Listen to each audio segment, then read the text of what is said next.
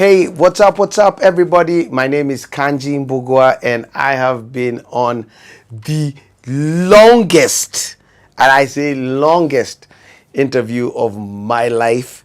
It was 2 days, and we're not done, but this is my CTA.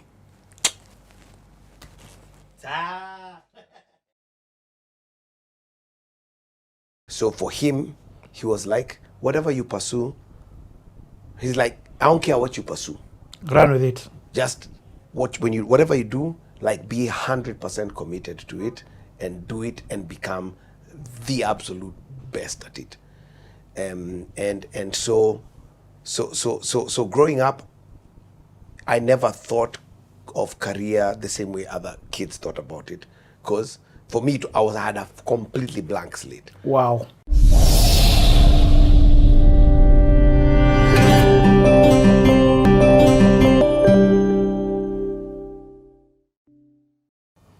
Kanjii, you ready? Yeah, I'm ready. Let's go, man. Ladies and gentlemen, boys and girls, welcome to another session of the Playhouse. Let me tell you guys, this one I've been waiting for it 7 years deep. Seven, perfection.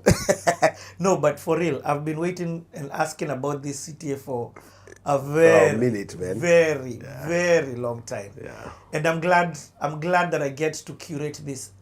Honestly speaking, normally I say this is going to be one of the best, and normally the CTAs are good when I say that. Hands down, this is the best CTA you've ever watched. Come on. This is the best CTA I've ever done. Come on. This is a CTA that is going to be so foundational, not just in the music industry, not just in the church, but beyond. This is a CTA that's not only going to be fundamental within Nairobi City, within Kenya, within Africa, but global. Yes, sir. If you've never watched a CTA, that is all nice and dandy. But this one you have to watch. This one you have to share. This one you have to watch over and over and over and over and over again. Because you're going to get a lot of historical understanding. You're going to get a lot of insights. You're going to be educated in ways that you didn't even think possible. The man that is on the seat I have known for over 20 years. In fact, let me say, CTA would not exist if it wasn't for this guy. CTA exists because of Kanjii Mbugua. Let me say that again. CTA, the platform that you are currently watching, exists because of Kanjii. If Kanjii did not exist, CTA would not exist. So this is a very, very fundamental CTA. If it's music, we are going to be talking about it. And I'm talking about the history of the gospel music industry. If it's music, we're going to be talking about it. And I'm talking about all sides of music: jazz, Afrofusion, worship. You're going to get the understanding here. You're going to understand about business. You're going to understand about the ad world. You're going to understand about relocating. What does it mean to do international tours? Talking about international tours, currently we are all the way in Egypt. Cairo, Egypt. We made a deal with Kanjii that we're not going to shoot his CTA in Kenya. But little did we know that we were going to be shooting it in Cairo. I thought it was going to be the States, guys. I had plans.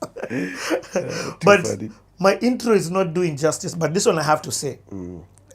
Kanjii, you are my brother. Yeah. You are my mentor. You're my friend. You're a father figure.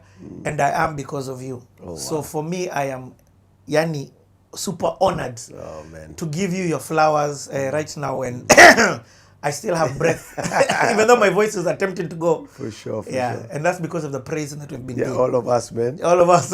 Even I so. Hey. So, enough with the intro, although I've not done enough justice, but then your story is going to do the justice.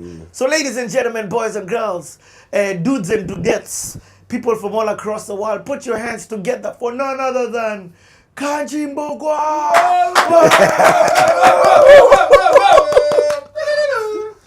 Oh, by the way, I'm with Aizo. In case you're wondering who that was. You know, Kanjii, you told me you'll show me the world. Yeah. I told Aizo. You told Aizo. I'll show you the world. Aizo, bana. And I've kept my promise. We've been to places, man. That's so cool. Kanjii, welcome to CTA. Thank you, man. Sorry, my voice is very froggy today. It's all good. It's all good. At least you're talking. Yeah, man. It's been a wild one. It's been a crazy 10 days. 10 days, yeah. So I want to explain to you what we're doing in Egypt, but I'm going to explain to you guys in such an exciting way. At the end of every episode, I'm going to put in like a mini documentary of our time here. Yeah. We've been here for 8 days, although the rest of the crew are here for 10 days. Yeah. And so you're going to get to experience what it is that has brought us to Egypt. And I promise you, it is phenomenal. So by the time we're talking about it, you'll have a lot more context. For sure. Kanjii, I've talked a lot. Yeah, man. Excited? Yeah, I'm excited. Let's go. Let's go. I only come to this platform with one question. And the question is, when and where were you born? Dude, man. Nairobi Hospital, July 31st, 1978. As the last born of my mom.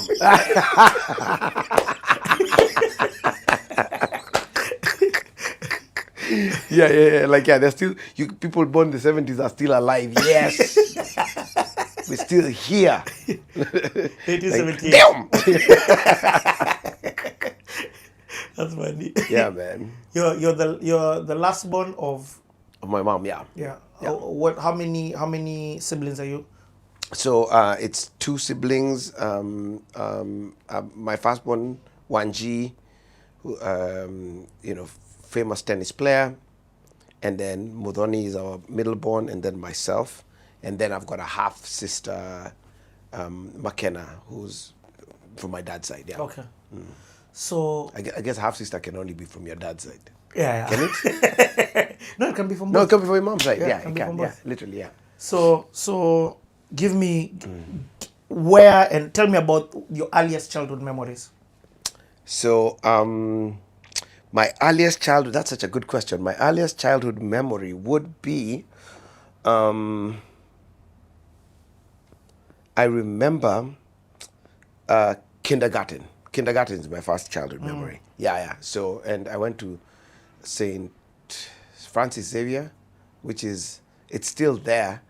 It's still there in Nairobi, and the recurring memory I have, I don't know if this happened many times or if it just happened once, but I remember being picked up by someone from my dad's office, and he used to pick, I guess it was a messenger, and pick us up in his piki, and it would be me on the front with the handlebars, then him, then my sis Mudo, and then someone else on the back. So 4 of us would be on the bike. Boda before bodas, man. So that's like one of my earliest memories. Yeah. Wow. Yeah. Okay, I want to. You come from a bit of a famous family, in terms of hands down, your dad has played a very pivotal role in this country. Yeah, for sure. A lot of people may not know that. So I want you to explain to me your homestead in terms of your dad and mom. Yeah. So that I can understand the context in which you were raised up in. Yeah. So my dad and mom, so I grew up in a Christian home, whatever that means. And my parents were both believers, and my dad had started his career in science. He was a pharmacist, and worked in Sibagaigi, and somewhere in the middle of, actually how he tells the story is, he wins like at the Salesman of the Year award, wins a trip to Coast, and in the Coast ends up at one of the Alliance hotels, and that's where he gets to meet Matiba briefly, and that kind of starts a different mind and thought process for him, and he shifts and decides he doesn't want to be in the pharmaceutical business. Wow. And his gift is writing, so he goes back to school to become a writer,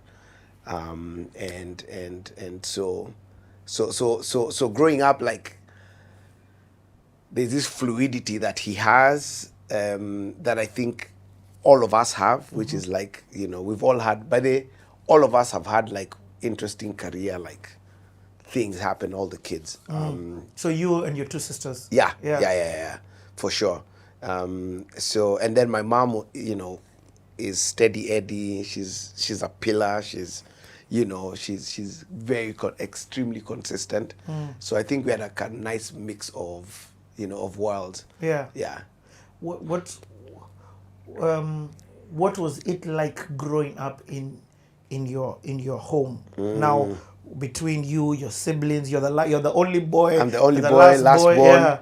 Yeah. So even maybe to go a bit back, before I tell you what life was like, so my birth story is quite interesting. So, so my mom, they had two girls, and us guys were family planned to the T. Yani, we're 2 years apart, May, June, July. Yeah. Our birthdays. Yeah. It was the planning was excessive. And my mom had my two sisters were my first sister was cesarean born. So I don't know if it's the same now, but those days there was a maximum of kids that you could have if you are cesarean. In fact, it's the same these days. It's the same, eh? Yeah. So anyway, so my two sisters, my mom is pregnant with me, and then my mom goes to a prayer meeting, and it's a prayer meeting with different guys, and they're praying, and when they're praying, there was a Canadian pastor there, who starts prophesying. And so in these days, you can't tell the gender of a baby, right? In the 70s, right? So, so he tells her, "You're gonna have a son." Wow. And then he gives her the name, and says, "You're to call that guy Karanja." Wow. And so that's how I ended up with a name that's not in my family. You know how Kikuyus name a certain way, Yes, right? yes. So my name, like you're Junior, right? Yes. No, why are you telling everyone? Because I know. Right? So the Kikuyu tribe, and a lot of African tribes, right? You have a certain naming pattern, right? Where firstborn son is named. We name after people, yes, right? Yes. I'm not named after anyone. It's just... So that name was given to my mom when she was pregnant and said, "You're going to have a son, and the name you're meant to give him is Karanja." So on your ID, what are your names? Kanjii Mbugua. That's it. That's insane. That's it. So where does Kanjii come from? So Kanjii is, so my sister is called Wanjiro, my firstborn sister. Yes. And her nickname was Wanji. Now Wanji and I were very tight, and I used to follow her around. So somehow, I don't know who started it, but they started calling me Kanjii, like a small Wanji. Oh. So that's how I got my name. Have you ever heard of anyone else called Kanjii? Now I do. So now there are guys who are named Kanjii. After you. And they came after me. For sure. Like, and there's one of them who got pretty famous. There's like a DJ called DJ Kanjii, who started doing like my 3 mixtapes. Yeah. And I'm like, hey, kudos to you, by the way, dude, because I can't remember, a while ago, I met someone and introduced myself, and he said, "The DJ." I was like, come on, man. Dude, I know your life so well, though you had a wannabe stunt to be a DJ. I did. So I could have said yes. So anyway, so now your question was about my my upbringing. Yeah. So one of the things that was interesting about me as a kid, my parents told me this story. Like they've told me throughout my childhood, right? And they didn't like retell it, but they told it, right? And because of that, that story marked me, like crazy. So I understood myself to be a child. And he said, you have to call him Karanja, and he's going to do the Lord's work. Wow. Okay? Wow. So growing up, I had a sense of destiny, right? Because I've been told a story. It sounded like a Bible story to me. Because when I'm reading the Bible, I'm like, oh, so and so appeared and told you're gonna have a son, call him this or whatever, right? And so I was like, as a child, I had a sense of destiny, like there's something I'm destined to do, Wow. right?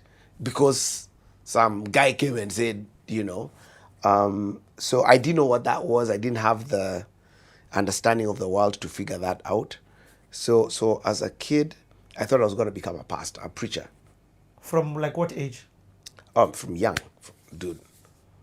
As soon as I understood this story, so maybe I'm saying maybe 7. Wow.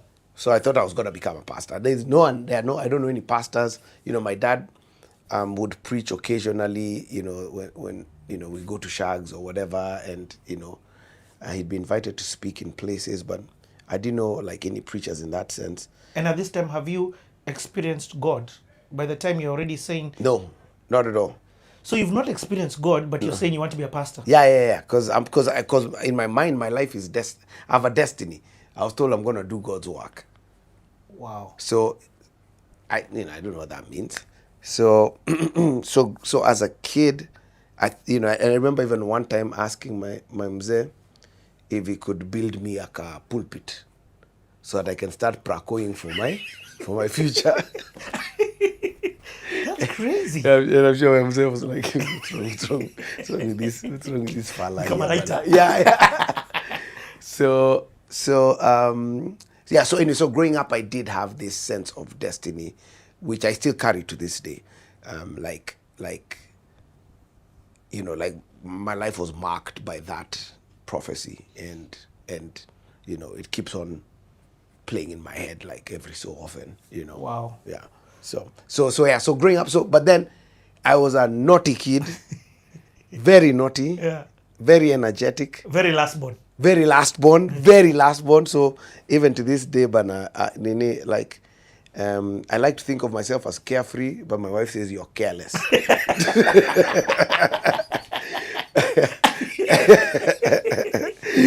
And when we got married, she thought I was careful. That's funny. Yeah. But for sure, I lived the whole last born, feel nothing, responsible for nothing. Just good times, great hits and good times. So, where are you guys at this time? You're in Nairobi. So we're in Nairobi. So the first few years of my life were in the States because my dad went back to school, and he went to school in the States. So you guys. So our whole family relocated when I was less than 1. Yeah. Moved to the States for the 4 years or however long it was, and then now we came back. But did you remember anything in the States? No. You don't. You're too young. It's only photos. Yeah, I was too young because I was like, I learned how to walk in the States. Yeah. Yeah. And you know, but my sister did her kindergarten in Stato. Yeah. Both of them.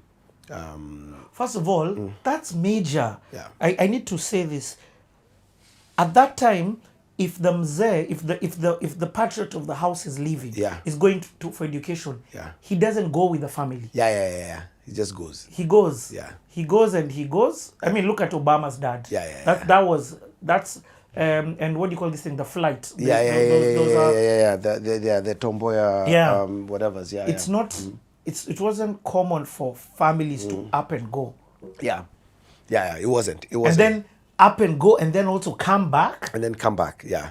And his story about coming back is pretty cool, because a lot of guys were like, "Hey, you've reached Stato, Bana. You know, you're here, man." And for him, he was just like, "Nah, man. I like home. Kenya is where I need to go. I'm here to get the education." Yeah. So people, he was going the opposite direction of most people. Yeah. Wow. Oh, that's hey, you get to learn people. The tagline on CT is, you truly never know people until you take the time out to get to know people. Yeah. I've known none of this. Yeah, it's true, eh? Yeah. So you come back and you start kindergarten here, or class 1. No, kindergarten. You're still Yeah, 4. so I'm young. So I got to kindergarten. Yeah. And where are you living now at this time? So when we moved,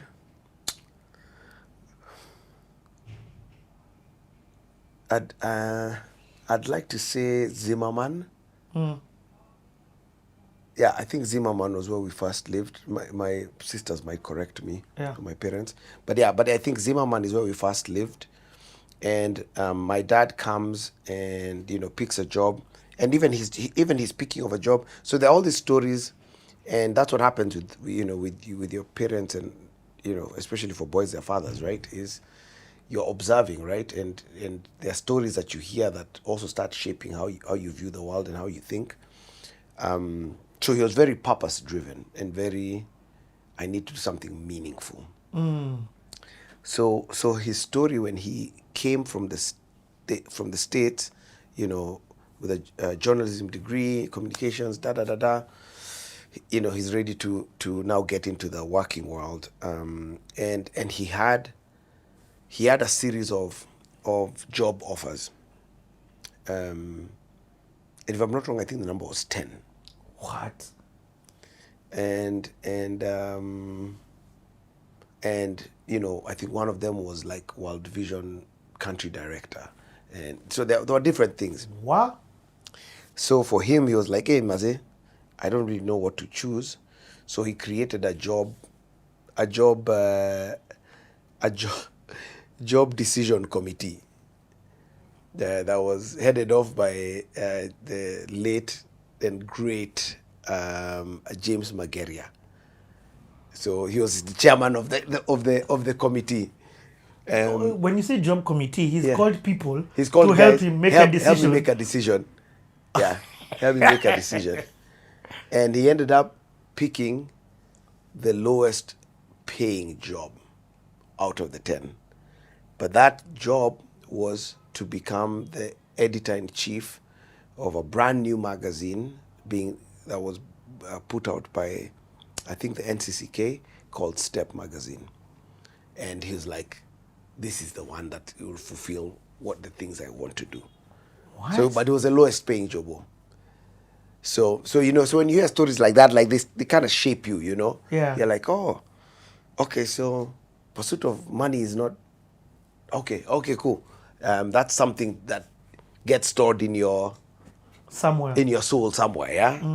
So that story, I really loved that story. Like, And when is he telling you this? As it's happening?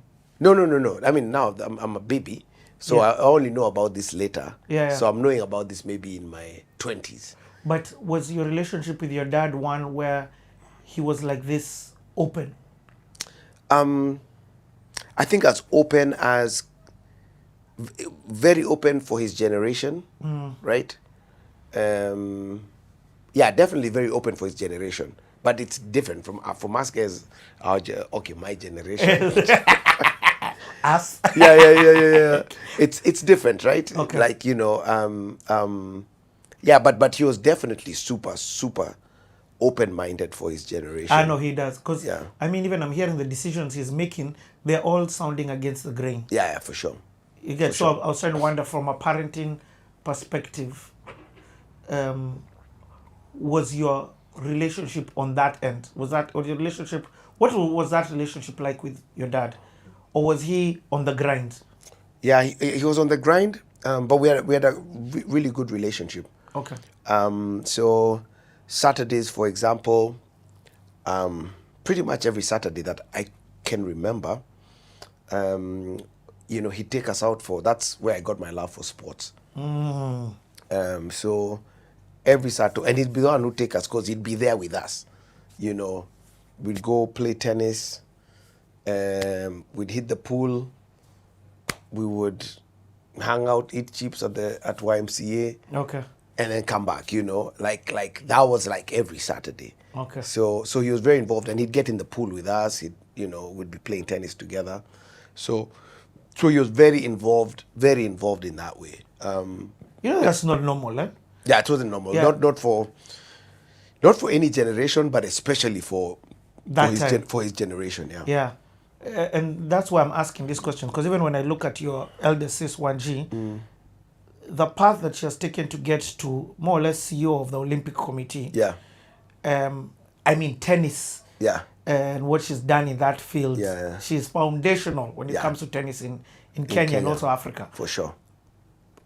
That is not a conventional path, career path. Yeah. That is acceptable. And then now you guys are doing this from such an early age. Yeah. But then when I hear your dad, even him, he got off that conventional path. He did, for sure. So he's the one who opened up our eyes to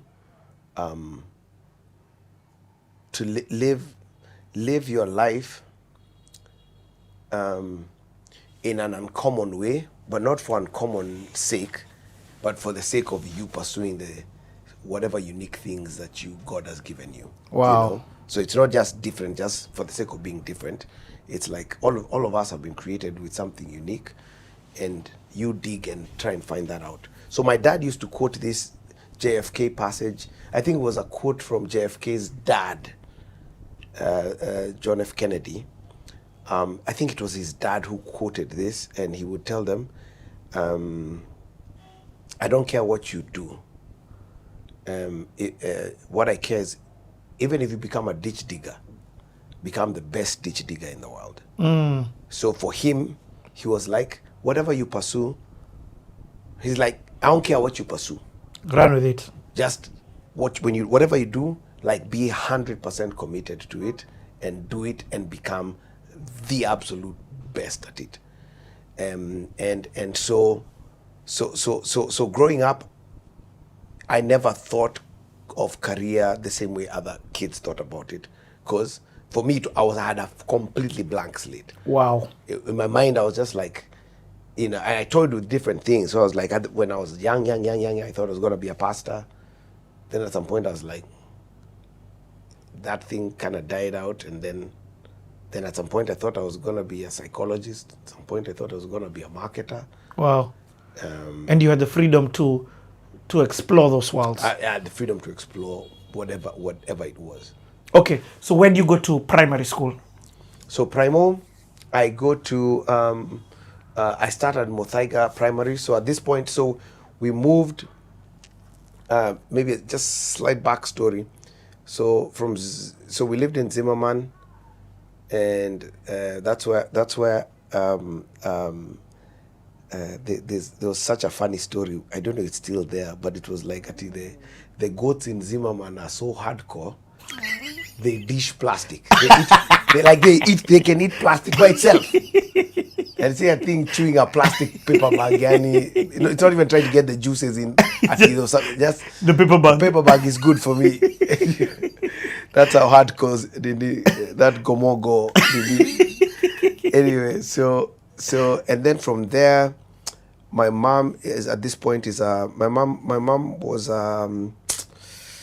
what are they called, psychiatric nurse or something like that.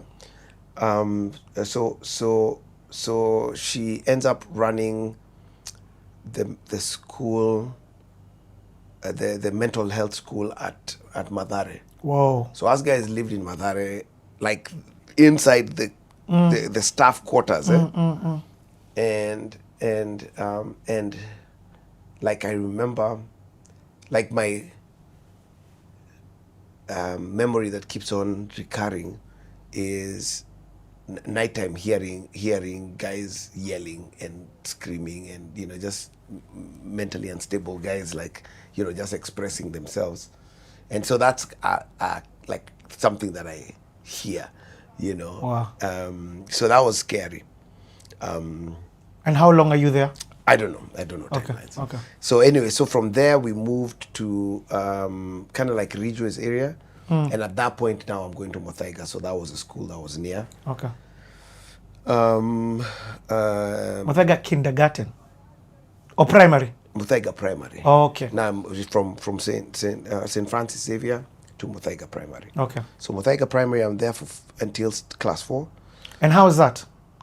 That was cool. That was good. That was good times. Like my maybe my primary memory from that season was so I've always interacted with older kids, and I've always been comfortable with people who are older than me. Because of your siblings, probably. Yeah, I guess it's the siblings, and so you'd always find me with the older kids, and so some of the older kids, taught me how to break dance, and my kind of like my memory is me break dancing and doing the warm at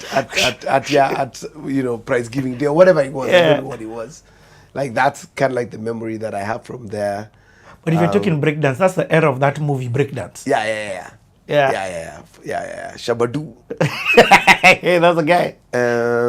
So anyway, so that's a pretty awesome time, because it's that class 1 to class 4 is just good times, man. But music hasn't started becoming a factor. So music when we were going to YMCA for the day, music was part of the agenda.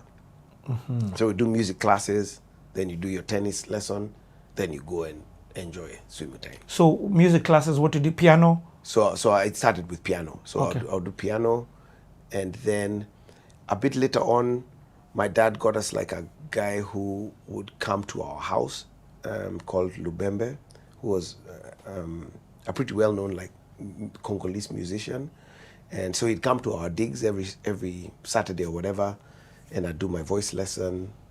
You're doing voice lesson? Hold on. First and foremost, your dad was forward.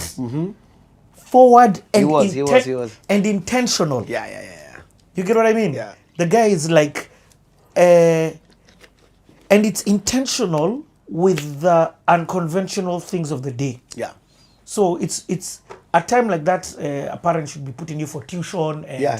you know what I mean, go learn some Yeah. some math homework. Yeah, for sure. And also, rightfully so, because education at that time was the key to getting a good job. It was.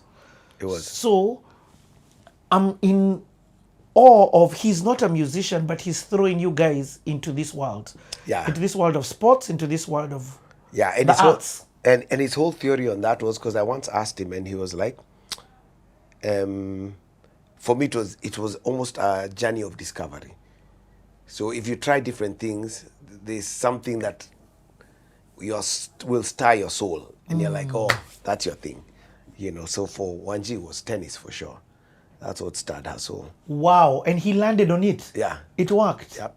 For me, it was music. Oh, that's crazy. Yeah. And your other sis, your middle sis? So our other sis is the academician. She's the one who books made sense. She got it all. She got it all. Sorry, Wanji. Lakini you and I in the same boat. Actually, you're both in the canoe. Yeah, behind. we're both, literally. Yeah. Oh, that's incredible. Yeah. Okay, so the picture's becoming very clear. Your mom sounds just very solid. Yeah, my mom needed to be that. Yes. Because my old man is a whirlwind. Yes. And so she was just the stability, like, faithful, steady, run a very tight ship. Us guys, 8 p.m. we would be in bed. 8 p.m. I mean, to this day, Wanji sleeps at 8. Like 8 p.m. she's mahututi. She's like I'm out. Yeah. I'll push until 8:45. But 9, she's not pitying 9 before she sleeps. And at 5 a.m. she's noisy. Yeah, exactly. On the tennis court. Exactly. And even me, I'm an early to bed guy. Yeah. But yeah, my mom was like, Tight. So even growing up, like, some pretty interesting things happened in our childhood that also, I think, helped shape who we are. So a couple of them that I'm thinking of right now is one, we didn't have a TV growing up. But your dad's in media. Yeah, we didn't have a TV. So we had a TV, and then the TV got spoiled. And I think he was like, this is the gift. So he didn't fix it. But that's where we all got our love for reading, because the only thing you could do for entertainment was read. Wow. But him invested. So we had a library in our digs, like Richie, a library that had been. We had library cards, like the library was like a librarian had come and planned the books. No way. Yeah. There was a room that was like, it was a library. Like the books were tagged, they were numbered, they were the whole works. So Wow. so that was so we all got our love for all of us are voracious readers. Like Voracious. The readers. yeah. Like we read like crazy. Like dude, I had older siblings, so I was reading stuff that was more mature, right? So Hardy Boys. So for example, when you guys were reading Hardy Boys, me I was reading Mills and Boons. Wow. Okay? Wow. Because my sisters were Wanji was 4 years older than me. Yeah. And so I'd pick her book and I'd start reading it. Wow. When I was 10 years old, my dad bought me for my 10th birthday, he bought me a Robert Ludlum. Wow. That's like a 20-year-old reading, like, because this is espionage. I'm reading. Yes. It's like a John spies and espionage Yeah. and whatnot and you know and so on. That was my 10th But you're birthday 10. present. That was my 10th birthday present. So Wow. You read. So we read. Hey, you read. So I read a lot. And what about the world of encyclopedias and things like that? Or you're more in the fictional? I love storytelling. So Okay. and to this day I still do. Okay. So I didn't read for Education. I didn't read for education. I read for adventure, to take my mind somewhere that it's not. Wow. Right. What you said is powerful. I like that you read for. With my kids, I'm trying to always get them to read for education. Yeah. But I'm hearing you say you read for adventure. Yeah. A book takes you somewhere where you're not, man. Wow. You are a general in an army now, and you're fighting a war, or you're in a jungle exploring something that has never been found, or a book takes you somewhere. Let me ask you in retrospect, because we're entering this whole digital era. I was in Sweden the other day, and Sweden have brought back libraries. Yeah. Actually made it compulsory in the education system. Yeah. for kids to read. Yeah. Now in retrospect, what can you say those books did for you? Oh man, they opened my mind like crazy. Yeah, they opened my mind like crazy. My mind is so divergent, like, I can very, very quickly connect dots of things that don't connect. Yeah, and I remember when I read this quote from Steve Jobs, and it helped me make sense of my mind and how my mind works. And he said, creativity for him is come to discover is the ability to connect dots of things that don't necessarily connect. Oh, wow. So for example, I can be reading a spy novel, right? I can have a conversation with Richie about politics. I can watch a documentary on Formula One, and I can be at the seaside looking at whales or dolphins. Yeah. And all those things combine for something. And you're like, oh my God. Wow. And so it's things that don't connecting, right? So I think that books help you do that.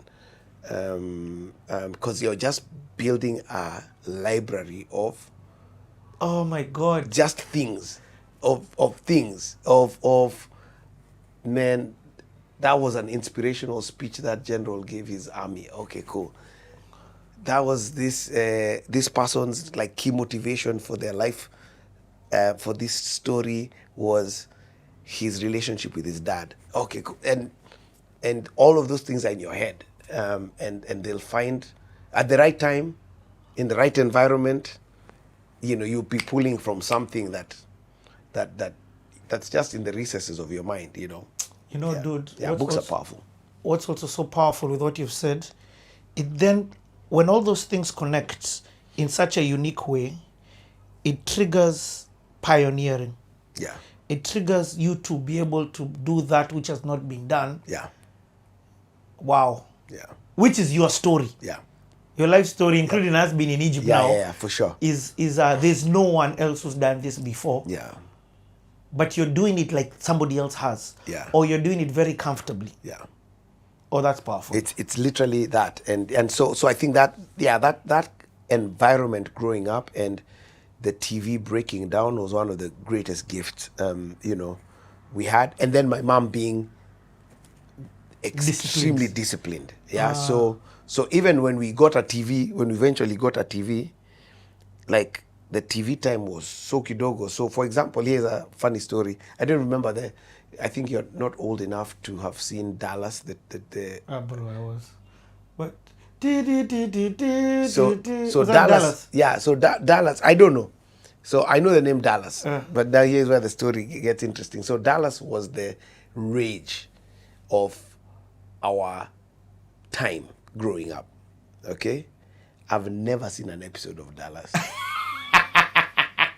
Never. Because it came after bedtime. Actually, even me, I've never, to be honest. But I know I've heard But you know about Dallas, yes, right? I know about it, so yes. it was a big deal, yeah? So guys now at school will be talking about what happened in Dallas, right? Wow. So you guys, and I didn't know. And I'm trying to fit in, or trying to be in the conversation. With the conversation. So I'd come hear your story.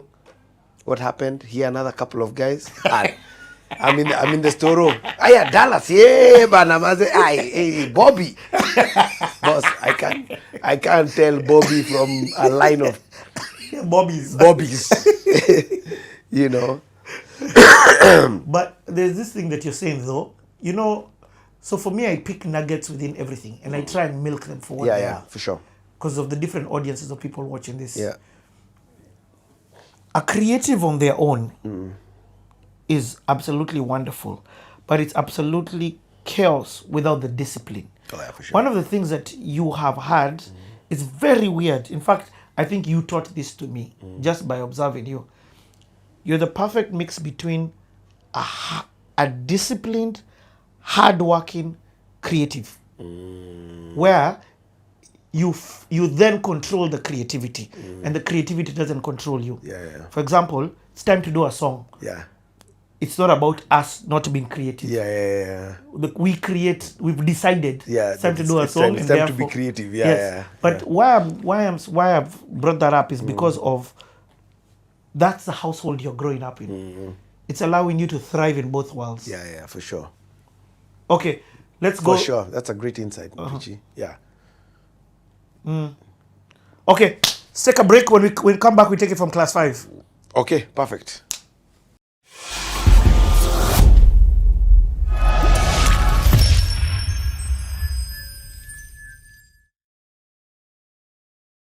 And I've never talked to him about it to see if he was disappointed or anything, because it was a very negative approach. Because I was like, I don't like losing, and I was like, if I lose, at least let me lose with a group of dudes.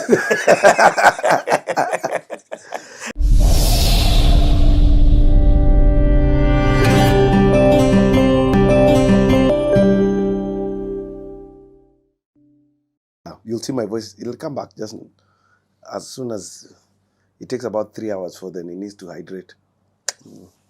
Water is definitely the source of everything. Okay, ready, Aizo? Twende. And we are back.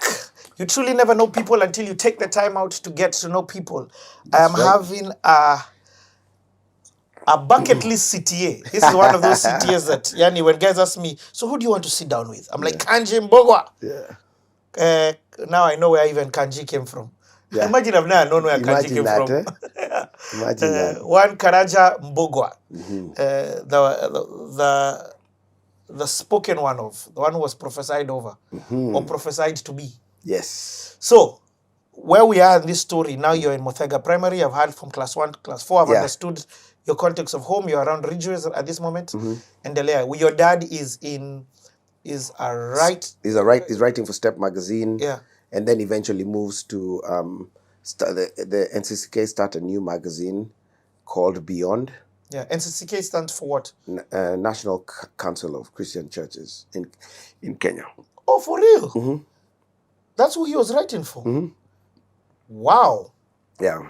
So yeah. he was okay. So the context of your family is Christian properly. Yeah, for sure. Wow. Yeah, it was a Christian magazine. I don't know why I thought it was like that is big. That's huge. Yeah, it was a Christian So magazine. he left all these offers, including even the opportunity to be director at World Vision, to go in this direction. Yeah. In terms of when I asked you, was the context of the house that you grew up Christian, and you said whatever that means. Why did you say that? No, I think for me, the older I get, the more things that that we just say, things that people just say, like I kind of reflect a bit deeper on a bit deeper is not even the word. I just wonder like what things mean. What does that mean? Yeah. So for example, like say you grew up in a Christian family. I don't know if that's a thing. Because you can only be a Christian person. Right? It's only you follow Jesus as yourself. So I've got a daughter, Sela. She's grown up in my house, which has Christian things, but her Christianity is based on her deciding to follow Jesus by herself. You know what I'm saying? Yeah. So I always wonder what, like, your household can get saved, but it's every individual who has to get saved for your household to be saved. You know what I'm saying? I get so it's like even those things of a Christian country. It's like 80%. Yeah, what do you mean? What do you mean? What does that mean? I mean everyone is saved. What does that mean? So which is why I was like, what does it mean? I don't know. No, I completely. Yeah. In fact, when you put it in context of the country, it's a very good question. What does that really mean? Okay, go on with chronologically from the aspect of from class 5. Mm-hmm. So okay, so from standard 5 now. So I moved schools. And there's a little side story there. So my dad and mom started building a house in Riruta, Satellite. And so now we're moving to the other side of Nairobi, right? Wow, yeah. So so we moved schools and moved to Makini. And what time? What time is this? What year? So this is, I'll tell you the exact year because it's 90.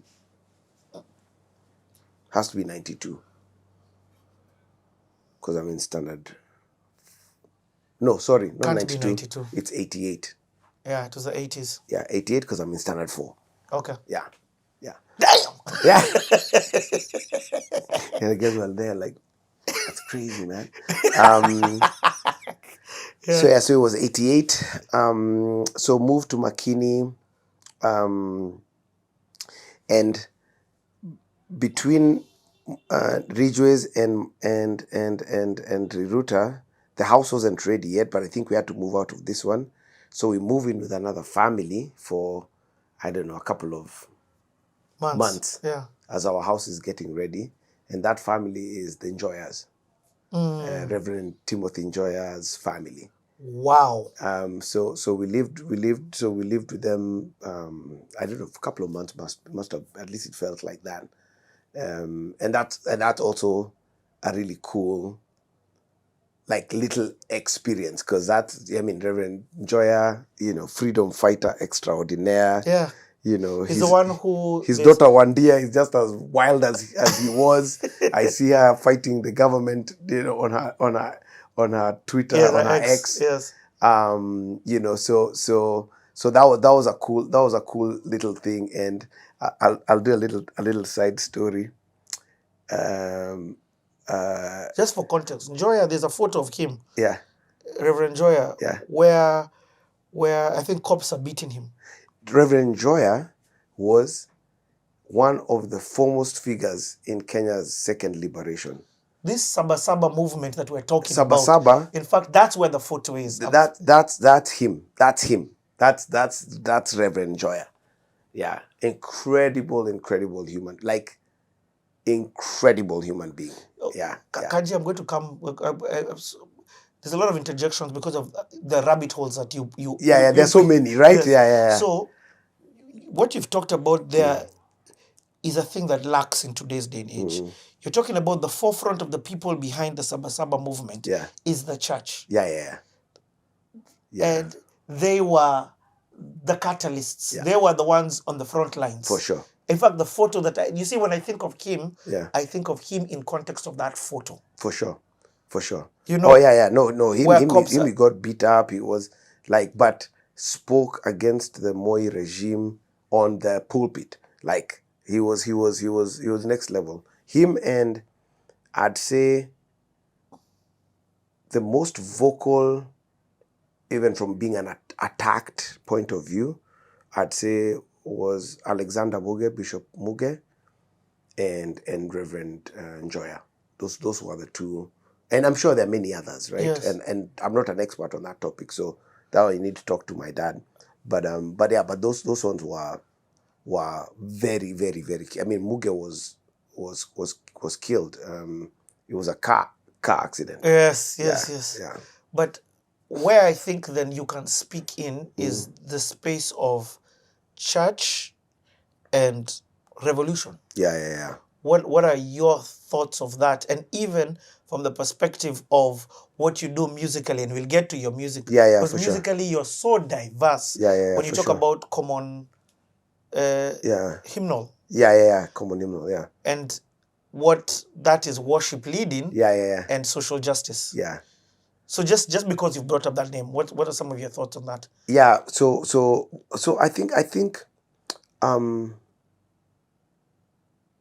in justice, I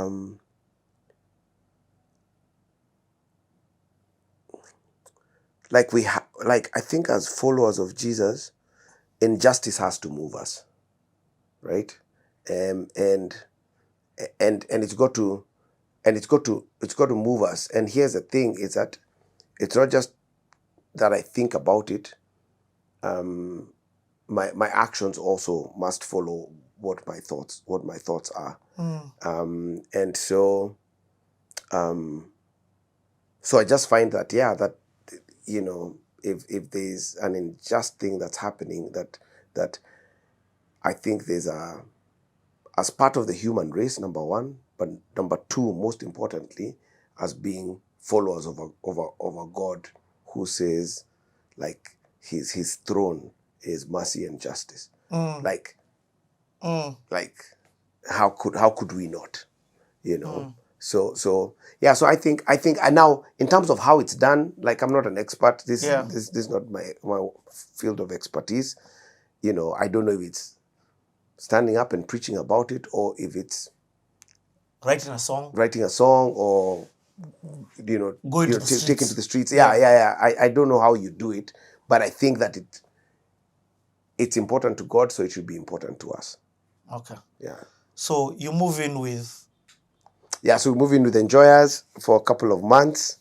And what's that like? What's the? That's cool. That's cool. What's the exciting story there? There's one, but for me the feeling. So he has a son, Enjoyer, named after him, and we are like a year and a half difference in age. So it's the first time I have a brother, because wow.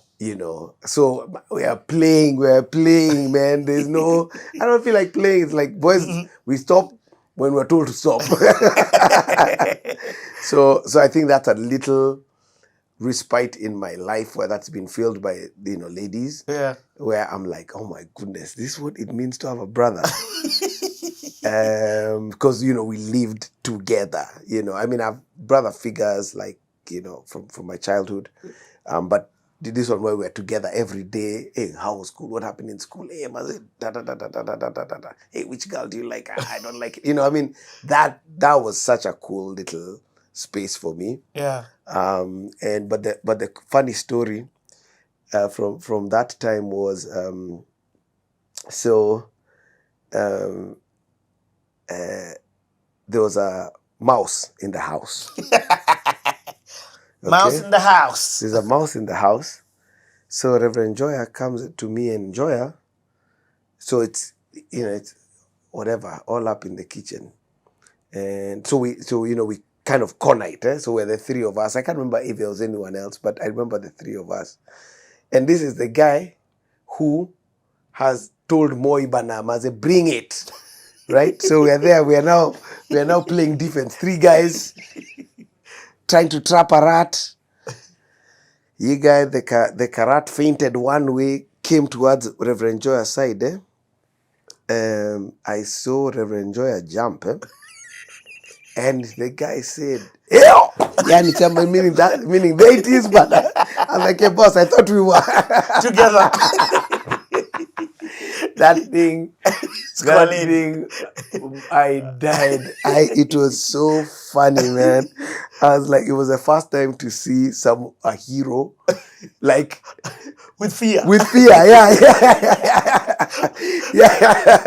The guy was like, "Yo," as he pointed at the thing.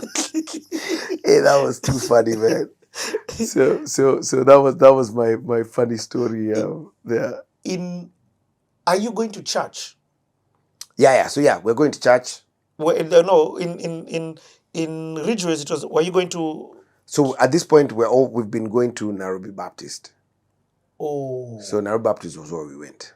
Yeah. So your first remembrance of church is Nairobi Baptist? Yeah, I grew up in Nairobi Baptist. Yeah. Nairobi Baptist has been there that long? Mm. Wow. Mm. I grew up in Nairobi Baptist. And what's church like? Church is awesome. So it didn't matter where you moved to, you would go to Nairobi Baptist? Go to Nairobi Baptist, yeah. Wow. Yeah. Sunday school was so cool. It was awesome. I enjoyed Sunday school. I enjoyed church. And it was every Sunday? Every Sunday. Every Sunday. Every Sunday. Some influences for me in Sunday school was Zabo was one of my influences. Yeah. Because I think he was my standard 8 Sunday school teacher. Yeah, Pastor Mlandi. Yeah. Such a cool guy, so and I remember that was the first time he did a little competition for memory verses and, give you the stack. There's like a stack of memory verse cards. Yep. And it's like, hey, throughout the whatever, I want you guys to memorize and the winner will get a prize. I went and memorized those suckers in 1 week. Because I was like, hey, there's something to be won. So yeah. So I came, I think the next Sunday or maybe 2 Sundays later, and I recited all of them, the entire pack. And I can't remember what I won. But that's a cool memory from Sunday school. Also, Sunday school was the first time that I got to. I'll do a little backstory. So remind me to tell you about me and my sisters as a singing group. So it was my first time to perform in church, and it was a pretty lengthy script that I had to memorize and present. I don't know if it was a play, I don't know. But I remember people coming and saying, "Oh, and that was crazy that you memorized all of that." And now by the way, I can't memorize anything. Even your own songs. It's crazy. Even my own songs. It's crazy. But anyway, so I remember being part of that production, and that was like a really formative thing for me. Being able to, get the part and perform it. So school was church. It was very pleasant. Us guys were, and we still do this today because we're always the last guys to leave the church. Like, I don't know why, but we'll vibe until there's no one left to vibe. That's how my folks were. Like, so church would end and we'd be there an hour later. Just me and these are the kid from the other farm, you know, and like, you know, And your folks. and our folks, Just beating stories. So that's something. So church was fun. Okay. Church was very enjoyable. And church has and always I been didn't there in even, your life. yeah, and I your didn't whole even life. do that thing of skiving church. Like it was actually enjoyable. The thing you wanted to go and do. Yeah. Okay. So that was pretty cool. So at this time, do you know Akina Pastor M, or you're just in Sunday school? Zabo, who you know? Sunday school. I mean, Pastor must be in high school at that Oh, point, it's true. right? So Zabo, And it's Nairobi Chapel. Baptist. Nairobi Baptist. Yeah. Yes, because you were saying chapel. I said chapel. Yeah, because it's like Nairobi Did I say- Chapel. I said Baptist. It's even Baptist, even eh? Izo is confirming. Oh, Paul, it's me who. When you do rewind and show Baptist. Okay, I get it. Because Yeah. in my mind, I'm like, chapel I thought was young. Yeah. So it's Nairobi Baptist. Nairobi Bapo. Yeah. Okay, wow. Yeah. Okay, that's major. Yeah. So church was cool. I didn't really get to the place where I went into the youth group. So I did Sunday school. Okay. Up to standard 8. That was it. So And what about the other aspect of school now in Makini? Because you're in Makini. I'm in Makini. It was good. I was a popular kid. I've always been like an entertainer at heart. So would be if there was any chaos, I was somewhere involved. Yeah, somewhere involved. But I've also been always like a friendly person. So made friends easily. Okay. So school, like I was smart, but I didn't study. And for me, there's always been a thing for like, I've always preferred study to be self-motivated for myself. Like from when I was a kid, like if I'm interested in a thing, I'll go so deep in it. If I'm not interested, it doesn't matter how much you're talking. And I remember getting in trouble with one of my teachers. Must be my standard 5 teacher, and I think just growing up with such a free thinker like my pops. So I remember getting in trouble in standard 5, I think, Mrs. Nurani. And there was some stuff that like some school rules. And I'm just like, that rule doesn't make sense. And it's like, no, you have to do it. I'm like, nah, I'm not going to do it because it doesn't make sense. So for me, I was like, even for rule following, I'm very okay following the rule up to the point at which it doesn't make sense. And then if it doesn't make sense, sorry. You can't make it to the military. Yeah, I can't. I'm not built for the military. But I think it was a combination of being in the household that I was in. Yeah. And I remember her being so upset. But for me, I was like, make it make sense. Make it make sense. Yeah, make it make sense. So you have to do it. I'm like, no, I don't. I don't. And so that kind of ruled my life. At this point, my relationship with God is an interesting one. So I was those guys who would go for altar calls, frequently. But yeah, my thing was, I was more scared about hell than wanting to go to heaven. Oh, I get it. I get it. So I was like, hey, I don't want to go there, and I think I've earned my way to there right now. So it was fear driven. Yeah, fear driven, and then it didn't help that. Those are the days of that play, Heaven's Gates, Hell's Flames. Yep. And I remember going to it and running to the altar call. I'm like, hey, I'm not too certain, but if you're sure, let me come get sure. So, career-wise, have you moved from pastor to musician? What do you mean? Remember when you last said when you're 8 Oh years no, old? not yet. So what are you at this So time? at this point, so there's a point where that birth story, like you got muted, Oh, I hear it. right? And so those years, I'm just doing my thing. Okay. Yeah, okay. and getting saved every so often, just to make sure the last one hasn't rubbed. It's funny. You guy, man, it was so funny, man. So yeah, so that's kind of like what my childhood is like. I'm playing tennis, pursuing and I'm playing competitively. So I'm doing Wow. tournaments, and I got pretty good. I was seeded like 4th in the country in my age group. Wow. So I'm really doing tournaments like Yeah. Mombasa Open, Kenya Open, Parklands Open. I'm doing all of them because that's what our family does. And then at some point, maybe I'm fast forwarding too much, but anyway, it's okay. The story will go back and forth.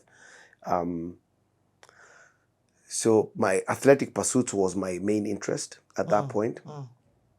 And I'm not really doing anything musically because this is now my preteen into early teen. You know, And this, what school? I'm still in Makini. Okay, So okay. this standard 6, standard 7, Okay. standard 8, right? Then about standard 8, I've had like a few bad tournaments, and I never could get past. There were like 3 players I could just Not beat. Yeah, man, I remember them, man. They were good players, but I just couldn't get past them. Like my skill, and I don't know if it was so much skill, but I think it was more mental than anything else. Tennis is mentally grueling.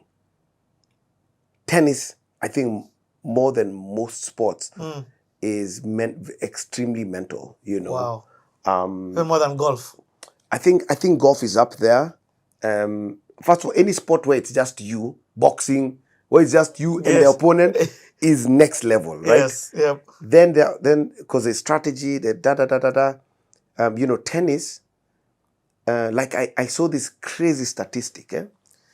The 3 greatest tennis players in our generation, Roger Federer, Djokovic, and Nadal. Serena is not up in there? No, I'm saying male. Okay. Right? So it was a statistic on those 3 guys. They dominated like crazy. The 3 of them, right? The ladies, Serena, okay? She's amazing. But this statistic was about the 3 of them. Okay, I get it. And if I was to ask you, so these guys have been the best of the best, okay? Peter Andres, none of those guys fall in that thing. And I'm saying in this current era. crop, right? Okay, this era, right? Because I'm like, hey. Yeah, but Kina, these 3 guys have surpassed all those guys. Kina For real, Sampras, by far. Pete Sampras. By far. You know, I mean, Djokovic is 24 slams. Like, it's crazy. Okay. It's crazy how dominant they've been, and they were together in that season. Okay. And so that one for like I think there was a season where they accounted for maybe like a 10-year run. They accounted for like 90% of all the finals was one of the 3 of them. Yeah. Right? That's how dominant they were. So it says in a game, like, so we're playing, I win a point, you win a point, right? So the guy's like, how many points, what percentage do you think of their points they won? Right? And your mind goes like, what? For them to be that dominant, right? Must be in the 70s, maybe 80s. Like, if I'm playing you, yes, of course, yeah, I have to win 80%. You know, I win the points 80% of the times. Yep. You guy, it was between 51% and 54%. What? For them to be that dominant, they literally just won 51 to 54% of all the points they ever played. Yeah. Wow. So it's just that thing of how tennis is such a the scoring is so close. Yes. That the greatest players, advantage. The greatest players, as in they've only won 51% of the points they ever played. Wow. Right? So tennis. So the whole point I was making is like it's a very mental sport. And And at this point, I'm not mentally strong. I've not gotten mentally strong. So me, every time I lost, I would cry. I'm very competitive, and I still lose badly, but I lose better now. But then I lost badly. I would cry. So about standard 8, I've started discovering basketball at this point. I come and tell my dad, I'm like, hey, my tennis career is over. He's like, tell me more. I'm like, yeah, man. I'm like, this losing, I don't like losing. I don't like losing by myself. I don't like playing by myself. So me, I want to do a team sport. So I said, I've discovered basketball. I'm enjoying it. So that's what I want to do. And my dad was like, okay, cool, man. Like, cool, you go and do that. So that's how I switched to team sports. And that's how I got into basketball. So Dude, me, I'm like, you are that involved with your dad that you're even having the conversations with him about it. Yeah. That's like that's not the norm. Yeah, definitely. You understand what I mean? Yeah. Kids just do things and they play outside and it's fine, but they don't have to come for, maybe because you're Spain, but still, no, you made the decision to go and talk to him. Yeah. So that's kind of like now how because I'd grown up in a tennis family. My sister went on to do great things in tennis. But yeah, at about standard 8, I was just like, no, enough is enough. In fact, I told him, when I told him, and I've never talked to him about it to see if he was disappointed or anything, because it was a very negative approach. Because I was like, I don't like losing, and I was like, if I lose, at least let me lose with a group of dudes. I think it's brilliant though. Yeah. Like when you think about it, like I want to do a team sport. Yeah. So that's now how I moved to team sports. Yeah. So and then I was a basket. Then the same drive and energy and passion I'd had in tennis, I turned that to basketball. Maybe even more, because now it was my own pursuit. It wasn't something that I'd been taken to. Yeah. Yeah. Okay, so that means now primary ends. Do you do well in school? Yeah, so I do decent. I've always done just decent. Okay. So I was never superly book smart, but I also didn't try hard.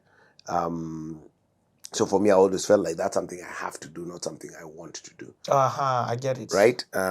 So I just fulfilled okay, cool, I've done the exam, I can go. You're giving them the grades. I can go to high school. They're not for you. Yeah, exactly. Okay, I've finished high school, I've gotten enough to make it to university. Okay, cool. So it was never like academia was never inspiring for me. And this is the era where that is all that is available to people. Yeah. We're in a time where there's a lot of options. Yeah. Yes. Yeah. Options for different personalities to thrive. Yeah. And I think also it's that thing of, at that point, people didn't know how people learn. Right? So there's just kind of like one way. So me, I'm a critical thinker. My mind, like I think they call it a spatial thinker. So me, I want to understand why.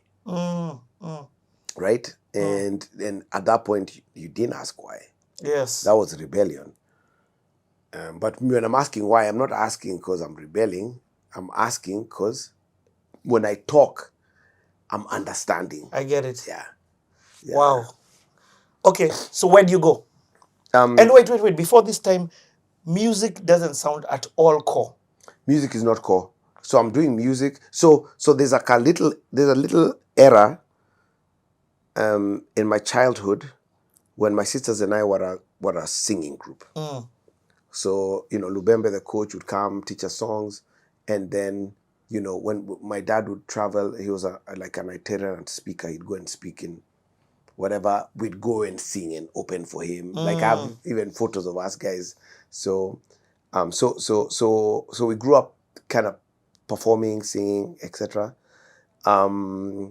But it was that, and dude, we even have, there was a TV show called Joy Bringers. You on it? We're on it. Me and my sisters on what was that one called? There was Joy Bringers, and then there was Sing and Shine. Sing and Shine. Sing Yeah, and yeah, Shine. yeah. So we did those two, and performed on on those two. So there's a little period where I'm singing with my sisters, but it's just something we do. It's not passion or anything like that. But that's the thing. You're doing the thing which is the thing. Yeah. But you don't have the passion. I don't have the passion. Yeah. It's like the tennis without the losing. Yeah. Yeah. Exactly. Wow. And it wasn't until my first year in high school, maybe it's a good segue to get into high school years. My first year in high school, when it was literally, Form 1, Pastor Elijah Wanje. And where do you go to high school? I go to Nyeri Baptist. Why Nyeri? Basketball. Oh yes. Yeah. Nyeri Baptist was so good at football. So you know how guys filled out the schools they were going to? I filled it out because we had to, and if I'm if I go to a national school, I want to go to this school, whatever, I want to go to this school. And then eventually you're like, you fill out the form and that's it. But me, I knew I was going to go to Nyeri Bap. But how my parents didn't know Nyeri Bap. They didn't know anything. I had met guys. So we used to go to a sports club called Public Service. Yes. Sports club in Upper Hill. So we were members there, and we used to go there. And there used to be a bunch of guys who used to come and play basketball there. And those guys were all from Nyeri Bap. Yeah. So, and I was like, those guys were super cool. They were so cool, man. So I was like, yeah, I don't know that place. I'm going. But that's where I'm going. So, in fact, my parents were like, what, Nyeri Baptist? Where is that? I'm like, that's where I'm going. I don't know about you guys, but that's where I'm going to school. Hilarious. So I think my dad fungua at school fees, so 5Gs. Like, yeah, let's go there. Financially, it boss. So get to high school. High school is an experience because Nyeri Baptist had a wonderful reputation. Great people, amazing people. Facilities was something else. Was something. In fact, I took my kids there, before we relocated to the States. For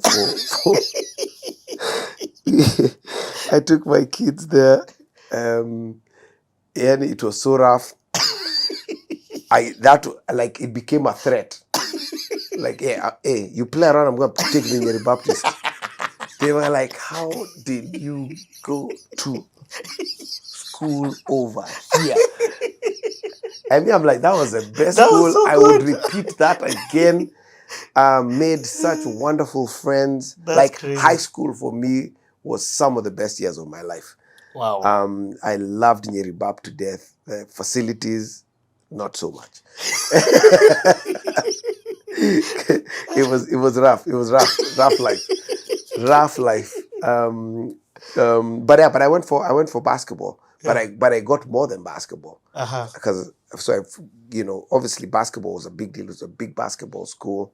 At the time, it was the number 1 basketball school in the country. So very attractive for basketball players. And so I go there. Form 1, so I'm playing basketball. That's my thing. And then still hanging out with the older kids, right? See, I told you I used to like hanging out with the older kids. So I'm hanging out with the Form 4 guys, Form 3, as a rabble, as a Form 1 student. And then there was a group of seniors, Form 4 students, who they had an a cappella group. But these were the epitome of coolness in the school, because they were all on the basketball team. Starters, some of them starters, incredible basketball players, but then they also sang, and they had an a cappella group. So one day they're practicing, and they're singing whatever song, those a cappella songs that high school guys used to sing. They're singing, and I'm just there. Hey, what are you guys just come hanging with them? just sitting there, and then I joined in and started singing. And they stopped. They're like, "Dude, you can sing, man." I'm like, "Really?" They're like, "Yeah. Hey, sing with us on Sunday at chapel." I'm like, "Sure." So it was the cool four, kid. 4 guys and me. What? From one singing with them, and that's a big. I mean, right now it sounds like nothing, but for 13, 14-year-old kid hanging out with a 17, 18-year-old kid, that's a big deal. That's major. So I sang with them on Sunday, and then afterwards. So this is the funny thing about how music now came back into my life. It wasn't spiritual at all. It was the Chiles. Chiles. So they came. So afterwards, I had like several girls come up to me like, "Oh my goodness!" Nyeri Baptist was a mixed school. Was a mixed school. Yes. Was a mixed school. "Oh my goodness! I didn't know you could sing. Oh, you sang so well." I'm like, "All right, guys, are we singing next Sunday? Are we? What's our strategy? How often are we going to be singing? When are practices?" So that's literally how I got pulled into singing. It was the attention that I got from singing that first time. And that's literally how God grabbed me and got me into singing. Before that, I wasn't singing. And I didn't even understand how good you are. I didn't know I was good. Or maybe I had the potential of being good. And it wasn't until that first Sunday at Nyeri Bap. And then now I sang every time they sang. I mean, I joined the group officially. Wait. In fact, let's take a quick break here. We're taking the story from Nyeri Bap. Okay, cool. I want this to be like it's an epic transformation of your life. Yeah, for sure. It was.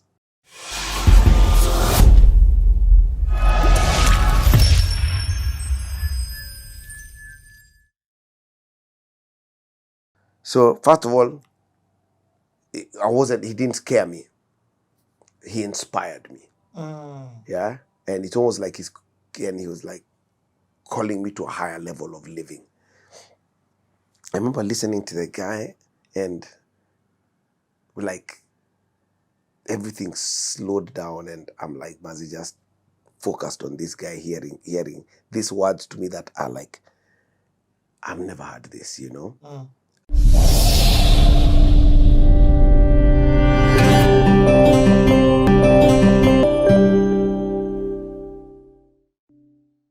The conversation continues. Yes, sir. I'm loving this one. We are having some amazing behind the scenes conversations, but also we're having some amazing on-camera conversations. Yeah. As of now, we have discovered Kanji's voice because of the Chiles. He was the lady. Where would we be because of the shorties? So, but then there's something that I wanted to say. Yeah.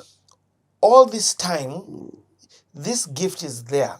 Because I say by the time a Form 4 is calling a Form 1, your voice has to be above the norm. It has to be exceptional for them to want to put you into the group. Yeah. By the time now the shorties are coming to you, your voice has to stand out. And also, very strangely, God has a weird way of working. I met you at this time.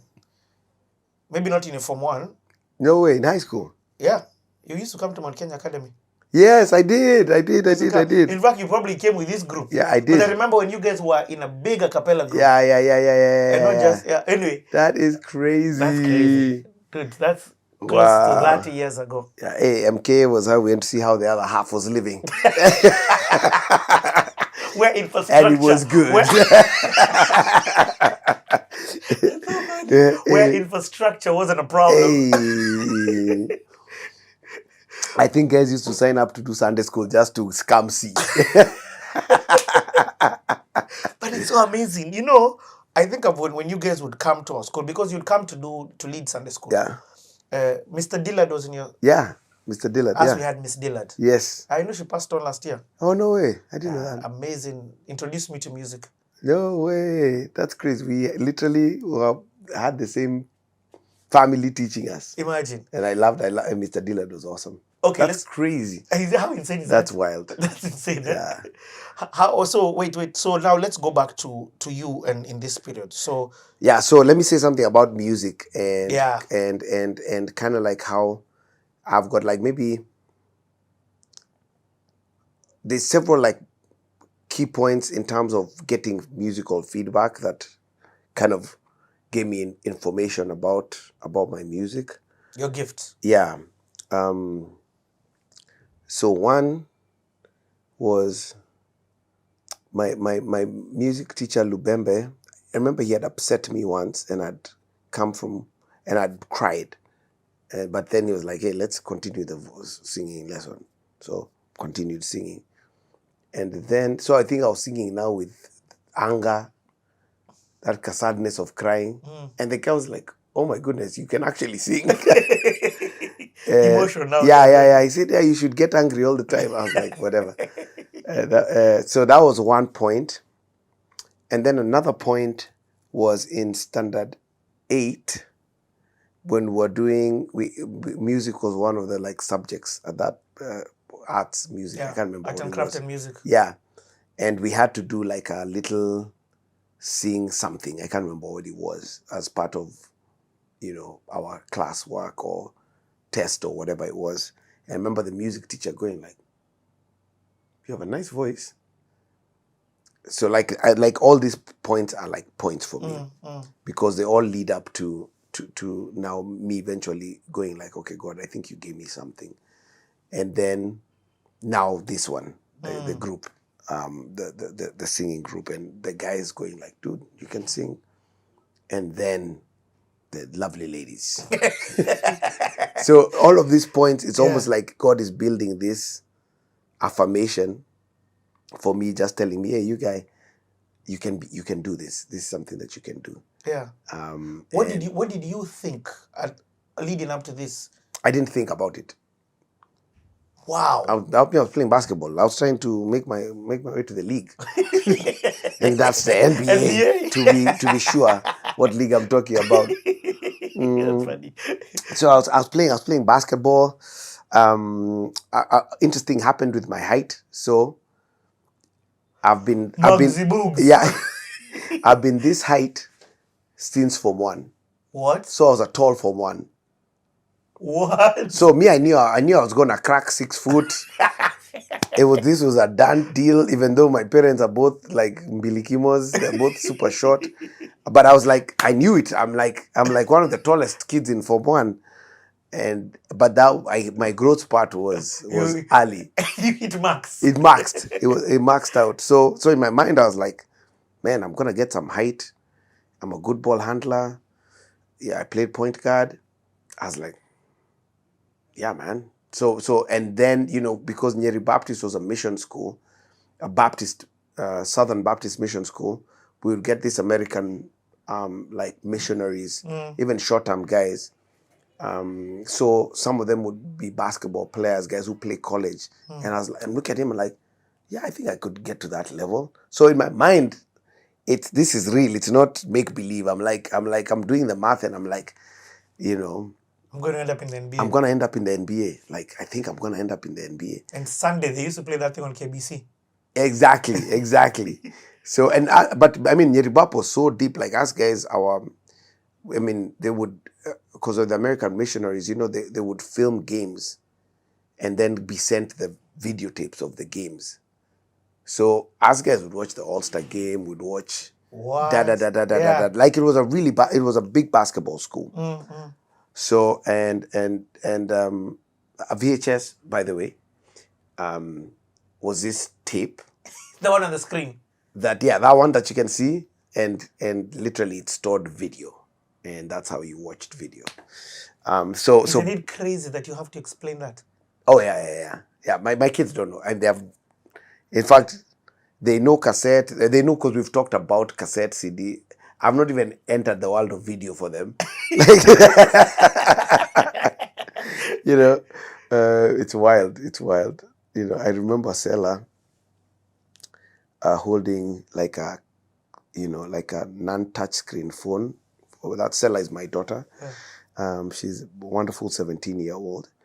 And I remember her touching a phone, and then she was like, "Hey, Papa, it's not working." So I looked, and she was trying to move stuff on the screen. I was like, "I know it's working. It just doesn't work the way you think it works." Anyway, so basketball was a big part of my life. Music was nowhere in sight. It wasn't anywhere in sight. Now, when you are in Nyeri Baptist. When I was at least Form 1. Okay. Then something happened in Form 1 Okay. that shifted my mind.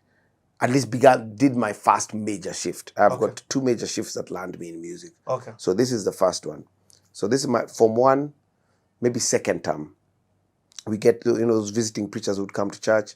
So this guy is Pastor Elijah, I think that's his name, Wanje, who was a pastor at Regius Baptist Church. And Regius Baptist and Nyeri Bap were both Southern Baptist churches, and he had a good relationship. So he came, I think, a few times. But anyway, this time he comes and he speaks, and I'm like, I've never heard this before, because he talks about purpose. And he talks about this thing is not about missing out on heaven. It's about, living your life on earth with fulfilling God's purpose for your life. And that thing hit me like a ton of bricks. Like, I'd never had anyone speak like this. For me, I knew what I'm trying to do is I'm trying to not go to hell, right?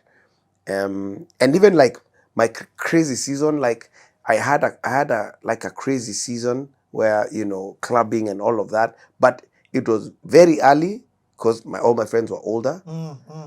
And very short-lived, because I was just like, this is dumb. Like, I don't want to do this, And so I'm talking about, like, I went to a nightclub the first time as a 13-year-old. Wow.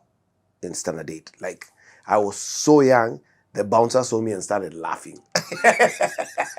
Like, literally, he started laughing. He's like, I don't even know how to engage with you.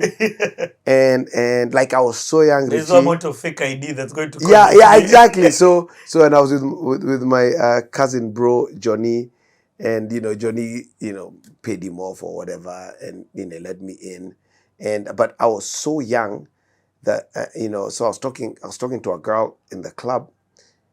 I was so young that when she asked me my age, and I knew I had to lie, the oldest I could think of telling her was, I'm 15. Then she checkered kidogo. So I was like, oh man, she's laughing because I don't look 15. So I told her I just look young for my age. But she was laughing like, you're 15. I was like, hey, now what if I tell you I'm actually 13? And my mom thinks I'm a Takesha.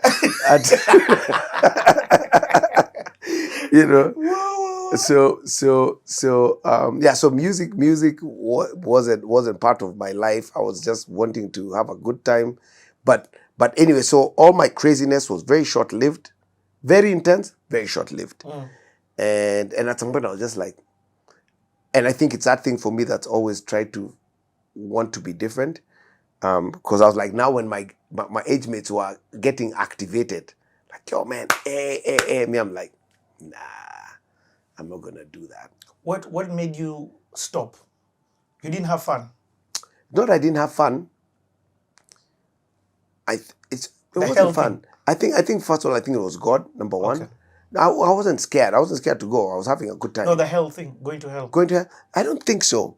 I think it was just like, I think it was something maybe even less advanced than that. It was just a simple thing for, at that point, I knew I wanted to be different. I didn't want to be like everyone else. Okay. So if people yinged, I wanted to yang. Wow. Right? So I felt maybe it was as simple as that. Like, because my age mates now were, getting into, hey man, let's go, da da da da da. And I was like, first of all, I've done that. It wasn't that great. And I don't want to be like you guys. So I'm going to be practicing basketball or reading or chilling, So so that was definitely different. But this pastor now, But now this guy came and he talked about purpose. So first of all, he didn't scare me. He inspired me. Yeah. And it's almost like he was like calling me to a higher level of living. I remember listening to the guy and like everything slowed down and I'm like, Mazi, just focused on this guy hearing these words to me that are like, I've never heard this, And then he gave a little practical, because like, how do you know? Some of you don't know. So how do you know your purpose? And then he said, people will tell you. He said, people will tell you. And because purpose is not for you, it's for you to be a blessing to people. So people will tell you. I was like, then at that point, I had almost like a movie of my life. And looking back at how there hadn't been a time that I'd ever sang and someone hadn't come to tell me how blessed they were by my singing. Like there wasn't a time I could think of that I had sang and someone hadn't come to tell me that blessed me. So I was like, man, the world has been telling me this for years. It's me who didn't know. And at that point I was like, okay, Lord, I think I want to do, I think this is something that you're calling me to do, so I'm going to do it. So that was Form 1, like maybe my second term of Form 1. Wow. Yeah, man. Wow. First of all, that is such a beautiful example. I mean, like a beautiful thing that he told you. People will tell you. People will tell you. Because for you, people telling you was normal. Yeah. And you hadn't understood the extraordinariness of that and even the reason for that gifting. Yeah. Because so he gave me the reason and then made me understand that I actually had a gift and it was from God. And that's the second thing you said. It was for him. He to inspired bless people. you. Yeah. He didn't something, I forgot what the word he said. He didn't scare me. He didn't scare you. Yeah. He inspired you. So is that for you the moment you surrender? So yeah, so or what happens, or what that for you is the acceptance of the gift, the understanding of the gift. Yeah, I think that's So for me, it's almost the step one in the first major turning point in my music journey. Was there were smaller sub stories like joining the singing group, being with my sisters in a singing group, joining the a cappella group. They're smaller stories, but this one is a major story. I get it. Yeah, this one is like, oh, okay. And this one hasn't told me that I'm going to be a worship leader or I'm going to pursue music or any of that stuff. It just was basically saying, this is a gift God has given you and he has a purpose for it. Wow. And so use it for his glory. So what does that now practically mean for you going forward? So I think now, at this point, it didn't, now I'm singing on the a cappella group frequently. Okay. And intentionally. And intentionally now. Okay. Right? Intentionally. Those guys they finish Form 4, and so they leave. So now there's a vacuum. No, it's you're back to being solo. Yeah, but then another group formed. And I'm a part of that group. What is this group called? So the first one had a whack name. It was called 8 for the Gate. 8 for the Gate. Because 5 Alive. What do you mean? 5 Alive was a group. Yes. It was the most famous a cappella group. So this one was 8 for the Gate. And then so then the next group, which was, I think a way higher level of musicality, Our leader was a really dope musician. So the second one is called the Saints. And so and this one has 2 fourth formers. Mwaura from Milele, Wow. who was in Yeribap with Yeah. me, Yeah. and then me as a second former. So Moro is a class ahead of you. He's a class ahead of me. Wow. Yeah. So that's where you meet your Milele quarter. Yes, well, we knew each other from before because Okay. our families knew each other and were family friend-ish. But then now high school now solidified our friendship. Okay. And you know, we became Mora was my best friend for many years. Yeah. So fun. Even when I think of you coming to Mount Kenya Academy, I see you with him. Yeah, The yeah, photo yeah. I have. Oh, yeah, yeah. By the way, we were together everywhere with him, and we sang together. So when that group leaves, and when those guys finish, we didn't break up the group. We continued singing. Now outside of school. Okay, wait. There's a lot here you've said. Yeah. So number one, let me take it from Five Alive. Yeah. So Kenyan music, Yeah. you know, this whole time, I've not heard you mention any music you're listening to. Yeah. Because listening to music wasn't something you enjoyed. Yeah, it wasn't even something that really it wasn't a pursuit the way it is now. Wow, that's so insane. Yeah, it wasn't a pursuit the way it is You know, I now. can't think of you not listening to music. Yeah, It's yeah, like yeah. you're talking about a completely different human. Yeah, it wasn't. My listening to music happens a bit later in my story. What? Yeah. So at this point, I'm singing a cappella groups, learning the song that we're supposed to be singing. You know, there's a few songs, maybe songs on radio, Yeah. But it's not an active pursuit. Okay, I get I'm not it. like, man, let's go listen to some music. Okay. Nah, it's like basketball was my main pursuit, and then now this other stuff. Okay, so 8 for the Gate ends. I've understood that. Yeah. Of all of those guys, you're the one who's left. Yes. Then now Saint starts. No. Or It was me and one other guy, but the other guy now becomes from 4. becomes a Form 4, but he wasn't really into music that much. Yeah. Okay. Yeah. So other guys now start their own group. Other Saints. guys. So Saints begins, and I'm invited into Saints. I think from the get go. And like how many guys are in Saints? That was 5. Okay. So 5 guys, You, Maura. and then 3 other guys who are fourth formers. Okay. Yeah. Okay. But this is now like serious. You know, we're learning songs, learning arrangements, always practicing, and then most interesting thing happens. 8 for the 8 was only during school. The Saints, we start doing ministry out of school. Okay, so for example, and this was like a highlight of my youth, was going to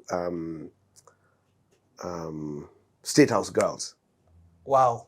as a boy a cappella group. Sent by the school. No, Okay, we're just now. This is our ministry. So one of us got the opportunity to go and do like a challenge weekend, Yeah. which was like this 3-day ministry things, and us guys got one of the slots to go and do like a cappella concert. I get it. So, but this is almost with permission from the school. With the permission It's not from the that school. school has closed. No. Yeah, with permission. Okay. Yeah. So we do that. No, it wasn't State House Girls, it was Pangani Girls. Wow.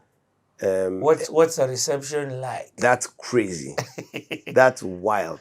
Because now you must be much better We're than now even much, 8 for the Gate. we're now much better. And it's a show. We have a show. It's a show. It's a show with solos, breaks, Yeah. you know, whatever. all that stuff, man. Japan nostalgia. Yeah, you guys. So now it's a show. It's packaged. It has different soloists. Yeah. You've got songs to last a concert. You know, And whose songs are you singing? Are you writing your own? we're mainly singing covers, but we're also taking songs that are not a cappella songs and making them a cappella. Okay. Right. And are these covers gospel or doesn't matter? They're gospel. Wow. Fully gospel. So Fred Hammond kind. It's Take before 6. it's before Fred Hammond. What? Take Six, we had no idea of who Take Six was. So it's like taking like a Maranatha song Yes. and then making it an a cappella. Wow. I can't remember the songs that much. Yeah. But they are gospel songs. Yeah. Okay. And with that group, like, so it's a serious group, we go and it would be the equivalent of recording an EP at, we went to Transworld Radio. What? Because Transworld Radio, Maura's from Milele, his mom worked at Transworld Radio. So he was able to get us into the studio. And we go there, we've got 5 songs, we record them. Wait, Kanjii, wait. Yeah. I don't want to rush over this. Yeah. So, you guys are these saints. Yeah. You're doing stuff in school, Yeah. but even the school understands you're doing stuff, I'll say as saints, Nyeri Baptist in other schools. Yes. We're doing it in other schools. Yeah, but then also some of it was outside of the cycle of school. So, for example, we go to Laser Hill, which is not on holiday when us guys are on holiday. Yeah. And go and perform there, just as a singing group. And how are you getting these gigs? I was very junior. I was the youngest. Yeah. So I just show up, hey, we've got rehearsal, okay, cool. Hey, we're going to sing at this place, okay, cool. So I just show up. Wow. But the reaction from people was encouraging us. And so this is now where the story gets a little bit interesting. Somehow we ended up in music, which is cool. So we go through. So I'm still in high school, okay. We record at Transworld Radio. What was that like? That was cool. And you're recording a cappella, not on top of any instrument. Yeah, just a cappella. So it was just like singing the song at a gig. Yes, so it's not multi-track. We're just singing. So I don't even know where those tapes are. There's one guy who might have them, by the way. He was a documenter for sure, before documenting was a thing. And for the record, this is like 92, 93. Yeah, this is now, yeah, because Form 1 I was 92, so you're saying 93, 94. Wow. 93, 94. No. Form 1 was 93, so 94, 95. Okay. Yeah, 94, 95. That was that period. Okay. So, but here's some cool things that happened. Number one, I get my first paying gig with this group. And, there was I don't know what it was, whether it was New Year's or what it was, at Muthaiga Mobile Plaza. Yeah. And there's groups performing, and we're one of the groups. And I remember that's now when there was a really famous group in the church circles called Victory Team. And this female group, and they were amazing, but they were like, makeup, they were mature. Yeah. And I remember going and I'm like, oh my God, this is like, we're performing with these guys. Like, I've made it. Yeah. And so we performed there. It was whatever, maybe a public holiday, whatever it was, but we got paid. I don't know, I don't know. But you got paid. But it was money. Yeah. And then another significant thing that happened with the Saints, which is now when I meet Pete Odera, is Pete had an event in Barclays Plaza called The Fun, at a restaurant called The Fun. Yeah. I know it was called Live at the Fun, it was called The Fun. Well, I can't remember what the event was and called. And this is just Pete, not when he's the group heart. It's just Pete Odera. It's a group heart, actually. It's a group heart. Because I remember Ted Josiah was like the mix engineer for the gig. Pete was the MC. Wow. It was something like they had created like a little thing for guys come and perform, right? So we got the chance to go and perform. And we performed. And I remember Pete, he's always been super wise. And he asked us who the leader of the group is. And we're like, nah, we don't. Ain't nobody the leader of us. And I remember him saying, he's like, hey man, he said something like sheep will always need a shepherd or something like that. Just telling us, hey, you have a leader even if you don't think you do. But anyway, so I'm still in second form, third form, but starting to see, oh, there's music outside of school, you know. And are you enjoying it? I'm enjoying it thoroughly. I'm loving it. Wow. And it's the things that I love. I'm with people I love and enjoy being with, and it was such a riot. I mean, laughter all the time. Yeah. And then doing something I love. Like, those two things for me are the epitome. I think that's what heaven for me will be like. Nice. Yeah. So so anyway, yeah, so we do that. We the group is getting some notoriety and whatnot. We're still in school. And the tape that you recorded, now you distributing? We're not really. That wasn't a thing. Okay, so just recorded. Yeah, we just recorded. I didn't even know if we knew what people do with things. Yes. Right? Because you're recording so early and back in the day. Yeah. Yeah, that is. Yeah. I think Victoria Kwame Rubadiri, Reverend Kwame, worked there. Yeah. Or at Transworld. Yeah, that's back in the day. It's back in the day, man. It's Wow. back in the day. Okay, so this is second form, by the way. So now this is second form. Okay. So second, third form, thereabouts. Okay. And then I think guys now go to college, those guys and whatnot. Then when Maura was in fourth form, we're still doing the stuff with them. Yeah. Because that's 95. So when I get to fourth form, hold on. At this time, are you doing churches? Because now what happens during the holidays when you come? I don't really remember us doing churches per se. Maybe Regious Baptist, because that's a part in my story. After hearing Pastor Wanje preach, I'm like, that's why I'm going to church. Oh, so you live back home? I told my folks, I'm going to be going to Regious Baptist. And you live in Satellite? Yeah. Wow. Yeah. That was my commitment. Yeah. And that's where now, I met just a whole new batch of people, amazing musicians, June Gashui, Angie, Rina was a singer, Rina Karina. It's Rina Hicks now. Rina Hicks, my bad. You know her from back in the day, it's okay. Yeah. You guys know her as a financial guru. Yeah, she was on the singing team.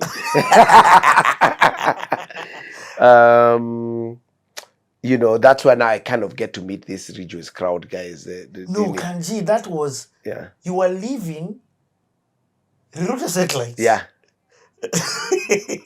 It was 2 buses, bro. It was there was no direct. Wow. I had to go to town. But for me, I was just like, this place, this guy made sense. And so I want to go where he is. Okay. Yeah. Because what he has told me, I never had anyone say that. And do you enjoy that environment now? I love it. I love it. They have an active youth group. They're doing concerts. Okay. So I become a really key part of the youth group there. Start teaching Sunday school like I did for you guys in MKA. In fact, I always meet guys. Now not as much, but there was a time when I'd meet every so often.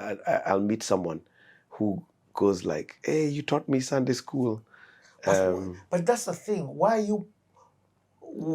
you plugging in all out?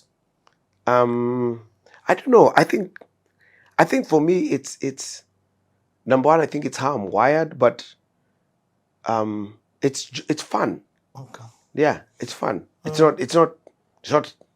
I'm enjoying every bit of it. I'm enjoying every bit of it. Doing youth concerts, doing this and that, whatever. So my music at that point is pretty much being expressed through Ridgeways, through the Saints group, and then when I get to fourth form, I think now the Saints group people go to college and it's hard to keep it going. So in the fourth form, I had a different singing group. But that was pretty much in school. So very much like 8 for the Gate. It was just, we were I think 4 of us, two guys and two chicks. One of the chicks is Susie RK's wife. RK's wife. It's crazy how small this world is. It's so tiny. Yeah, so she was in my singing group together. Yeah, And also her sister is a singer. and her sister is a singer. Yeah, Alice. Yeah. So her name was Alice Kamande. Yes. That's the so sister. Susie or Susie Kamande. Yes. And then now she got married to the super producer, Kenya's RK. most successful producer, RK. Yeah. Who will get here because you have a story with him. Yeah. And now both of you are in States together. Yeah. Are you close by? No, we don't live near each other. We live like 2.5 hours from each other. Okay. Yeah, which is for Stato, that's far. Close. Okay. So that's what we're doing. Now this is 4th form, right? Yeah. So I'm getting ready to do my final exams. So that's kind of like what my world musically is at that point. So it's kind of being spent with my quartet in school. The saints have all disappeared now, but I'm also super engaged at the church. Nice. So during holidays and stuff, I'm all in. Like I'm there. I mean, Pastor Wanji was a great discipler as well, because me and Maura, because we lived so far away, like we'd get there like Friday. What do you mean? Friday, and then we just chill in his house. What? Yeah, we chill in his house Friday, Saturday, go to church Sunday, maybe spend the night Sunday, then go home Monday. Like what? Like yeah, he was very, very, very open with his house, which was amazing. I love that. I love that. And I think at that age that's critical. Yeah. Okay, so what okay, because this sounds now like the end of your high school era. Yeah. Okay. So high school ends, and at this time, do you know what it is that you want to do? No. So as much as you're doing the music, I think as much as the pastor has spoken over your life, you're not. No, music is not on my mind that way. So Neither is basketball. The growth part. Yeah. Basketball, the realities check in. I'm like, okay, maybe this is not gonna happen. So in my mind, I'm like, okay, cool, man. I think I'm gonna go into marketing. So I had 2 careers that I was thinking of: marketing or psychology. And then I was like, man, I don't listen. So maybe psychology is not a good one for me. So I thought I was gonna go into marketing, and I'd have done well in marketing. But in my mind, Wanji, my sister, is going to Daystar at this point. My other sister is in India doing law. I'm like, I'm not going to India, so I think I'm going to go to Daystar. And Daystar had a lot of Nyeribab guys. So it was almost like, and they had a good basketball team. So I was like, yeah, that's what I'm going to do. So that's how my life is mapping out. Okay.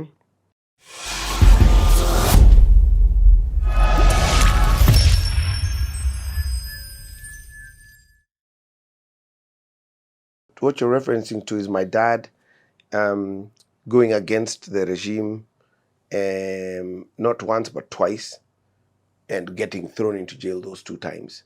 But it wasn't like he was arrested. He was like imprisoned. Like he had a court case, found guilty, jail term. What?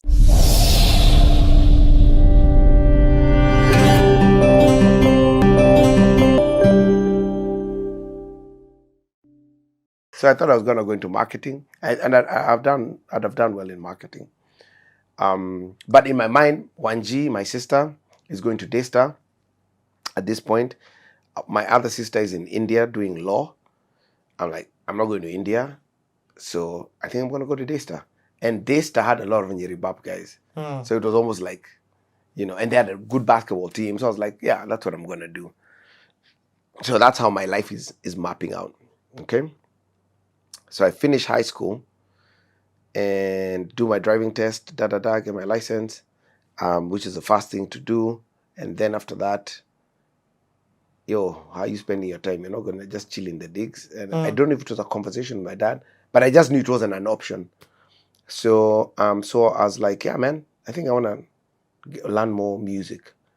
So we shop, look around, find real music school in Westlands. It's called Real Music School. It's called Real Music School. Okay. And when I walk in, who's a teacher that I meet, music teacher that I meet? Helen. No way. Yeah. Joseph Helen. Joseph Helen. The saxophonist. Saxophone player. Yeah. So that is called Nimrod. Yes. And I take a liking to him immediately, and he ends up being my music teacher. But those music lessons were so epic because, number one, he pursued where my mind was trying to go, and then pushed it. No way. So he didn't come with an agenda. Yes, He didn't come yes. like, okay, cool, he's like, hey, I'm trying to learn this song. Okay, cool, let's learn it. And let's go deeper in it. Or at that point I was working on voice. And I'm like, hey, just teach me something on piano. I want to learn like some. And so he teaches me like, okay, cool, here's a chord progression. And I, okay, and here's a song you could sing on that chord progression. So music becomes now my obsession, my passion. So, that's so dope. Musically, first of all, he's not giving you classical and making you learn Beethoven. No. He's figuring out where it is you Oh, want he was teaching me with Ron Kenoli songs. Wow. Yeah. And what are you learning about your tool, your voice? So he's helping me expand it. So he's teaching me vocal techniques. He's teaching me how to ad-lib. I would literally go there. I went to the Real Music School every day. And I had maybe a once a week lesson that I'd paid for, but he would teach me all the time. Wow. So if he's outside of a class, if his class is over, I'd be like, hey, can you show me something? And I would be at Real Music School every day. Wow. Morning till evening, till they closed. Morning till they closed.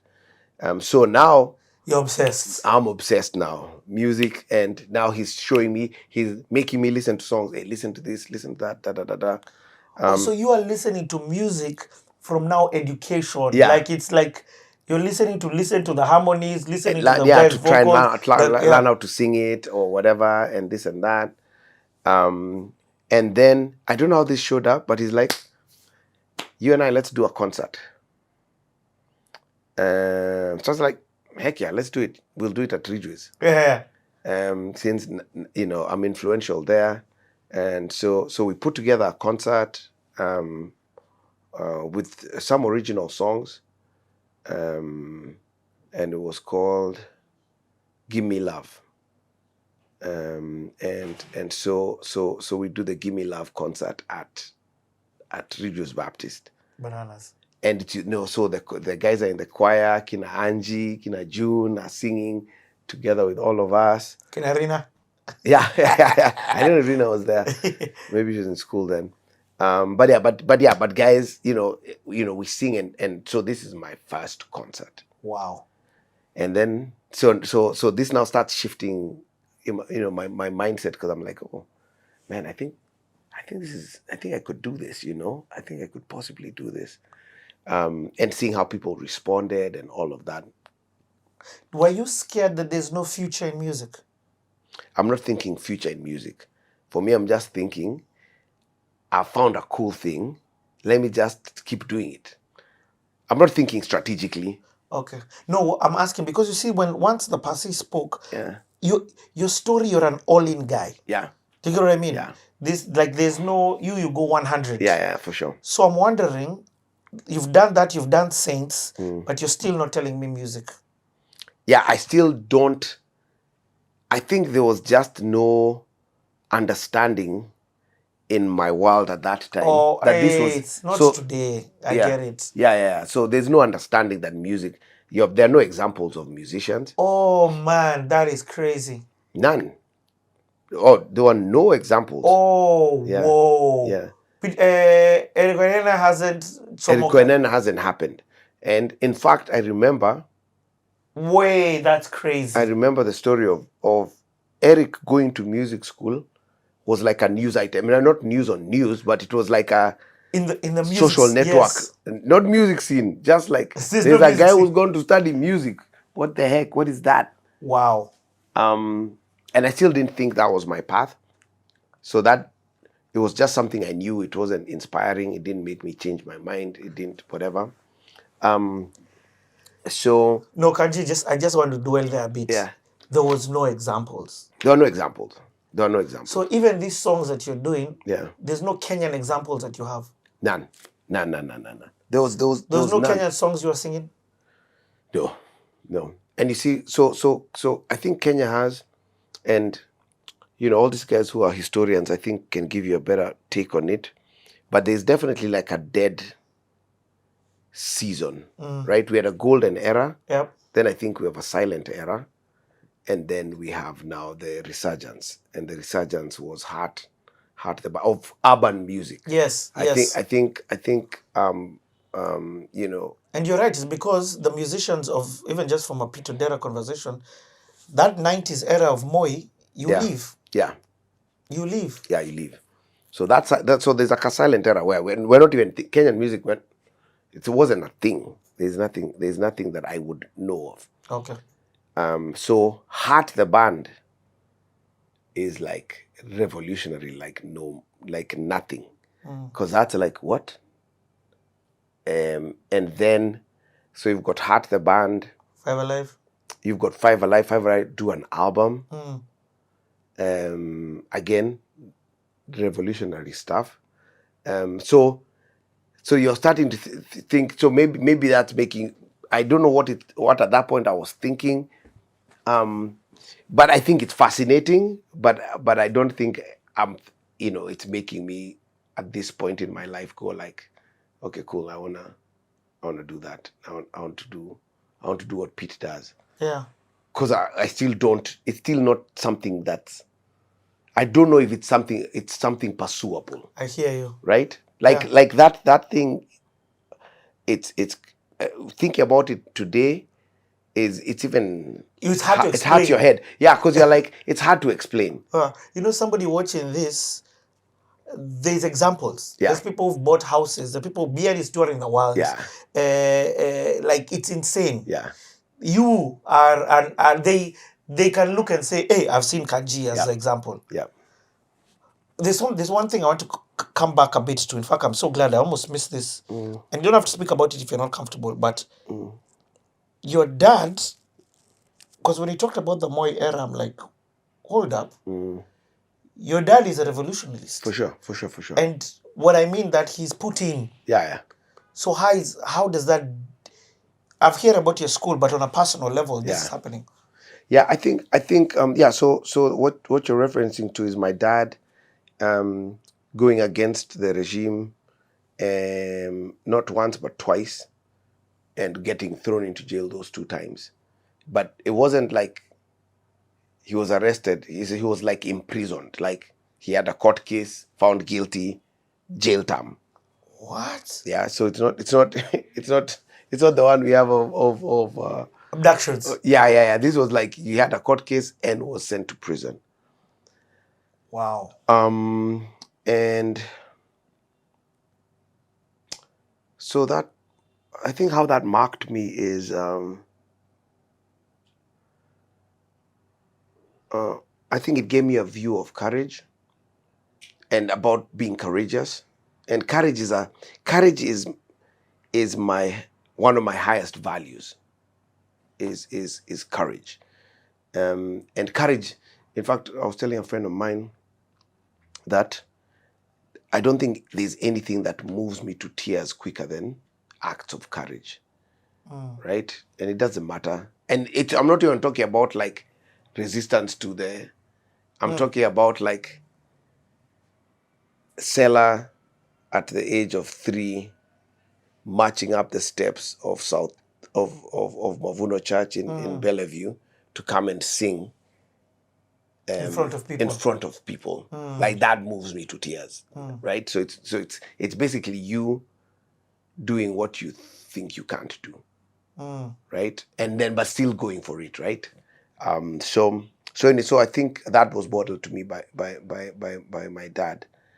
And I need you to explain this to people. I'm aware that there's a group of people who may not understand, because when they hear that he was found in a court case guilty and imprisoned, they may think the guy stole or something. Yeah. It's not that. Oh no. He basically, so the first time is he exposed. At this time, what level has your dad gotten to? He's an editor. He's always been an editor. He's always been the editor in chief, but he still writes. So he had done an expose, I believe, on the 80-something elections, and basically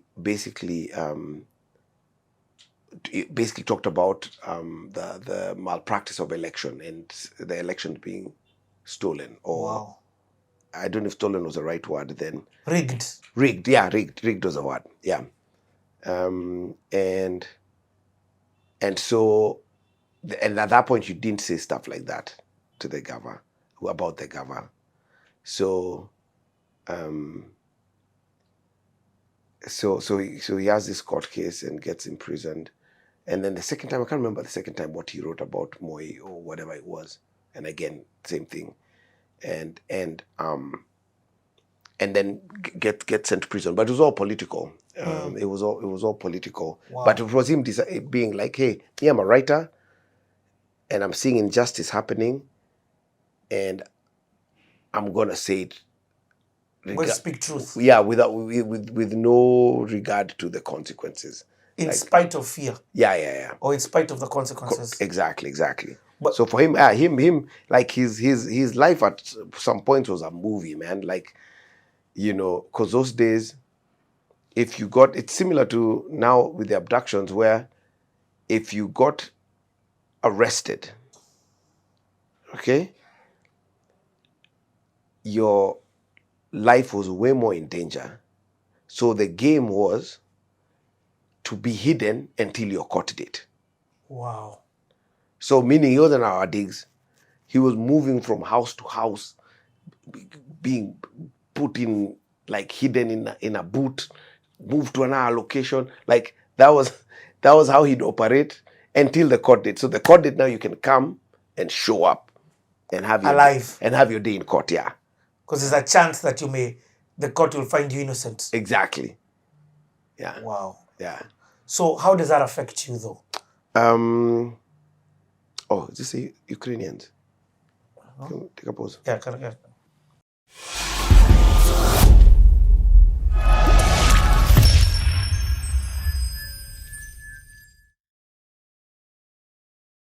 Number one, it was the first place I ever encountered a professional musician.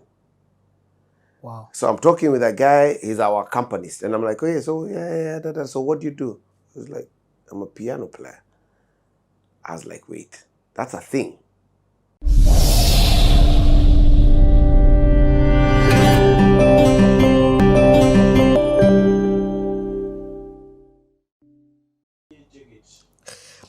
We took a break right there to have lunch, and the story man. continues. You know, Kanji's CTA, I was telling him, it's so long, I had to book him for longer than one day. I had to book him, like this CTA is going to break records in terms of length. But also, it's not just length for the sake of length. I think you're really sharing a lot of impact. Bro, I haven't had this other side of your life, so I'm very interested. I'm enjoying. Where we left off, you've connected with Helen. Yes. You're vocally now, you're in it. Yeah. Obsession for music is there. Yeah. You've done the concert. Yeah. Continue. Okay, so we did that concert, and then I can't remember how this happened, but someone must have brought it to me or to my mom's attention, or must be my mom for sure. And there's an opportunity to be a part of a program called World Vision Youth Ambassadors. Okay, so I'm just out of high school, now doing my lessons with Helen, learning to play a little bit. I can now I'm starting to compose my own music. I've got like one song that I've written and I can play and sing, so the opportunity comes up, and it's a pretty unique opportunity. So the World Vision Youth Ambassadors were a program that had 50 young people from around the world. What? And each person was a representative of one country. So it was 50 people from 50 countries. What? Okay. And we went through this crazy audition process, interviews. You have to send audition tapes of you singing. It was a whole thing. Because it was they were going to form it into a choir, right? So I applied for the thing, did all the whatever interviews, and I get the letter. Hey, you're the guy who's been selected for this thing. That was a huge moment for me. That's insane. Yeah. So you are representing Kenya? Representing Kenya, yeah. Wow. So I was a Kenya Youth Ambassador. So so I go for that thing, and where is it? It's in the States. So it's in Pasadena, but we moved around from country to country. So we're in Pasadena, in California. Then we went to Guatemala. What? In South America. Well, that's still kind of, I guess, North America. And then from Guatemala, we went to Taiwan. What? And then Taiwan, we went to Japan. This was major. Yeah, it was a big deal. 50 guys. 50 guys. 50 okay. guys. That must have been an experience. Oh man, let me tell you, it was up to this point of my life, up to that point, I'm 18, I've not experienced anything that shaped me more. And it would be that way for years to come. In terms of something that shaped me more. Yeah. So I come to this thing, everyone's young, from around the world, and we are, we obviously we bond, and the whole thing was on cross-cultural learning and conflict resolution. So it's a whole thing of you're coming to be trained on conflict resolution, but you're a choir as well. So you practice, I got a solo in the thing, Wow. Me and my boy from Uganda, we repurposed a rap song. And then they might have thought it was mine. But we repurposed a rap song. So, we're performing and doing concerts around. So everywhere we'd go with, but it was a full tour style, in buses, in tour bus. You go, you stop, stay at a hotel, move on, go to the next place. So that thing, and I met the president of Taiwan at that time. We sang for him. Wow. Wow. The this of that. It was a really powerful. Are you being program. paid? You're not but paid. It's not even about the payment. You're not paid. Yes. Okay. You're paid in more ways than money can pay you. Exactly. And for me, how specifically was, number one, it was the first place I ever encountered a professional musician. Wow. So I'm talking with a guy, he's our accompanist. And I'm like, oh yeah, so so what do you do? He was like, I'm a piano player. I was like, wait, that's a thing. You can be another person, hey, what do you do? He was our conductor. He's like, I'm a conductor, that's what I do. This is what I do. Yeah, this. This is my job. That's funny. So talk about worldview being blown up. Yep. That was when my worldview was blown up. And I specifically, and meeting just people who are music students and school for music, I'm like, what? That thing changed my life, man. Changed my life big time. Number one, the level of musicality was so high. So, I don't have recordings of myself before and after, but I know when I came back, confidence level, music chops, everything was just a whole other level. And I'm still a teenager. I'm 9 now. I turned 19 on that trip, right? And how long was this trip for? It's 3 months. Wow. So intense. the friendships, the bond, like even to today, we have WhatsApp groups. Like this is 19. What is that? What is it? 97. Wow. So we're almost, what's that? Almost 30 years, Okay. and like the bonds were so strong. And there was no social media, okay? Yes. So our WhatsApp group was formed The other day. 2 years ago. Yeah. This, we were communicating, and this is now, email is starting. So email was maybe like, that's when I got my first email address. And I'd be able to send guys, emails or whatever. But the bonds are so strong that my daughter Sela and my wife Wendy went. My daughter had a mission trip to Costa Rica. She wanted to stay a bit longer. Where did she stay? At one of the guys. At the person who was from Costa Rica, Natalia. That's insane. Like, that's how much trust there That's is insane. in those 3 months of I mean, it was crazy. That's insane. So anyway, so did this program. And just for this is not a spiritual one. It is, but it was because it's about conflict resolution. They brought guys who are non-Christians as well. Like we had someone from Palestine who was a Muslim. We had someone from Palestine was actually a Christian. But we had someone from Israel who was a Jew. Yeah. We had someone from Mongolia who was like a Buddhist. So it was guys from different religions, but they came knowing it's a Christian program. Okay. But we weren't going to push faith on them. I get it. Right? So and in this thing, had you traveled out of the country before that? And I'm not talking when you're a kid. I hadn't. No, not in this way. So the other trip I'd taken was with my mom to TZ, Okay. and was by bus Moshi. So which is, like, that's just the Kenya border. He just crossed the Kenyan border and then came back. So this was life transforming. Dude, changed. Even today, I can't emphasize how much it changed my life. Wow. Yeah. If I could bottle an experience for my kids, that's it. That's the one I'd bottle for them. Yeah. Wow. Because just meeting people who are mature Christians, people who are dope music, like incredible musicians, people who are professional, like this is what I do for a living, and then this explosion of talent and different types of talent. Like, guys brought their traditional instruments. I'm like, I didn't know there were other instruments other than the ones I know, the classical, the guitar, piano, whatever, and then I know the African instruments. But yeah, like, and this mama is PhD level of that instrument. So I'm a big believer in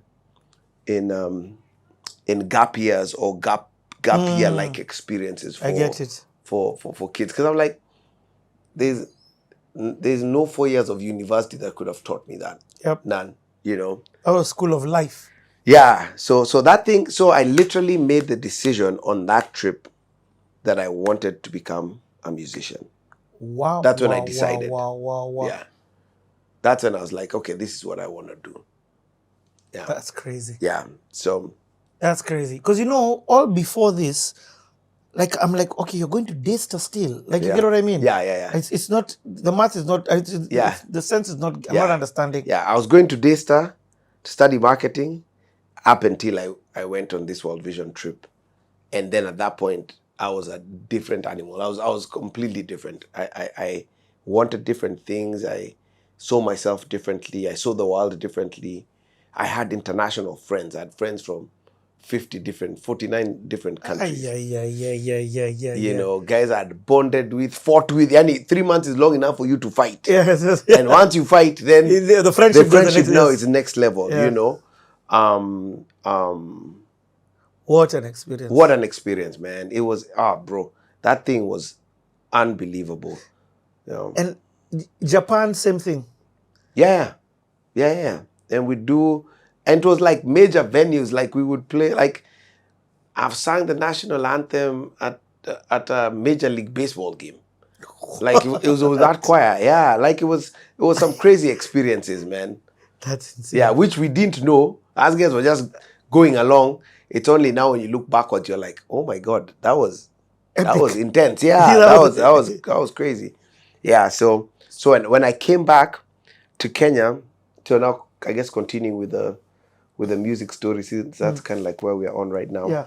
Coming back to Kenya, I came back and very, very focused. I was like, okay, still continuing with Helen. But now I'm like, I'm going to music school.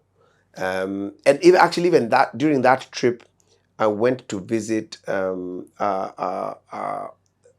of my parents' friends picked me up and took me to visit like a college, actually the college my dad went to in Stato and in the US. And I I got to meet them, got to understand the application process. So that school I applied to, I only applied to one school, and it's the school I went to. What? So anyway, but I come back to Kenya now, I'm on fire, man. I'm like, this is the thing I'm doing. And I was like, I want to record, I want to learn production. And that's when I came back, I was like, I'm going to put myself out there, and, decided I wanted to go and visit a few studios and go and see what's up and see if I could get an internship or hang out. So the first studio I went to was Sync Sounds, Samawati. To Samawati.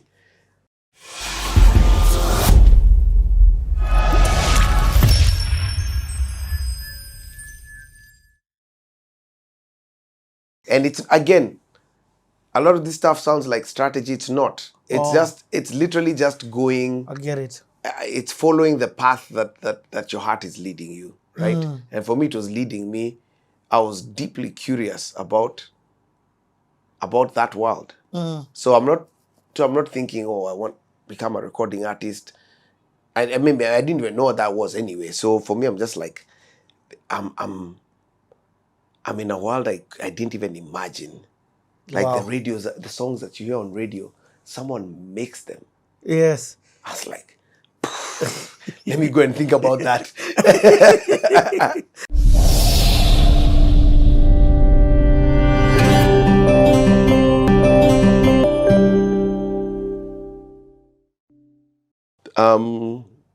So anyway, but I come back to Kenya now, I'm on fire, man. I'm like, this is the thing I'm doing. And I was like, I want to record, I want to learn production. And that's when I came back, I was like, I'm going to put myself out there, and, decided I wanted to go and visit a few studios and go and see what's up and see if I could get an internship or hang out. So the first studio I went to was Sync Sounds, Samawati. To Samawati. And Tell you, sir. No, Samawati is Susan Kibukosia. Yes. And the reason I went to Susan's first is, at this point, my dad is working with Matiba. I know them really well. So I know Susan. So I was like, let me go to her studio. And people don't know, because you're explaining it internally. Susan Matiba and Susan Kibukosia were in a group together, yes. Musically speaking. And Joy Boya. Joy Boya, yeah. Yes, yeah. Musically Speaking was the name of the group. Yeah. So I go to the studio, but I'm going cold, eh? Yeah, I just walk in. I met Guido. He can't remember this. And Guido, I mean, and I can understand, just a guy walking off the street coming in, but he wasn't very welcoming. And so I was like, okay. And there was almost something in me. It wasn't strategic, but I knew where I'm welcomed is where I want to be. Right? So I didn't think about it this way. It's just, I think my spirit that's what it was looking for.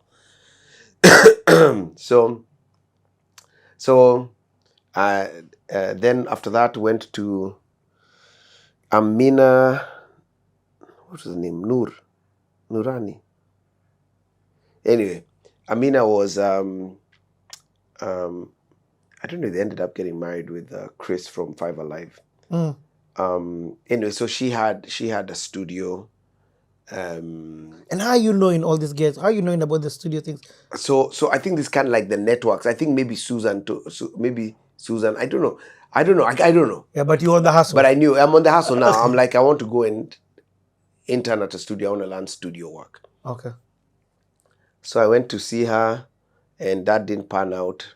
So now I'm getting discouraged. Then the only other studio that I knew of was Sync Sounds.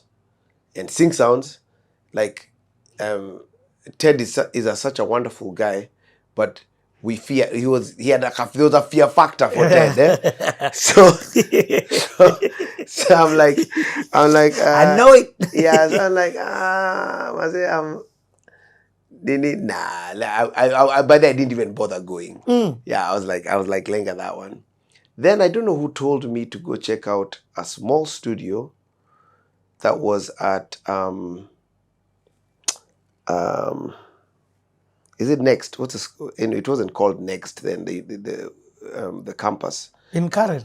No. What's the one near Kilimani police station? I know. Yes, I know it is. Yes, but there's I know the one on the Dusty Road. Yeah. Right. So that one over there. Yeah. So Life Ministries had a studio there. And so so I'm like, oh, I'll go check it out. And I was just walking cold. It wasn't those days for making an appointment. Just go. So I go in, and I meet this guy at the mix desk. Very, very polite and kind guy. In fact, I'm even choking up just thinking about it. And he was willing to listen where others were not. Wow. And he was like, sing me something. So I sang him that's the one song I had. And his mouth is on the floor. And he offered me an internship on the spot. That guy is Steve Waweru. Oh my God. Okay? So Steve, God bless him. Steve cannot do any wrong in my eyes. Like what he did for me was like, it was powerful, man. So, but not only that. That's insane. So started teaching me. In fact, I think we started working on that song that day. Because like, I love that song. It was a love so pure, and it feels R&B. Yeah. It actually ended up on one of the Milele albums, first Milele album. What's the name of the song? A Love So Pure, I think. Yeah. So anyway, so we did that. But not only did he do that, he started paying me. What? I'm interning, but he's paying me. And it gave me like a 5,000 Kenya shillings. This, by the way, for context, is 1998. This is 97. Oh, okay. I'm just back from that World Vision, yes. yeah. So 97. So when you say you're interning, what are you learning? Are you learning music production? Music production. He's teaching me music production. He's just pouring into me. Wow. It was more than that. Music production. I mean, I used to go sleep at his crib, okay. He must be the first guy to take me to Steers, wow. or I mean, it was that kind of like brotherly. And were there other guys there? The guys would pop in, so which is now where the story gets a bit interesting, because some of those guys were legends, because Steve was a significant guy in the music industry. So he did a lot of jingles and that kind of stuff. But one of the things he did was also Bible. He did the Jesus movie, and he would do the dubs. So he was the only one who at that point had figured out how to do sync do sync for dubbing movies, because then it was a whole process. You know, you had to use a moto timepiece, I don't know what, and so he had figured it out. So he had gotten the contract for doing the Jesus movie and translating it into other languages. Yeah. So I was the assistant engineer for that, and he was paying me for that. But then, now you're learning production. Yeah, but on the side we're working on music. So that's where I met.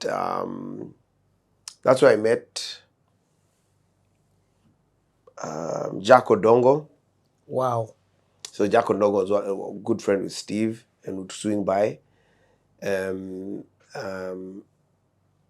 Jack ended up being my music teacher for a short period.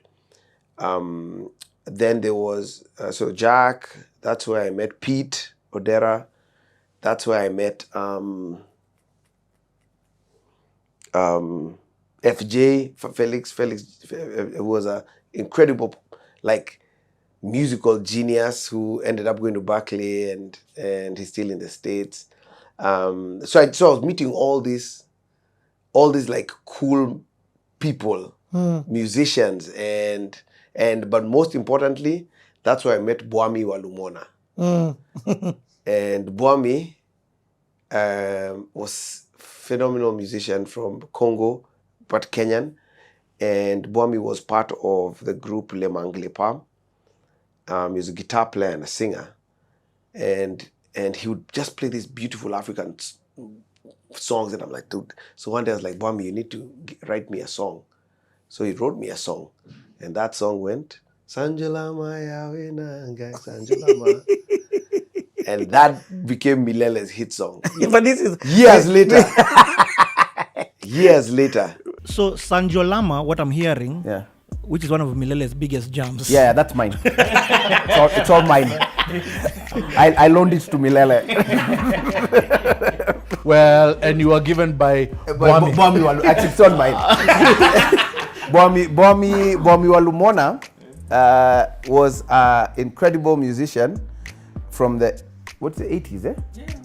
Yeah. He was in a very famous band called Le Manglepa. Hey, Le Manglepa. And then he became a believer and started working at Life Ministries, and there was a studio at Life Ministries, and I became friends with him through Steve Awero, but that's a story for another day. And one day I asked him to give me a song, and the song he gave me was Sanjolama.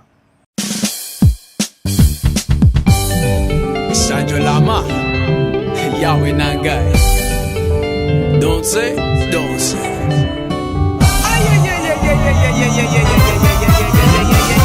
Sanjolama Yahweh Nangai, Sanjolama, Kumisama Yahweh Nangai, Kumisama, Embelema Yahweh Nangai, Embelama, Bindelama Yahweh Nangai, Bindelama, Sanjolama Yahweh Nangai, Sanjolama, Kumisama Yahweh Nangai, Kumisama, Embelema Yahweh Nangai, Embelama, Bindelama Yahweh Nangai, Bindelama, Yahweh na popoto Yahweh Sanjolama, Yahweh na bolingo Yahweh Kumisama, Yahweh na bokasi Yahweh Embelama, Yahweh na boboto Yahweh Bindelama, Sanjolama Yahweh Nangai, Sanjolama, Kumisama Yahweh Nangai, Kumisama, Embelema Yahweh Nangai, Embelama, Bindelama Yahweh Nangai, Bindelama, Mokokokani na yote na majambe nyote na mokili, Mokokokani na yote na majambe nyote na mokili, Mokokokani na yote na majambe nyote na mokili, Mokokokani na yote na majambe nyote na mokili. Yahweh ojali jambe na bajambe nyote. Yeah. And the crazy thing about that song, you guys, is like I got a text message from Alice Kimanzi maybe a few months ago, and she was telling me, in fact, let me read it for you because it's quite interesting. That's crazy. So Alice here says, This is like literally like her text. Like she's like they call me uncle, but I call her auntie, so it's not an age thing. I don't know if you know this, but Nigerians have been putting Sanjolama in their praise sets for a long time. And she sent me this Praise Lord Your Mighty Praise session. Then she's like, check it out from minute 9. And I go in and it's Sanjolama. But it's not just Nigerians, even South African musicians. So Sanjolama went into the world. People don't know who wrote it. They don't know Boami wrote it. They don't know I was the first artist to have the song. It was my song. Yes. They don't know You gave it to Milele. They don't even know Milele. I gave it to Milele. They don't know Milele did it. Then they just somehow caught a song. I don't know how they caught it. And it's almost like now a Pambio. It's just worked into... Yes. And into you know, guys, presence. when you're saying Pambio, say what Pambio is, because people may think you're talking about... The group. Yes. Yeah, so Pambio is basically, it's the choruses and the songs of like the Kenyan faith. You know, it's the songs that have been sung for years and like are meaningful to the faith in Kenya, but they're almost always old songs. Yeah. In fact, they're all old songs. Yeah. Yeah. Baraka za Mungu Yes. kweli. That's a Pambio. Yeah. Wow. Like that's crazy how far that song traveled. At this time, were you working on your album or were you just working No, on I'm not music? working on an album.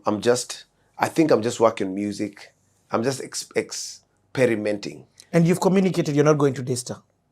At That's out of the picture. Now I've applied to the school in the US now. Oh, so but my this- family yeah, yeah, knows yeah. that that's what I want to do. They're Okay. supportive. It's all good. Again, you can imagine from my story of my dad, he didn't care. He's like, he didn't care what I came and told him I want to do. Exactly. Yeah. He's like, hey, that's what you want to do. And then on top of that, you want to go to the school he went to go. Yeah. Go. So anyway, so at this point, it's music. I'm immersed now in the world of music.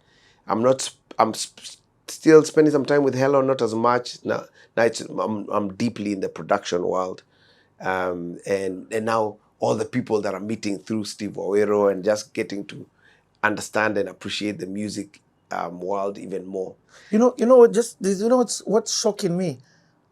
I'm not hearing you say you wanted to record music to have a radio single to put out. Even this Sanjolama, you didn't record it as yourself? Or you No, I didn't. I didn't get to the place where I wanted to do a song. 'Cause at this point, I'm not thinking that way. Me, I'm thinking about absorbing. Yeah, that I you get. just want to absorb. I want to absorb. Because I'm in a world, it's like Alice in Wonderland. You're like, wait, what's that? Wow, what does that do? How do you do that? It's a world of wonder, you know? So, But even you've said you want to be a musician, and the thing you're thinking about is all these other aspects around the music. for sure. You're not even thinking about singer in terms of I want to be the performer. No. Like, And I'm not, and it's not, I don't think it's that I'm not thinking about it. It's just that there's something that's more interesting to me at the time. And it's, again, a lot of this stuff sounds like strategy. It's not. It's literally just going, I get it. it's following the path that your heart is leading you, right? And for me, it was leading me. I was deeply curious about that world. So I'm not thinking, oh, I want to become a recording artist. I mean, I didn't even know what that was anyway. So for me, I'm just like, I'm in a world I didn't even imagine. Like Wow. the radios, the songs that you hear on radio, someone makes them. Yes. I was like, let me go and think about that. And then Steve says, hey, come sing BGVs, Bana. Okay, cool. I sing BGVs, and then the song is on radio, and I'm like, oh my God. Background vocals for those who are wondering what Yeah. BGVs is. So- The other voices that you hear on a song. Yeah. So it was just, I was immersed in just a beautiful world, man. Wow. Beautiful world. So then now I get my acceptance letter from college. This, you know, and they offer me a scholarship. It's not a full-blown scholarship. It's like 75%. So I still need to raise the rest of the money and my ticket and all of that. And so with Steve Wawero, we come up with the idea of doing a benefit concert.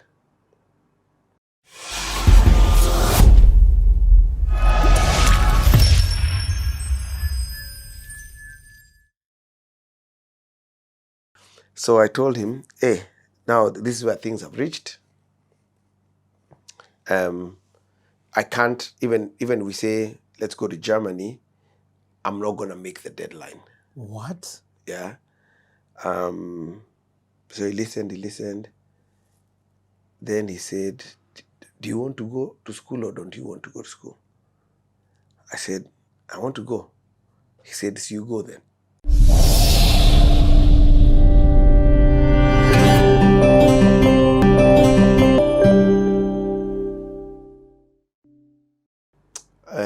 And they offer me a scholarship. It's not a full-blown scholarship. It's like 75%. So I still need to raise the rest of the money and my ticket and all of that.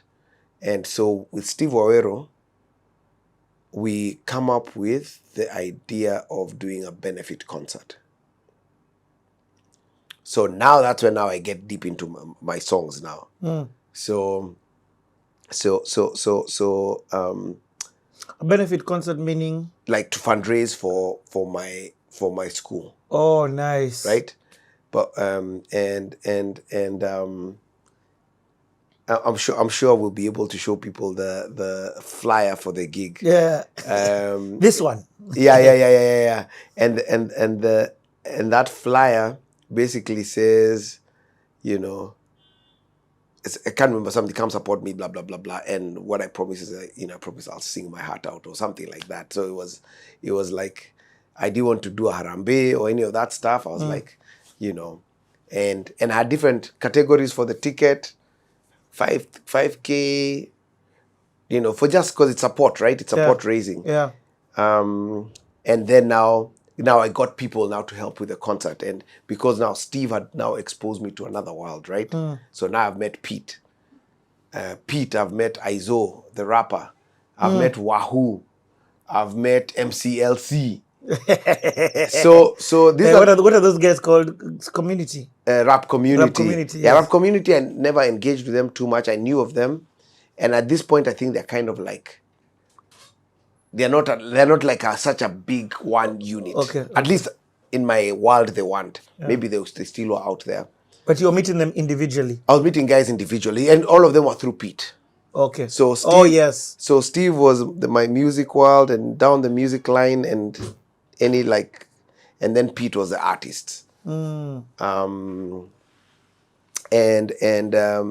to hang out with Pete at Monye's studio, Maurice Oyando's studio, and Next Level. Next Level. Was it called Next Level then? I wonder if it was called Next Level. Okay. Anyway, whatever it was called, Monye's studio. And that was deep. We take a pause. Continue. Yeah. So and are you recording or you're just now? So now I'm writing songs. I'm developing. Those days it was tracks. So Steve is developing backing tracks, right, for the concert. Yes. Because it's not a band; it's a backing track show. And were you going to have a CD or product to sell? No product. Wow. It was just the experience. Come for the experience. Okay, and then now it's a benefit where guys can give different tiers. Yeah. Okay. Yeah. So we did the gig. Where? It was at All Saints. Okay. So now I've put together a rehearsal group. There was an a cappella group I knew from my cousin bro George was in an a cappella group in Alliance. Yeah. And in that group was George, several other guys, and then people know this name, Oscar, Dr. Oscar, the psychologist. Oh yes. So Dr. Oscar was the back. He was the bass singer. Yeah. He was the bass singer in the criminal psychology. Yes. He's a lecturer also at USIU. Yes. So it was all of those guys. They were called On Vivace, and they sang in French. They were so cool because all of them studied French and whatnot. So I asked them, hey, can you guys be my backing singers? And then one other guy called Ben joined us. Ben was the son of a guy called, what is his dad called? Someone Akatsa, Ben Akatsa. Someone Akatsa. And Akatsa was a pastor in Houston of Reverend Julian and Reverend Don. Yeah. So he was that was their posse. So his son was in my BGV squad. So it's crazy how the world is so small. At this time, have you met Julian or you don't know those guys? No, I don't know them. Okay. I don't know them. I know Don because he was in Yeribap. You can't make He can't make this stuff up, bro. Kenya was a dot. Yeah. So Don was in Yeribap. That's hilarious. I just wrote a name. You're like, Yeah. So now, I had these guys. We practice hard choreography. It was like my first real show. Now, Helen had opened the door. Steve Owero had shown me you can custom make tracks for, because he was creating them for the show. They were not fancy tracks, but it was performance tracks. Yeah, performance tracks. They were performance tracks, which was crazy. And then now, we got to put together this performance, and it was, full blown concert. We wore black and white. So them they had I think black. We had Shonad clothes, but then I think they had black and white pants, and then my suit was black, white. The back.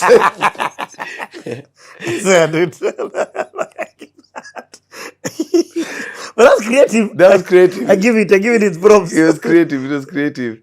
And there was a makeup. We had makeup it was a full thing, but we had makeup. We walked looking like ghosts, but at All Saints. Everyone got their hair done, their little curl activator.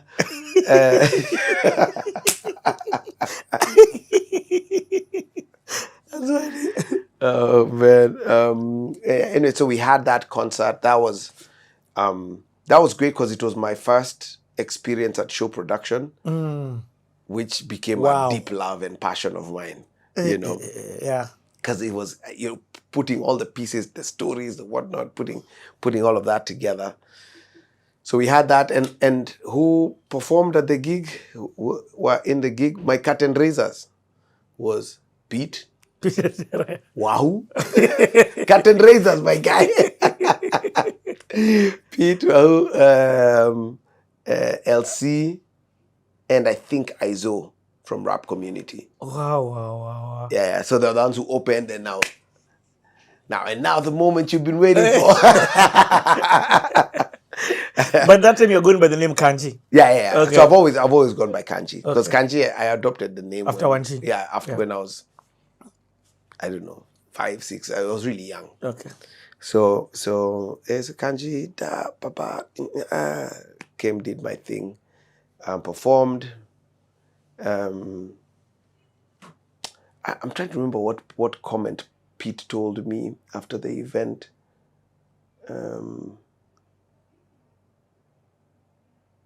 I can't remember, but it was those ones for the show is amazing, but it's not just a show, because mine was a show. It was a show, man.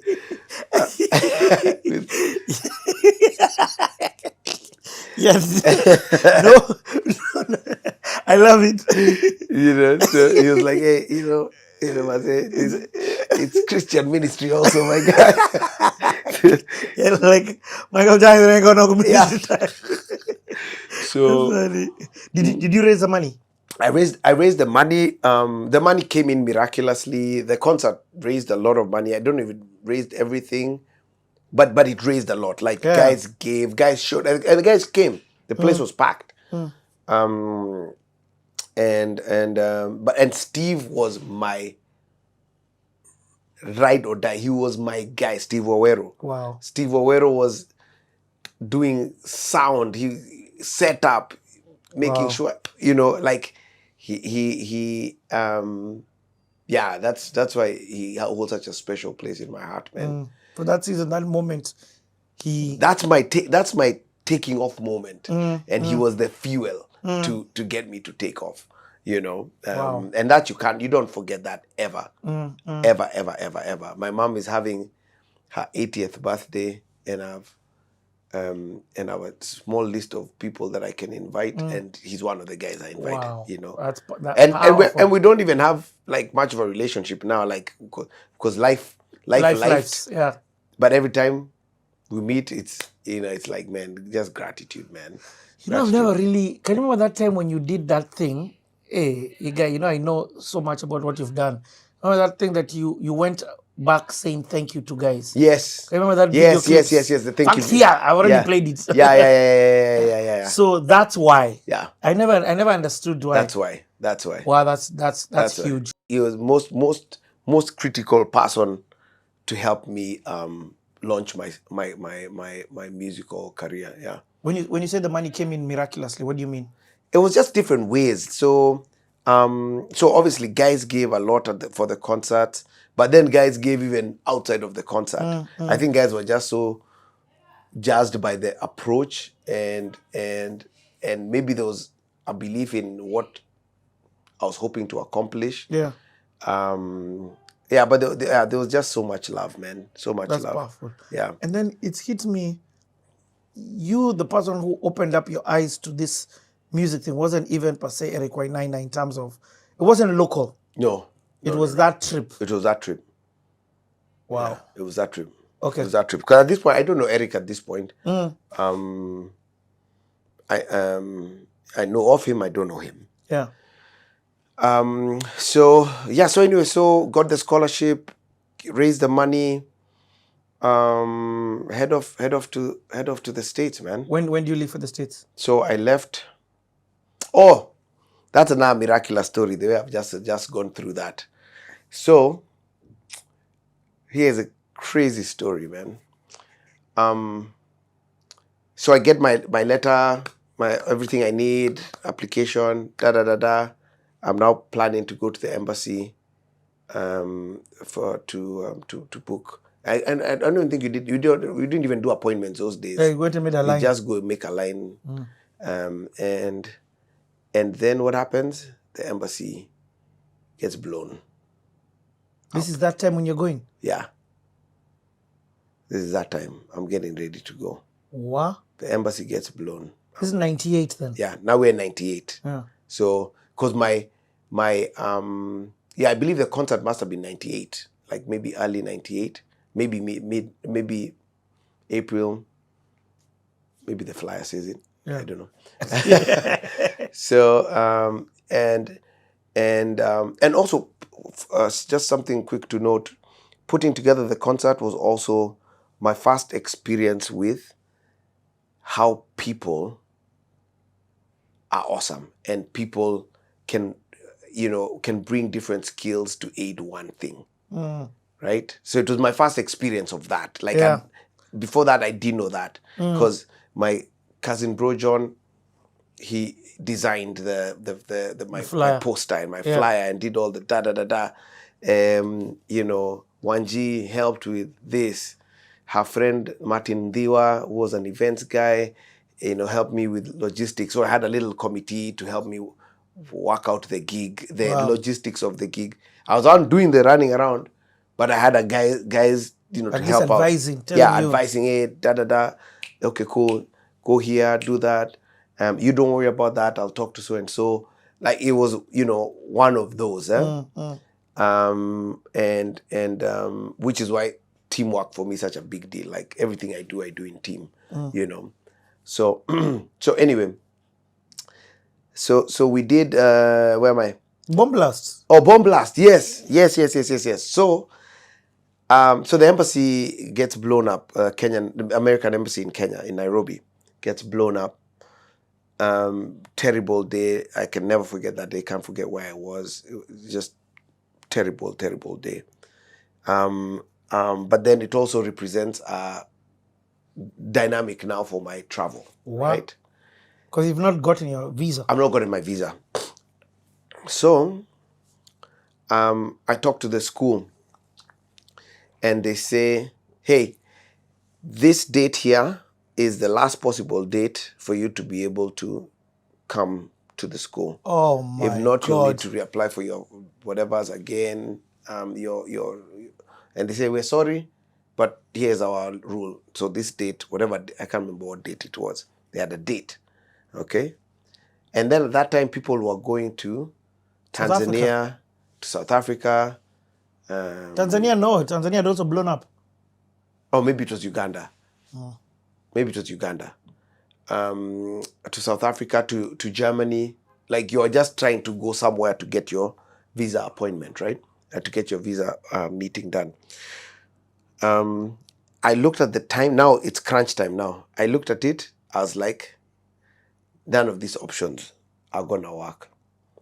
So I had a wild conversation with my dad, which I don't even know.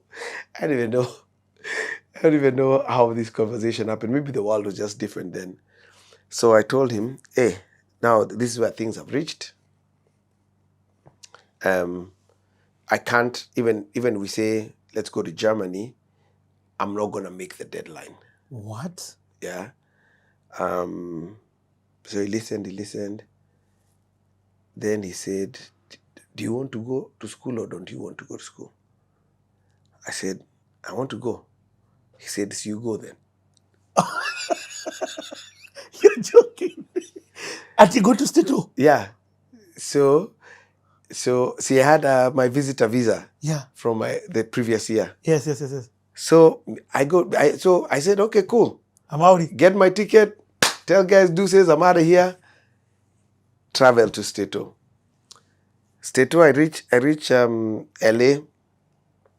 And these are different times now. You know, now you wouldn't even be able to leave the airport. You can't leave Kenya. Yes, right? So I get there and I'm like, one of the things I must do is I must tell the truth, whatever the consequences. So I get up to the car, immigration window, and says, so what's your name? He's like, okay, so here's the story, man. I'm the guy who starts with the story. He's like, what are you, I was like, so I don't have a visa. But my school, I had a deadline, this and that. It was a bomb blast. We had a bomb blast. And he says, okay, cool, come with me. And they take me to a thing called secondary inspection. So you go secondary inspection, and you're just seated in this key room waiting. And the person who they're talking to at the front of the line is let me not say the nationality, is a fellow African who had jumped bail. So he's being arrested. He had jumped bail and he's literally, I'm watching the guy get arrested. Okay? That's the guy who was in the front, in the front of the line. So I'm like, oh my God, what are we going to do here? So I get to the counter. It's my turn. He says, what's the situation? I said, they bombed our embassy. He's like, oh, I'm really sorry about that. I'm like, thanks. Anyway, so I'm coming to school, but I don't have a visa. But I'd been given a deadline by the school. So I'm here. I want to go to school. And the guy looks at the paperwork, and then he goes like, here's what I'm going to do.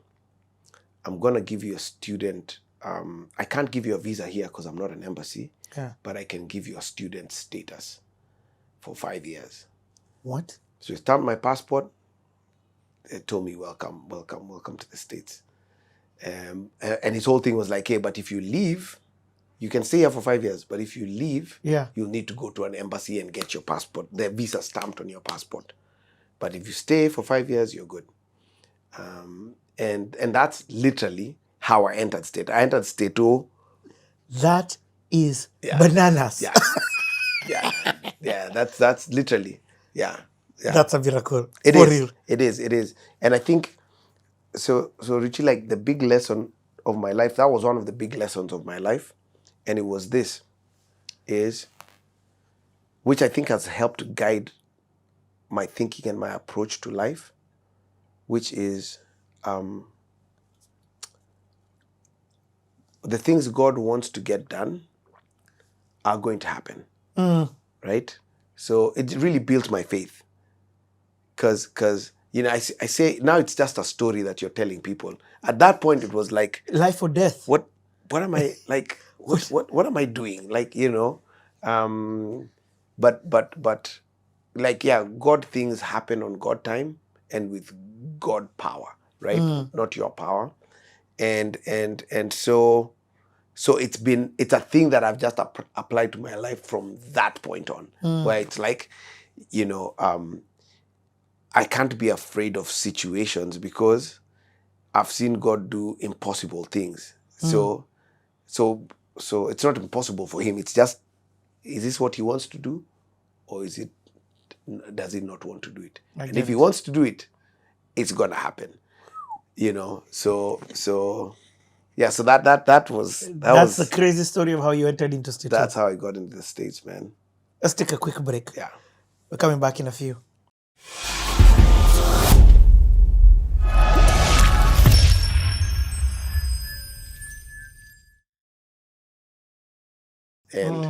And we ended up saying, okay, cool, man, let's be singing together. There was no ever official let's start a singing group. Yes, it was just like, let's just start singing together. We'll sing at the Kenyan church.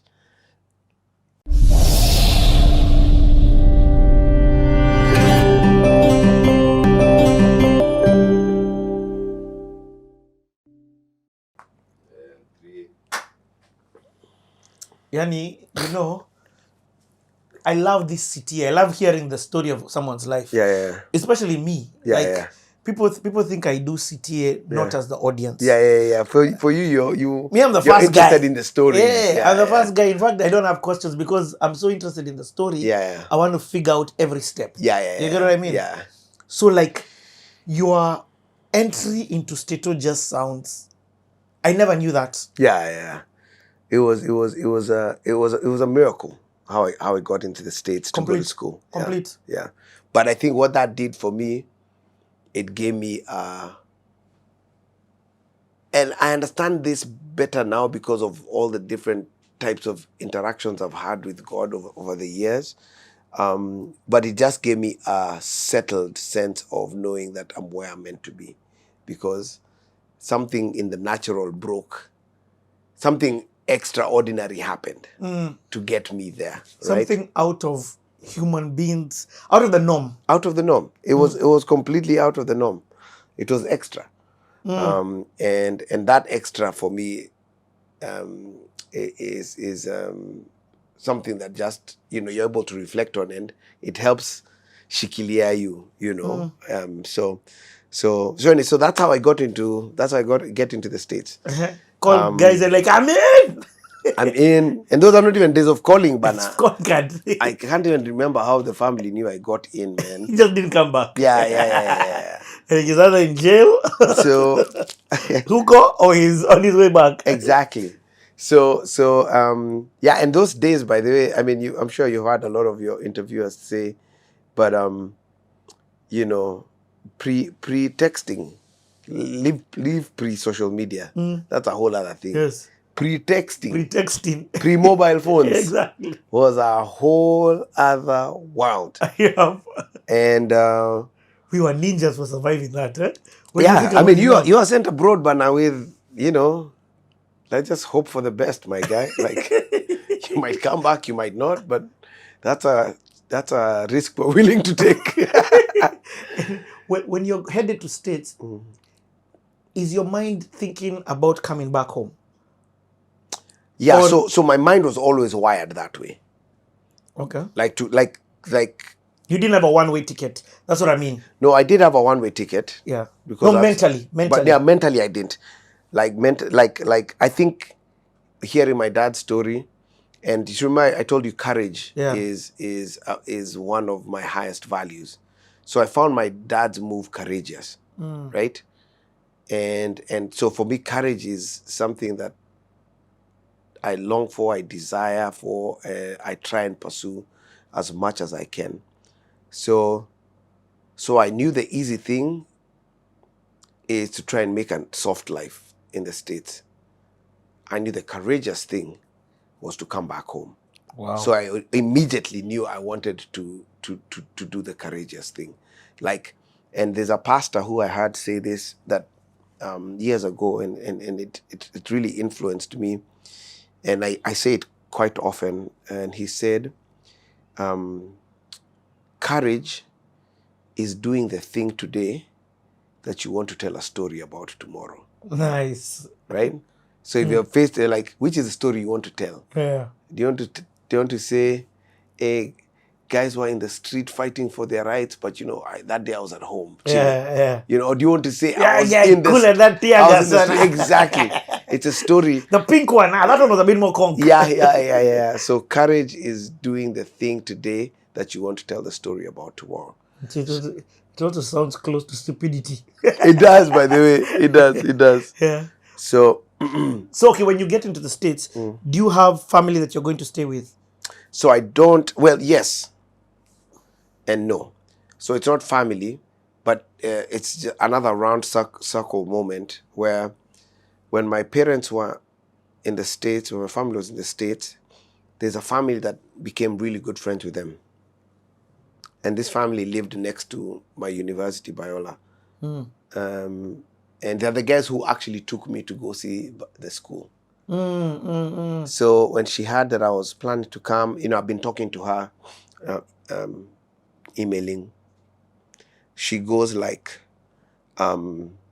she offers me her house and says, you can stay here for your school, for the duration of your school years. Wow. So that was a huge blessing because accommodation is so expensive in college in the States. So you lived with them? So I lived with her, with them, her and her husband, That's so dope. Yeah. That's a huge burden off your back. Huge. But it's not just that, like, excuse me. We're good? Yeah. What so now we're at, she let you in, her and her husband let you in. Yeah, so they let me in and I'm still in deep relationship with her, like especially in this season of my life. Wow. She prays for me. She'll text me like we'll speak like once a month. Like wow. Yeah, like she's like my American mom basically. Yeah. So. What happens? So this school wasn't a school like with halls of residence. It was, but it was too expensive. Wow, and it's in LA. It's in LA. Okay. LA is huge. So which side? Explain. Like. So it's because now even you're still in LA. Yeah. School is called Biola. It's right on the border of LA County and Orange County. Yeah. So just in a city called La Mirada. Okay. Yeah. So you start. Yeah. So I start school. And what are you studying? Studying music, vocal performance. Start school. That's now where I reconnect with Kaima from Milele. First of all, you've not talked about Kaima at all. Kaima is not in the story until this point. Oh no, you said reconnect. Oh, we knew each other as kids. Oh. Like family friends. Okay. The same, even with Kina Christian and Moora. We all belonged to Christian Family Fellowship. So that would meet every Easter at Brackenhurst. So we'd see each other. Okay. And for more context, you see this clip on the screen. Kanjii and the rest of the Milele crew actually did a CTA. So if you want to hear it from that perspective, go and watch that. Follow CTA. that one. Yes. Follow that trail. Yes. Yeah, so anyway, so reconnect with Kaima because he's also going to Biola. Joins Biola. Oh, he also joins Biola? Yeah. Wow. And then Moora, who, was my best friend through high school, is in, he's in Southern California, he's in LA as well. And so is Christian. So all of this, we're all four like childhood friends, associated. Yes. Yeah, and we're all together at the same time in California. So we start hanging out and. So did you know they were there? No, I knew Maura was there. Yes, you knew Maura. Yeah, because Maura was very close to me. But Harry and Hakama, you didn't know. No. Wow. So, but even before we get to them, when you joined the school, what is the school like? The experience. You see, this is now university. Yeah. What was that like? Yeah. So school was different. It was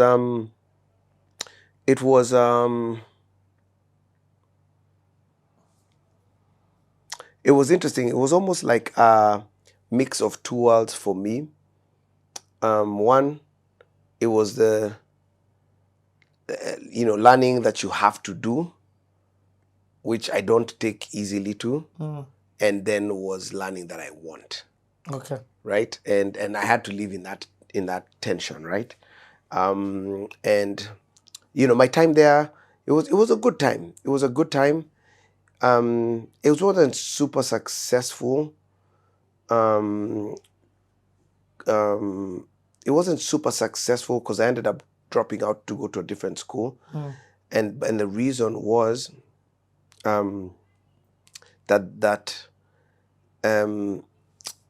so if you know the Milele story and you've taken that trail, so Milele, we formed this Kenyan gospel group in the States called Milele, and we are performing everywhere. We are performing every Sunday. We are somewhere. And then when I come to school, the school was a very classical program. So they were teaching me to become an operatic singer. And I was just like, I just don't see my worlds colliding. I don't see how this is going to help this. And even to this day, I still can't see it. So it wasn't like a childish foolishness. I get it. It was just like, I can't see how this world is helping this world. But this is the world I want to be in. I don't want to be in that world. I get it. So how do you reconcile not feeling guilty with yourself in making that decision? In a time when education and this thing that has been sent to you is everything. Yeah, well, it wasn't that difficult. Again, man, our homes of origin, I guess, have such a deep impact on us. So, I'd seen my dad, and he was very instrumental in teaching me critical thinking. So, and he had applied it and forced me to apply it. And so I think critically. I'm not critical. I think critically, right? And so for me, it was I wasn't fighting with anything. It was just like, let's assess this thing. And my assessment was, I need to be in a different style of school for me to succeed, right? And I'm not beholden to the decision I made if it's a wrong decision. Oh, but are you trying to see what I'm trying to get here? Yeah. All these parts have led to get to this school that you applied and so that you liked. Yeah. But what I'm hearing you say without saying is that, nah, this wasn't the place for me. It wasn't, This place wasn't adding to the destination that I was trying to get to. Yeah, it wasn't getting me there. Yeah, even though it looks from the outside like it's the thing that's supposed to get you there. Yeah. It's actually derailing you out. It's derailing me. And this Milele thing that you didn't look like you were going to get is actually taking me full speed towards where I want to go. That's powerful to know. Yeah, because now with Milele, we're writing, we're recording, we've then let's enter that rabbit hole. Okay. So now, because I'm like, hey, why are you leaving this school? Now I understand. Yeah. This wasn't the direction. Yeah, it wasn't. Yeah. It was the door. Yeah. That, in fact, I call it the sexy worm on the hook. Yeah. That brought you to Stito. Yeah. But God had, even in that space, had a different plan. He had a different plan for me. Okay, so how did then, from your words, does this Milele part start? So remember, people who are watching this maybe they've not watched that other series. Yeah. Okay. And they have no idea about. Okay, so let me break it down.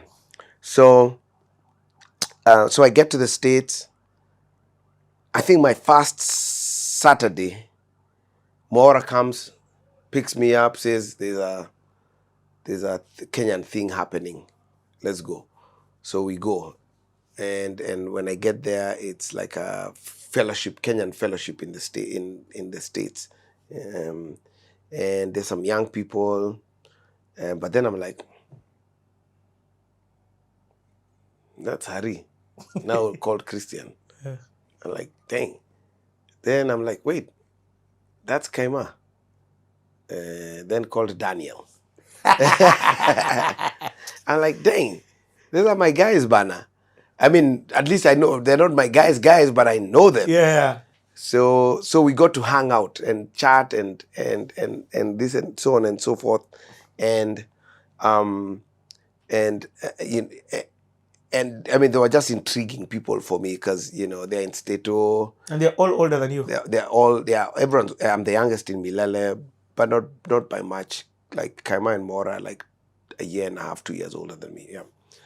So, so at that prayer meeting, and at this point, I'm a firm believer, but I've not been exposed to any spiritual things, So I mean, it's Baptist. You're not shit. We are Bible guys. We are whatnot. So anyway, so even in terms of guys praying loudly, I was like, I didn't know any of that.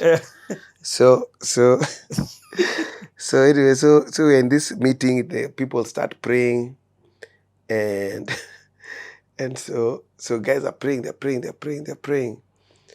and then so I'm obviously praying, but I don't know how to pray that style. So my eyes are closed, I'm just quiet. Then I just hear, yes, Lord. Amen. Yes, Lord. Yes, Lord. Yes, Lord. Amen. Amen. So I'm like, is that a guy? Like, what's going on? So I open my eyes in the middle of the prayers, and I look, and it's Kaima. but here is how he is. So guys are praying. Him is like, amen. Thank you, Lord. Thank you, Lord. And so he's not praying. I'm like, who's this? Was he looking at Chiles? I don't even know. I'm like, who's this fool, Bana? I'm like, wait, that's Kaima, Bana. So we've always laughed about that because I was like, man, that was so irreverent and funny at the same time. It was quite funny. So we got to hang out and started hanging out just as friends, right? Hang out. And then I can't remember how. The distance from where you're saying in Biola to these guys was like how long? At that point, everything was, guys were about maybe 30, 40 minutes away from each other. So it wasn't bad. Yeah, that's not bad at all. So Kaima joins Biola, and then Maura at the time was had just joined another school as a music student. So we've got 3 music students, and then Christian who at that point was just hustling. So the 4 of us, start hanging out, and I can't remember. Do you get a job? No, I'm working on campus. Okay. Yeah, just my campus job at Biola. What's that? I was I'm trying to remember the terminology for it. I was a dispatch for campus security. So I'd be in the whatever and calling out. I had to learn all the codes and everything. Okay. Tell campus safety, hey, there's a problem in I guess. the campus cops. Yeah. Tell them where to go and all of that. So anyway, so we started, we were playing basketball, just hanging out as boys. And I can't remember how we started singing or what made us try singing. Maybe Kaima was playing and we just came around the piano and maybe started singing. I don't know. I can't remember. And then it was like, dude, man, maybe let's try it. That was fun. Let's do that again. And then that just kept evolving. It wasn't vision. It wasn't strategic. It was literally just natural combustion of events, and we ended up saying, okay, cool, man, let's be singing together. Because my family went, my parents also went to the States, and my siblings. What they go to the community that was happening there, the Kenyan church community, the Christian community was happening there, and these two were very vibrant within the youth. I think you're the youth pastor. I helped the youth leader, start exactly youth, right. yes, So when I landed, I just plugged in, and I was like, we just now started reliving our naughty days. But I still remember, I think it was a particular day when there was a prayer breakfast Yes. that we all went and we all hung out. And I think Was Mora there? yeah, Mora was there. Yeah. Oh, your mom took me. Mora went, yeah. You guys came, and then you guys literally went and started a piano, the three of you, and started like jamming. Yeah. That's still my earliest memory of us guys. That's That so was cool. the I don't first time remember that I ever envisioned Milele. Now I was watching you guys because we knew each other. We were just Yeah. hanging out. We're like, you're here, you know. And then you guys went to that piano, like an old piano, and you guys started like showing each other Sijui songs, Sijui doing what. That's still my earliest I'm sure memory. we did. What's that jam we loved? The Ron Kenoli and Sons. Oh yes. That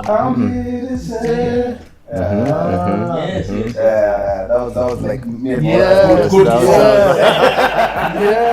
And the girls were like, oh, good job. There was no ever official let's start a singing group. Yes, it was just like, let's just start singing together. We'll sing at the Kenyan church. You know, practice eventually. And then, but now my mindset, so of all the guys, I'm the one who's experienced what I've experienced, which is putting together a show, writing songs, So I definitely brought that energy to our planning, right? So like, hey man, guys, let's do a concert, man. Man, I even have songs. Like we can even do some of the songs from my concert, So now we did our first concert at the Kenyan church. And that who's at the Kenyan church? It's just Kenyans who live in LA. Who's the pastor? Can't remember. I think it's Pastor Ande. I can't remember. It's not Pastor M. No. Okay. Oh yeah, so Pastor M. Yeah, good question. Very good question.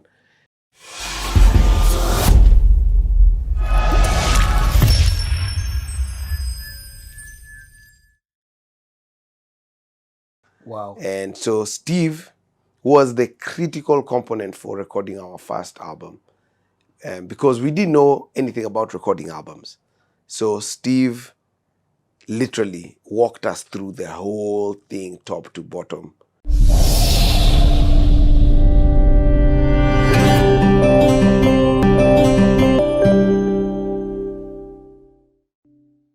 And that who's at the Kenyan church?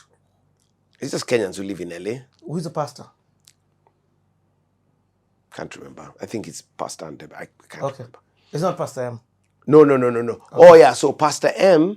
Yeah, good question. Very good question. Pastor M is he's not the senior pastor, but he's like kind of helping out with the youth. I don't think he had an official role, but he was like, he'll be like the youth pastor basically. Okay. But volunteer. Not receiving any money for it. Okay. Yeah, it's just like people would go to their regular churches, and then Sunday afternoon, evening, you come to the Kenyan church. Wow. Okay. Right? Yeah. So anyway, but Pastor M doesn't yet enter the story yet. Yeah. So But it's now at this Kenyan church where you guys come all together. Yeah. That you guys now are singing. Exactly. Okay. So singing there. Did you have a regular church? Yeah. So we all went to the same church. No, you. Regular. We all went to the same regular church. It was called Faith Community. Okay, and then so after the that four now, of us. Oh, then after that, all of you went to. Exactly. Okay. Exactly.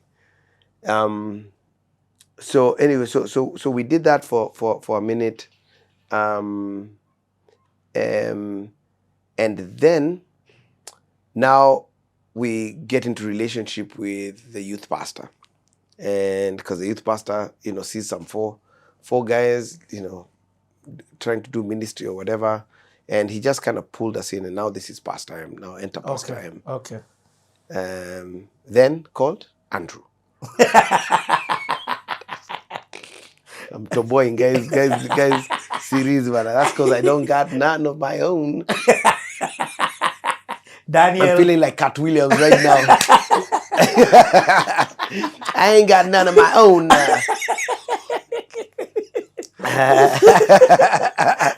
No one can toboy any stories of mine. They don't exist.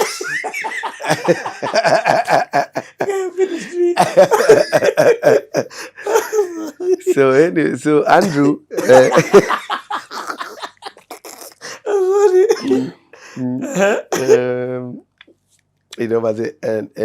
now I started calling him Drew. To this day, by the way, that's how his name is saved on my phone. Andrew. But I did it as rebellion. Yeah. Not Andrew, Drew, because we used to call him Drew. Yeah. Anyway, so we get to hang out with him, and he starts discipling us, and the discipleship was literally the best form of discipleship. Come and hang at my house. Carol cooks a meal. And hi, how's life going, man? How things doing? Hey, that chick that I saw you. Do you like her? It's like, yeah. Okay, hey, what's her name? Like, that's what it was. Yeah. It was so amazing. Wow. And then, hey guys, let's read God's word kiasi. Open the Bible. He take us through a passage. It was amazing. It was such a good time. Powerful. It was such a good time. And I'll do a small segue into Mavuno and then get back to, because something significant happened at that time that would come back to the formation of Mavuno Church. Wow. Okay? So during this time of discipleship and all of that, me, I'd be like, Drew. I'm like, my guy, you need to start a church, Bana. I'm like, you need to start a church. And then I was like, hey, by the way, when you start your own kanisa, that's when I'm going to hang my Christian entertainer boots, and that's when I'll go into worship music. Wow. Okay? But it was a joke. And we would laugh about it at you leading worship. We would check her, because the world I was in at this point was Christian entertainment, which I believe is a thing, and evangelism, right? Where you're trying to attract people. And so it's not worship. Yes, I get it. So, and that's a story for another day. I'm sad that side of the music world has turned down. The entertainment side. Yeah. I'm quite sad about that, because why it's no longer attracting. What happened? It was more economic than anything else. At least this is my assessment. Oh. I think what happened is the monetization for worship, because of the church angle, is easier. Yeah. So it means, but then here's the problem. Who are the evangelists? Who's going to evangelize? Who's going to show a 12-year-old to make a 12-year-old consider faith? Who's going to give you the for those of you who think that gospel music is taking it too far? Yeah. Who's going to do that? Wow. So who's going to leave the church? Yeah. In terms musically. Yeah. To bring people to the church. To bring people to the church. Yeah. Wow. Yeah. Who can be able to go into the club and but go with a faith message in the club. Wow. Dude, you don't leave that one out. That was a powerful one. Yeah. Okay. So anyway. So that's a tangent. So with Pastor M, you guys would be in his digs. Yeah, we'd be in his digs. Just hanging out, chatting. Every week, really. We used to do that every week, every Sunday. That's on CT, I've got this show called The Diaspora Series, where I speak to guys who are in the diaspora. Yeah. To connect home to them and to connect them to home. Yeah. One of the most powerful things that somebody says is who introduces you into the country is like one of the most important people. But then also the community that you have. Yeah. Like, had you connected with different people, your story would be very different. Yeah, for sure. Like, we're in Egypt, Mm-hmm. but you are with Christian. Yes, we were with him the day before yesterday. Yeah. Wow. Yeah, yeah. It's amazing, man. It's amazing, and just how God orchestrates everything, man. Yeah. Anyway, so Uh-huh. so Pastor M, so that joke would come and bite us several years down the road. Several years down the road, and we would remember and go like, "Oh my God, we talked about this. I don't know how many years ago." Yeah. So now Milele is a touring group. We are touring hard. We are, every weekend we are somewhere. And what leads to the growth of that? How do you go from, okay, you're a bunch of guys hanging out. Yeah. And then you're Good doing question. music. I jumped there. Yeah. So we do our first album project, and How? and the idea was like, hey, we're writing songs and all of that. Oh wait, I remember what happened. At that Kenyan church, we had a special group come and perform at the Kenyan church. That group was Limitex. And then Limitex became good friends of ours, but with like a special mention to Isaac Ruchi, who I still To this day. connect with. Literally every few months we'll text each other and check on each other. So anyway, so Ruchi, so we perform also at that event that Limitex are gonna be at. And so we got now to kind of chat with them, hang with them, etc.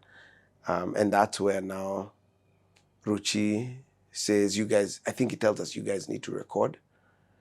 But his whole thing is, I'll help you guys figure out how to do it or something like that. I can't remember. Wow. I can't remember what the offer was, but it was like, I'll walk with you guys as you guys record. And so that's how we were able to get the courage. And then, most importantly, he introduces us to Steve Jean. Is Steve Jean in States at this time? Steve Jean is in the States. Wow. At this point. He's also in the LA area. So Steve Jean. Just let me slow you down. For the record, Limit X at this time are the biggest group in... Oh, yeah. They are, well... Paint context, or are they in the process of becoming? Oh, no. They are the biggest. They've arrived. They're the biggest gospel group out of Africa. They are top 5 of groups, musical groups out of Africa. Because you're saying it's Black Mambazo, Yes. it's who. And Limit X. Limitex should be there. Wow. Yeah. Super impactful. So by the time you're inviting them to Kenyan church, it's because of their meganess. Oh, yeah, for sure. And they draw crowds. And the State tour, church tour was also different because sometimes it's very localized. Sometimes it's just that their church community coming for concert, but you still pay them whatever you're gonna pay them. So exactly, that's what I'm trying to show. They're coming there as a paid tour. Yeah. And had you talked with any of them before? No. So no, never. So this is the first time you're meeting Ruchi? First time. Wow. I knew of them. I'd attended a concert in Nairobi at what's the place? Sitam. Yes, Sitam Valley Road. Valley Road, yeah. It was called something else. Nairobi, NPC. Yeah. That's what it was called then. Yeah. So I've attended a concert, but never met them. I get it. So anyway, so Ruchi, that offer and introducing us to arguably one of the greatest producers out of Uganda, not even arguably. I don't think anyone argues that. Steve Jean. Steve Jean, in fact, when we met him, had just produced a song for Tevin Campbell. What? So when we get to meet him, yeah. So Steve Jean is like making moves. Wow. And so Steve was the critical component for recording our first album, because we didn't know anything about recording albums. So Steve literally walked us through the whole thing, top to bottom. Wow. And hey, okay, guys, come back, go right, come back. How far apart were you? Oh, And he's that also in the area. Yeah, but that was a bit longer. If I'm not wrong, that was a bit of a longer drive, maybe 45, 50 minutes. Wow. And you're going there how often? We'd go there. I know we finished the album in like, I don't know, maybe a couple of weeks or... Wow. Yeah, so we were there pretty frequently. Okay. In fact, I remember, like, we'd walk through the night, and in the morning, Kaima and I are driving to school. Wow. You know, so it was intense. It was a lot of jobo. And Kaima now is he singing? He's producing Kaima is co-producing alongside Steve. alongside Steve. So G. he's like in school. Yeah, he's in school. He's in school. Yeah. And he had come from the Sync Sound. He had done an internship at Sync Sound. Oh, okay. So he knew a bit more. But Steve Jean was just a whole other level. Isn't State too? Yeah, Steve Jean was a whole other level. So it's like, okay, cool. I mean, he's doing for Tevin Campbell, isn't Yeah. It was a whole other level. And are all of you singing, dropping vocals? Yeah, all of us are now dropping vocals. We're all singing. We're all doing BGVs. We all have leads in the songs. Mainly Maura and myself, but Christian would have a couple and Kaima like one. And Daniel, hajakuja correct. Daniel anachizanga keys. But the thing is, your writing process of these songs, because you're telling me Sanjolama you had and maybe one or two more. Yeah. But this album had a couple of songs. It was a full album. Full album, yeah. So what's happening? So those were writing real time. We're writing 2 tracks or Steve Jean has an idea, we write on that. Like it was very real time, happening real time. I get it. Yeah. So what does that And some of those were like full out pop songs, which pop songs you start with the track. Yeah. Yeah. Okay. I get it. So where does this thing go next? And actually one more critical thing. Money. So the money story, and that one is documented really well in the Milele story. Yeah. I'll throw it in. So we experienced a money miracle. And it was this. We had about $1,000 in our bank account. Okay? When we started the project, in the Milele bank account. When we started the project, and we had to pay for studio time, pay for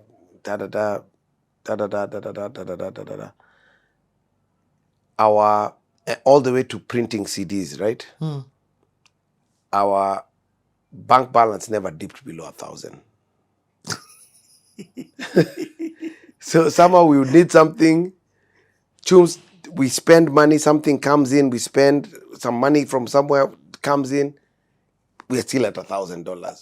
Like the money didn't go below $1,000 for the entire duration of us putting together the album. Wow. It was crazy. And it's not like you had 100,000. No. No. You have 4,000, you need to pay something for 3,000. Yeah. Or 2,000. Exactly. It was wild. It was wild. So we finished that, and that's a forever album. And I think it's still my favorite Milele album. I love that we got musically deeper, but that one was just special to me. It was so very pure and honest, and Yeah. So so we do our first album, and now we have product. Yeah. Now we can tour. Okay.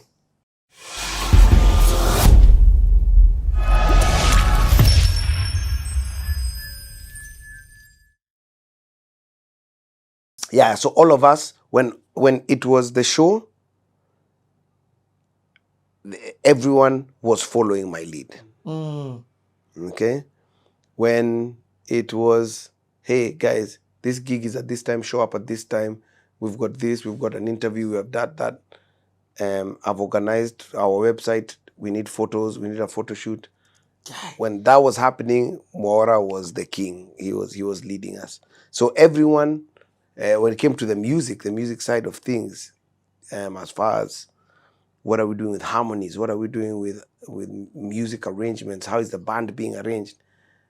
The rest of us wouldn't even know what's happening. We just show up, you know. So I think, Kaimana. yeah, that's Kaimana would get that done.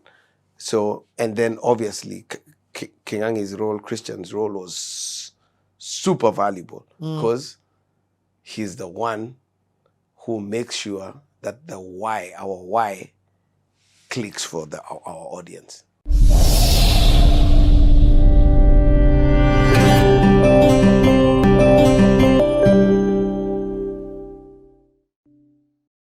And now we have product. Yeah. Now we can tour. Okay. Right? So now we start touring and we realize, oh, shucks. Guys when you show up, guys buy CDs and people would buy them. So now we start building this system. And how you getting the gigs? So we divided up roles. Okay. Right? So Mwaura was like our manager and like promoter. So Mwaura would sit down with a directory and just call churches. Wow. Hey, I have this group, da da da da da da da da da da da da da. And is it just calling Kenyan churches or a mix of No, in fact, it's mainly American churches because Kenyan churches are not that many. Wow. Yeah, it's literally American churches. Wow. I've got a group from Africa, can I send you a package? Yeah, sure, send me a package. We had all the packages with our story, our write-up, a copy of our album, no way. testimonials from other churches. Boom. Hey, you guys are on point. Bro, no way. That's insane. And then also the other thing that we did was, our belief was, every gig we do should give birth to another gig. Yeah. So after you do a wonderful job, and you make sure you do a wonderful job, you now talk to the Pasi or the worship guy. Yeah, and no, not just a recommendation. It's hey, Richie, this is something that we're doing, we're building, da da da da. I would really appreciate it if you it's a recommendation, but get us into one of your friends' churches. Wow. So now Richie, now you call Aizo, Skiliza, these guys were amazing. You need to have them. Then now Mwaura follows on that. So our whole thing was that every gig should give birth to another gig. And this gig, every gig is an annual gig, and every gig is going to give birth to another gig. That is insane. So meaning here, we're coming back here. Next year, this time we're coming back. Yeah, and then at some point now it grew where our networks were so great where, like, not even going on tour, because we would do these summer tours where we rent a van and just drive. And sometimes you don't have all the dates locked in. Yeah. Right? So you have, maybe for the summer, maybe you have 12 dates locked in. But for the summer to be successful, you need 40. So, but you only start with 12. But now you're like, hey, we're going to be, hey, so-and-so. Can you imagine? We're going to be in the Maryland area, this and this dates. We're on a small tour. I was like, oh yeah, no, can you guys come on this date? Yeah, cool, check. So that's how we'd fill up. So we'd never ever start with all the tour dates locked in. Yeah, but you're also filling them up strategically. Yeah, because you don't want to go to New York and then come back the other side. Exactly. You get what I mean? Yeah. So you're trying to fill up for this area. Yeah. That is crazy. Yeah. So Mwaura was in charge of now. Mwaura was in charge of that. You were showman. Me, I was a showman. I created and crafted the show and figured out what songs we were going to sing and what the order of show was going to be. Kaima was in charge of the music. And Kingangi was our talker. He's the one who would share our vision. And so what vision are you guys sharing at that time? So at that time, when maybe we were just telling our story, telling us, why we do this. Because the whole thing is, even at that younger age, we realized that people responded so well to our why that inspired them. Okay, your early 20s doing this. Yep. Like, it's so brilliant. Yeah. Even till today, guys are not sending packages with their profile and all of these other things. And this time there's no internet. No internet. Wow, that was brilliant. Yeah, no internet. So this is, I mean, there is, wait, no, let me say that again. There's email. There's no yeah, and I guess internet is kind of just starting out, because I remember, you know, we would do, like for our tour, I remember us printing Yahoo maps. So you'd put in your destination, but then there's no device to carry the map. So you have to print out the map. They have to print out the map. Yeah. And but that was an advancement. That was Google. Before it was like you open the map of America. Where we Yeah. So do you begin getting a buzz in America? Yeah, so we start buzzing, and the whole thing was linked. It was basically what I said: do a good job, do a great job where you are, try and lock that down for next year, but then get another gig. Okay. And so soon our schedule was intense, man. It was. So that's for you. That's where school now was. Yeah, so I'm still going to school, but my weekends, and that was the problem with Biola. So because we started like intensely going out, and I'm still at Biola. So I'm like, that's cool, but my Friday, Saturday, Sunday, what I'm doing doesn't line up with what I'm doing Monday, Tuesday, Wednesday, Thursday, Friday. So I was like, it just doesn't make sense. So that's when I started looking for another school, and then I found the school in Hollywood called Musicians Institute. Oh, for real? Yeah. So you went somewhere else? I went somewhere else. Okay, and? Yeah. And now there I found my tribe. It was contemporary musicians all trying to be great at being contemporary musicians. Wow. So it's almost like I guess the best comparison is Berkeley. The Berkeley guys wouldn't agree. But you know, but it is the Berkeley of the West Coast. I get it. It's got that kind of vibe of contemporary music, and you know, everyone is an amazing player, guitar player, drummer, whatever, and we're all in this space together. And it's an only music school, so it's not like you have nursing students. I get it. Guys, Yes. Everyone is a musician. Everyone there is trying to make it in the music industry. I get it. So the energy It's is insane. Unbelievable. Constantly writing, listen to this performance. Yeah. And I think that season is when I grew the most musically. Wow. Yeah, when at MI. And what are you being taught? Vocal? Yeah, vocal performance and piano. Yeah.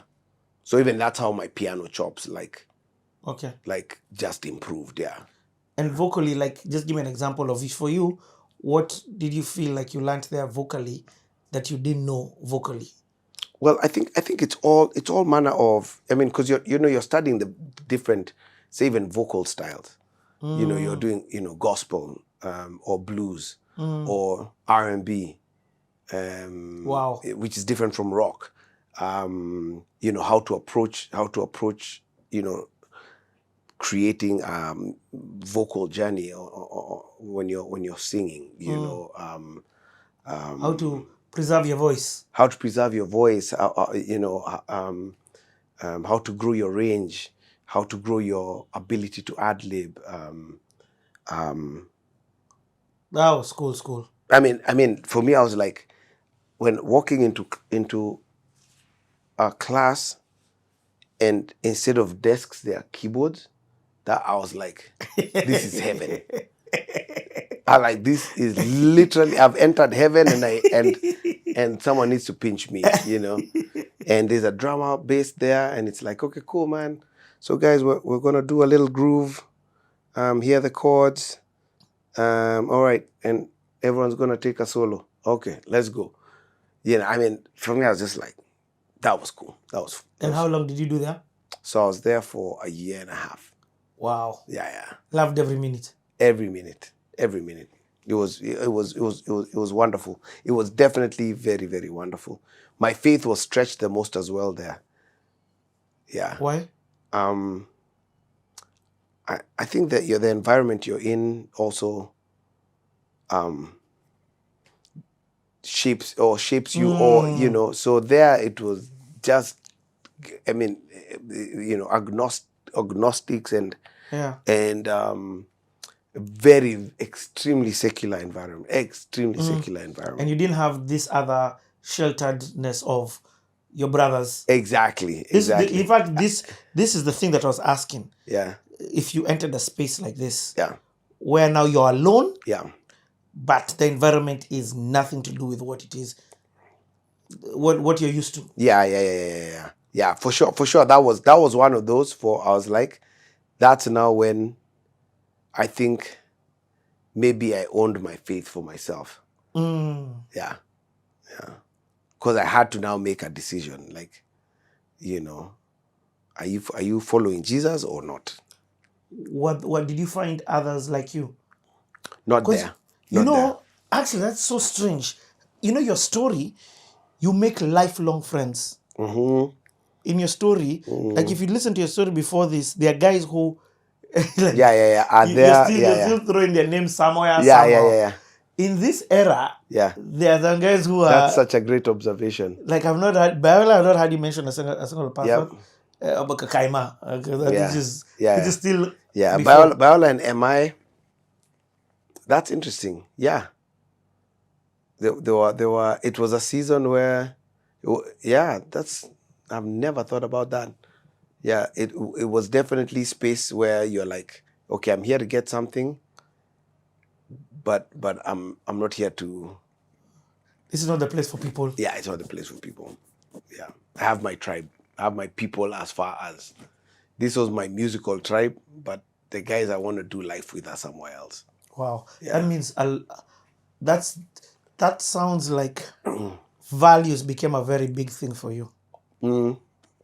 For sure, and I think how they became big was my values were challenged. Yeah, my values were challenged, and now I had to form a reason for my belief system, because I was like, these guys are living in complete, utter difference from what I believe, right? So then, but they're cool people and we're friends and all of that. But they're not my inner circle. Yeah, but I'm like, okay, so I wonder whether I believe what I believe. Wow. Yeah. So it was good in that sense. It was musically, it was amazing, and then it was good for helping my faith. Like, I think solidify. Yeah. You fixed your foundation. You're like, okay. Whoa. Okay. But in the other side, Milele is now. Milele is fununus. Taking off. Milele has taken off. Taken off. We're busy. We're singing.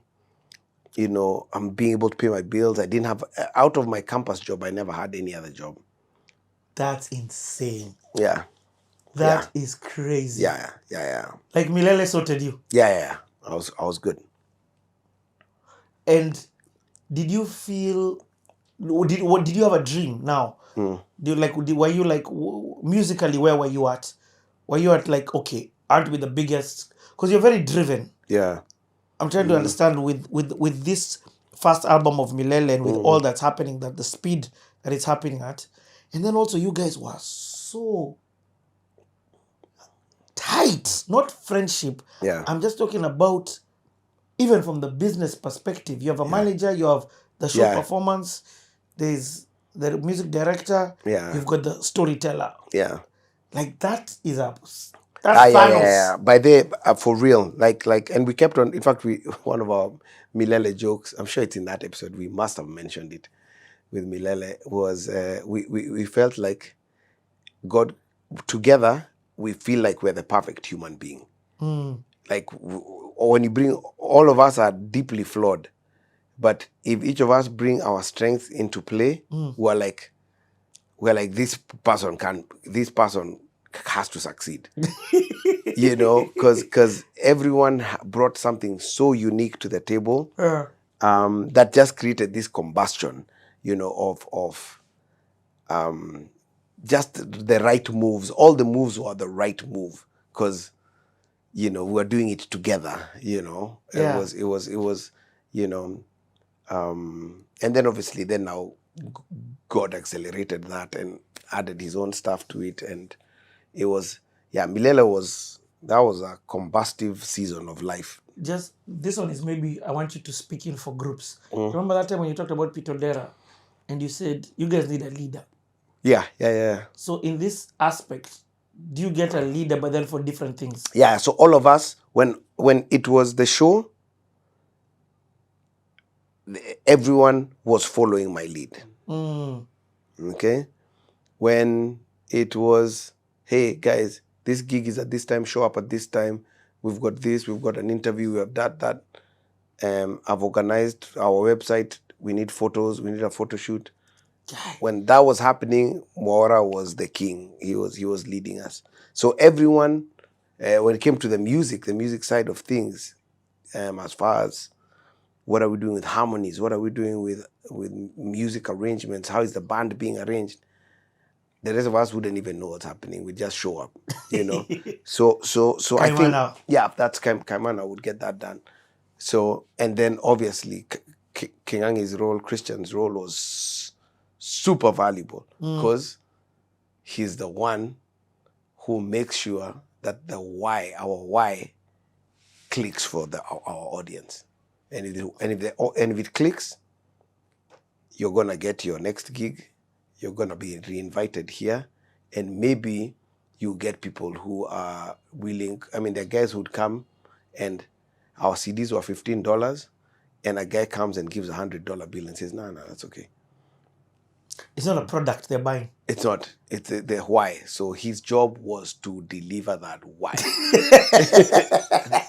You know? You guys, like when you're telling this story, are you like, this thing was so brilliant? Yeah. No, it was. No, because that's how I feel. I'm just like, that is insane. Because you have penetrated into America. Yeah. And my thing is, sometimes you see a lot of Kenyans that go, but stick within the Kenyan community only. You're doing both. You've got the love for the Kenyan community complete. In fact, even they've launched you. Yeah. But there's some brilliance there that's allowed you to understand the place that you are in and penetrate it. Yeah. That was a pretty awesome season, man. Okay, how soon before the next album, or how soon before you come home? Yeah, we did the first album, Forever.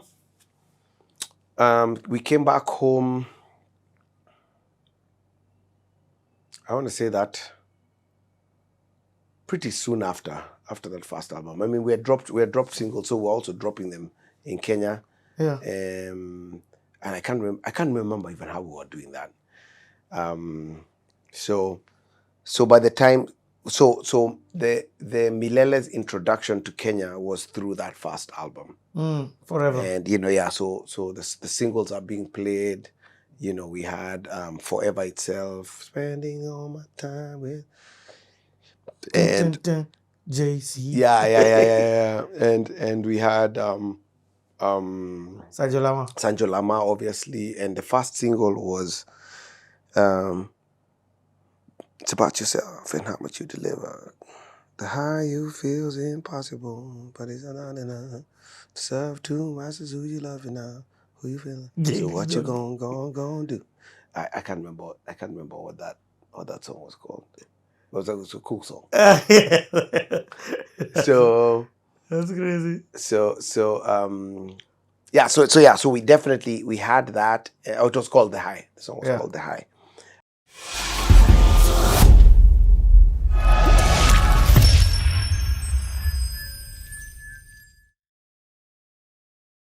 So we've always been taking ourselves not very seriously.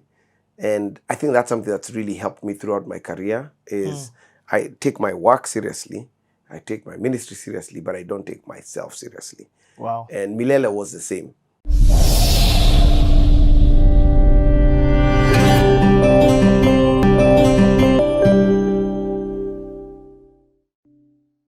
So by the time, so the Milele's introduction to Kenya was through that first album. Forever. And so the singles are being played.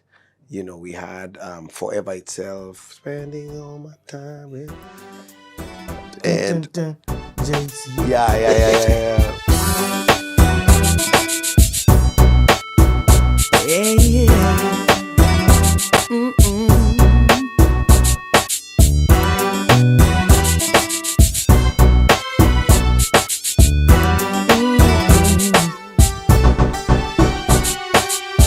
How you doing? How you feel?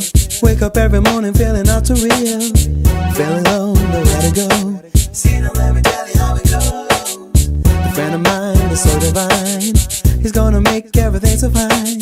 The Lord of love now wants to be your friend for eternity. Yes, you are complete. You know, give your life today. He'll love you every way. Give your life today. He'll love you every way. Spending all my time. Oh, I love my time. He's solid right now. Forever. All of my life. JC. Listen and niwa milele. Sikiliza kwa makini. Uweze kuamini. And we had Sanjo Lama. Sanjo Lama, obviously, and the first single was it's about yourself and how much you deliver. The high you feel's impossible, but it's not enough to serve two masters who you love now. Who you feeling? So what you gonna do? It's about yourself and how much you deliver. Quicker, bigger, better. The high you feel's incredible, but it's not possible to serve two masters who you loving now. Who you feeling now? So what you gon' do? The high you feel's incredible, but it's not possible to serve two masters who you loving now. Who you feeling now? So what you gon' do? Sitting in your room, wondering what you gonna do. Living a life that is So it's like, hey, in the news today, da da da da, you know, whatever president, what did this, and gospel sensation from the United States, Milele, jetted down in the country, and they're here for a series of concerts, da da da. We made the news. Wow. We made the news.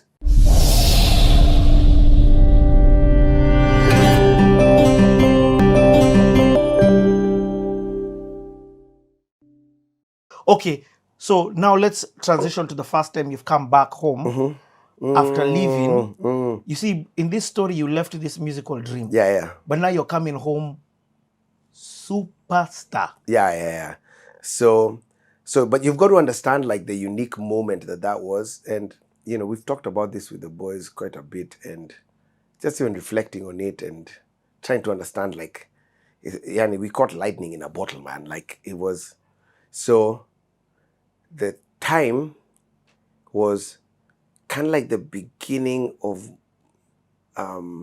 having multimedias, right?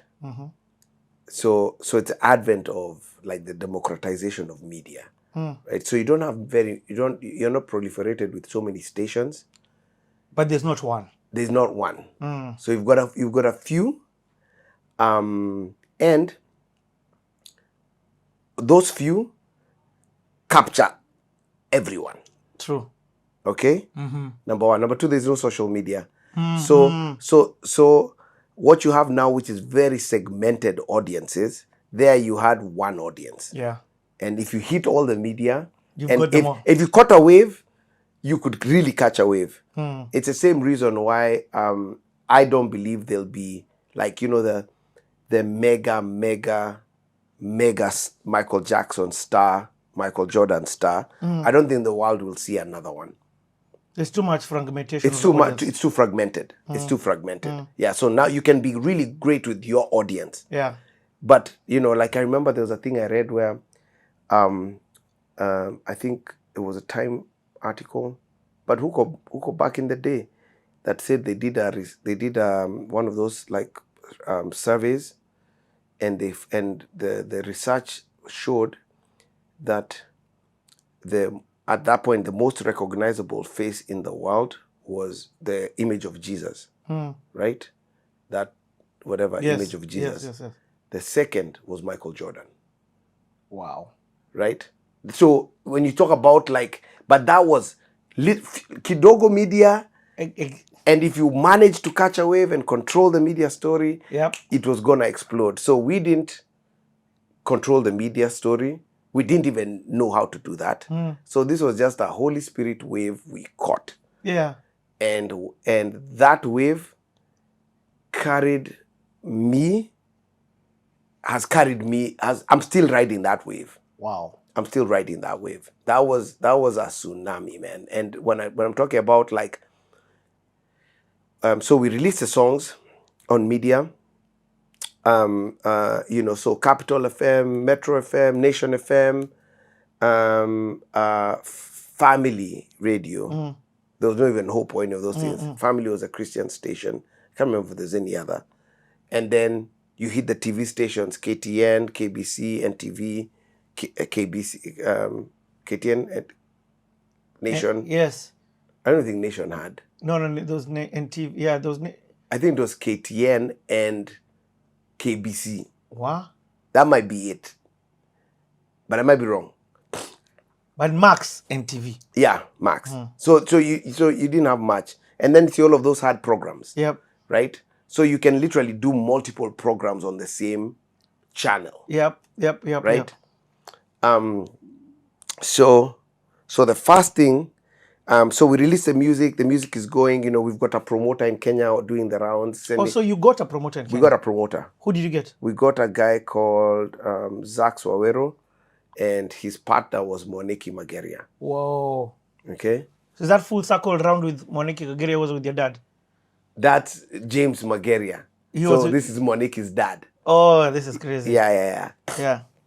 So anyway, so these guys did a great job canvassing and getting media interviews and pushing, and Zach was a really brilliant marketer, and it just happened to be someone we connected with who took our project on, because we're like, hey, we're coming, we need to work through, and I don't even know how we figured that out, that we needed it. So it's one of those like God things where you're like, you have knowledge of something you don't really have knowledge of, That's complete true. Right?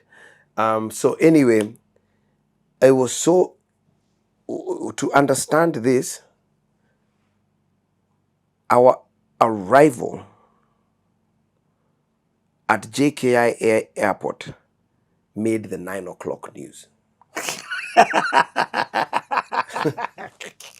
That's insane. So that's how that was our welcome to Kenya. That's insane. Like we landed and we chomoked and there was a camera.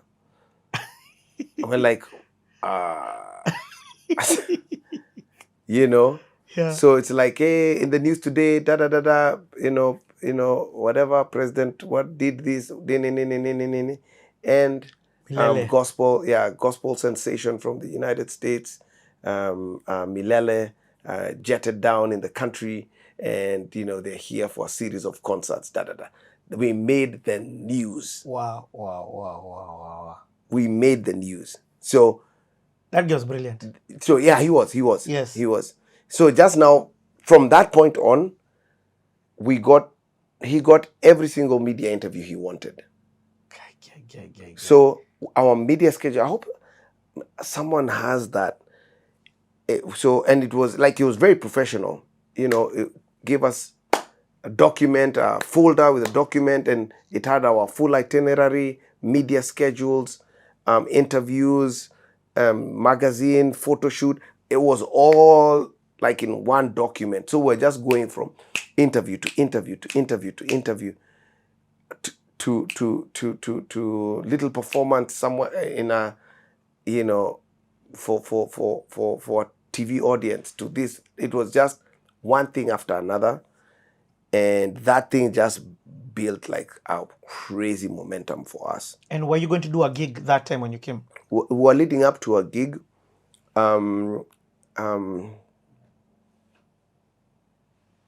So we had a couple of gigs that first time. I think we had a concert at the Grand Regency. I think it's now called the Lyco Regency or something. So Lyco Regency. And are you being paid for this? Or that's your own gig? These us guys these are just us guys. We are coming home. Wow. Wow. So we are coming home. I So get it. it's our gig. I get it. It's our gig. We've sold tickets. We've done this. We've done that. And then we had I don't know if this is the time we had the experience at Parklands Baptist. No, you. Or was that the next one? That's the next one. That's this second one you one. did something at the stadium. Oh yeah. Stadium. Yeah. They had G21, which was a big youth festival, Christian festival at Nyao Stadium. That's so funny. I was the kid at G21. You are, eh? Imagine. That's crazy. This world has full circle. So so we had all of this. We had performances here and there. We did a few churches on the Sundays. So we did Nairobi Chapel, and that's when it was at Mamlaka. And Nairobi Chapel was wild because we sold in that one church. We must have sold about 1,000 CDs. like I remember we had a suitcase because it was cash, like we're selling them cash. Yes. And that suitcase had like 1 million shillings just from flogging CDs. It was crazy, man. Wow. It was crazy. So okay, what does this do for you? So what it does, so number one, brand, right? So I've always felt like God blessed me with two things. One was Milele, second was my wife Wendy, who's a marketing strategist par excellence. And between those two things of what she did in the kind of like the halfway point of my career to this point, and and what Kinazaks did at the beginning, I've always said like my I've had a bigger reputation than I think I should. Like it's been pretty amazing. And it's that thing for like it's a lasting reputation.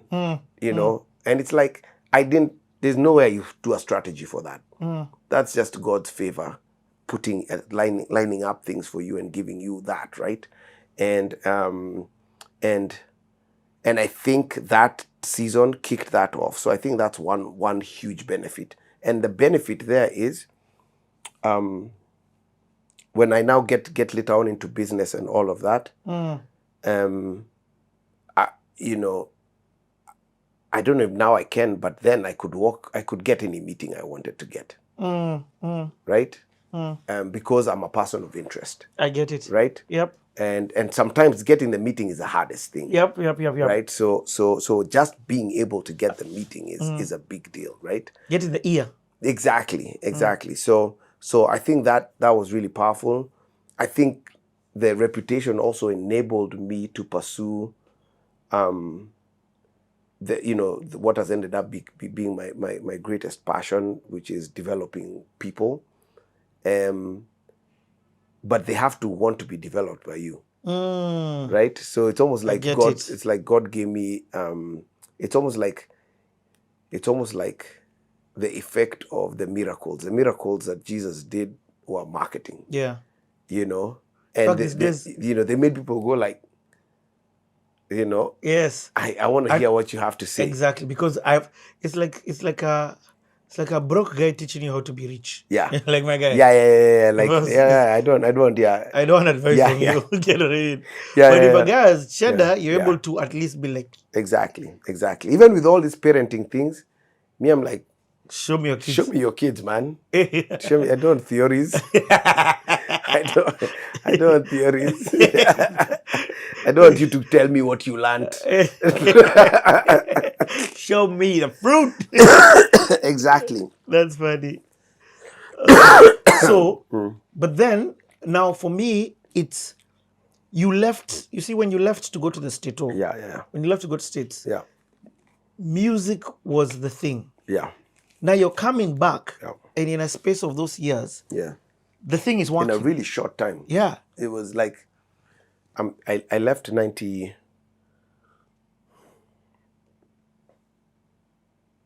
98. I left 98. Yeah. I came back 2000. end of 99, or was it 2000? Yeah. Yeah. It's a short time. It didn't feel like a short time, but it was a really short time. Exactly. And the thing is, you see, in the group, all of you had different roles. Yeah. So in the stage essence, in an essence, you're the showman. Yeah. So did you feel, okay, my goal is working? And then even you've gone to school for this thing. Yeah. I mean, the Milele definitely had a really good stage show, at least for the time. Like it had everything. It had everything. And the thing is, we kept on evolving, and we kept on growing, and we kept on expanding the ideas. And so I think at that point, what all that media and just kind of like explosion of a brand, like, I think it gave us a lot of confidence. Like we were already pretty confident, but in terms of like, okay, your ideas actually make sense, you know? A lot of it was beyond our understanding, and I think God protected us in that sense. So we were the most unassuming celebrities you can imagine, because we didn't know we were. So we didn't care. Yeah, we didn't care. Like you know, but I think that thing carried on throughout my life, and has been one of the greatest blessings of my life. Completely. Yeah, that I really don't care about. I don't maybe don't care is not the right word, but for me it's not an important thing. It's not celebrity or wealth, or like, they're not important to me. So but I think that was built in that season where and what that means then is I can make a different decision, because I'm not burdened by this thing. Yes. Right? Celebrityness makes you live to people's expectations. Exactly. And it's not even people, your assumption of people's expectations. Yeah. But then I think you are also, this thing that you started in the beginning called team was also your insular. Oh, for sure. Like you guys had each other. We had each other as friends, Yeah. even before bandmates. Yep. Wow. Okay. Yeah, So, and I mean, dude, like I'll tell you a funny story about how that the unassuming and foolishness. So there's you if you check media archives, I bet you will never find a video of us guys singing like nicely. Like every time we were asked to sing, we'd sing a foolish song. So guys are like, hey man, you're Milele, you guys da, can you do a little something? You know how media guys go. Yeah. Then us guys would go, Niriona kengangi kenene, kendaga konoma, Diga tengera, go tengera. Then we maliza the song, and the presenter is like, I don't know what to do with this. You haven't done the boy band thing. Yeah, exactly. I want it. My harmonies, like, so That is so funny. you will not find any time that we were asked to sing until we did a good job. It was always foolishness, but I think that stuff just kept us grounded, kept us simple, and that thing I think has been a wonderful friend of mine through the years of just be simple, man. Wow. Okay. So what happens? Do you make some decisions based on you guys coming to Kenya? Now, after we go back? Yeah, you go back immediately? So we came back maybe 3 weeks or whatever. It's a whirlwind. We're busy. We're all over the place. and then we go back. And also, let me also ask you, coming to Kenya and getting acceptance from Kenya, does that even make you bigger now in Stato with the Kenyans? I don't necessarily think so, because the world was not as small as it is now. Oh, information travel. So exactly. So it's not that someone is posting or following KTN in New York or New Jersey. They're not. Yeah. So you almost had to do what like guys like Ridiculous did, or Eric, where you have a consumable, a CD, a video, whatever it is, that guys in the diaspora can enjoy on their own.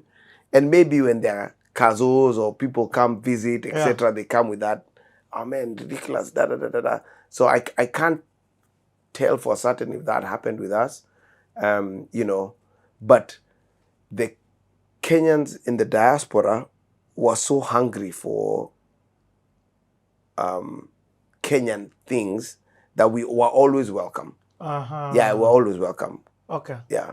I mean, to this day, I'm talking about like even this year, like I'm always meeting guys, those guys who've been in the US 30 years.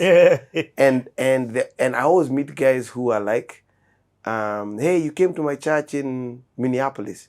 Hey, we had, we did this or whatever. And it's always Kenyans, and they're like, oh, hey, you stayed at my house. I don't remember any of that stuff.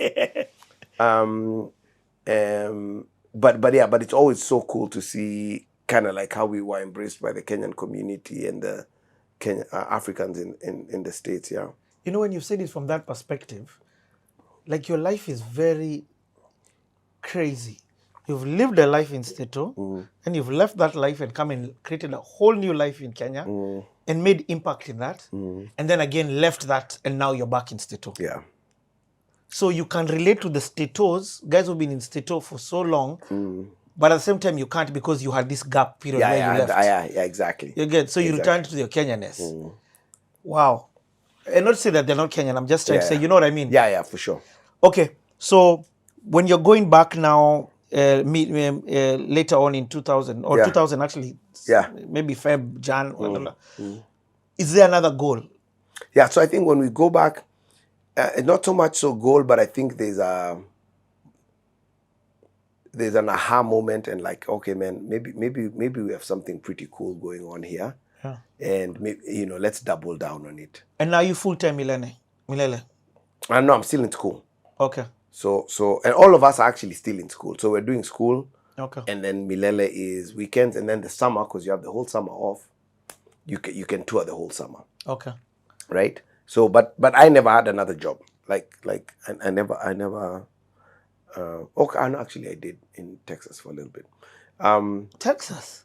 Yeah, I'll tell you. We'll get there. We'll get there. But that is an after period. Okay, sir. So you go back.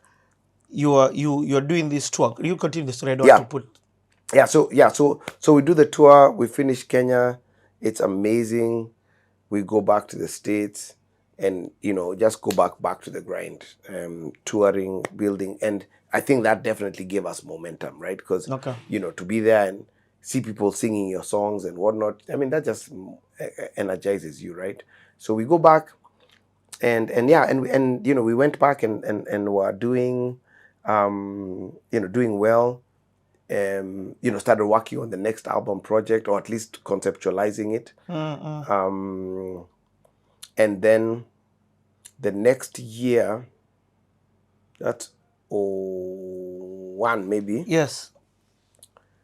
We went to now record. We came back to Kenya, but we had a stint in Uganda, because now Steve Jean has moved from the States and has moved back to Uganda. Wow. And we were just like, we have to work with Steve on this next project. Level up. Yeah, so level up.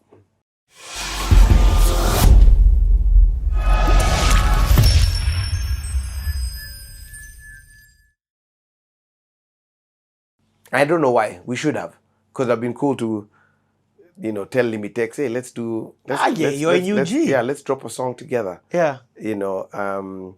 We did have one. Hey! We had a collab with Chameleon.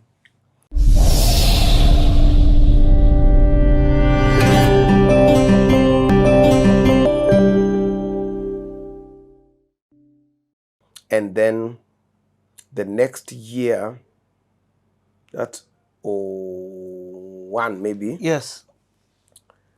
We went to now record. We came back to Kenya, but we had a stint in Uganda, because now Steve Jean has moved from the States and has moved back to Uganda. Wow. And we were just like, we have to work with Steve on this next project. Level Up. Yeah, so Level Up.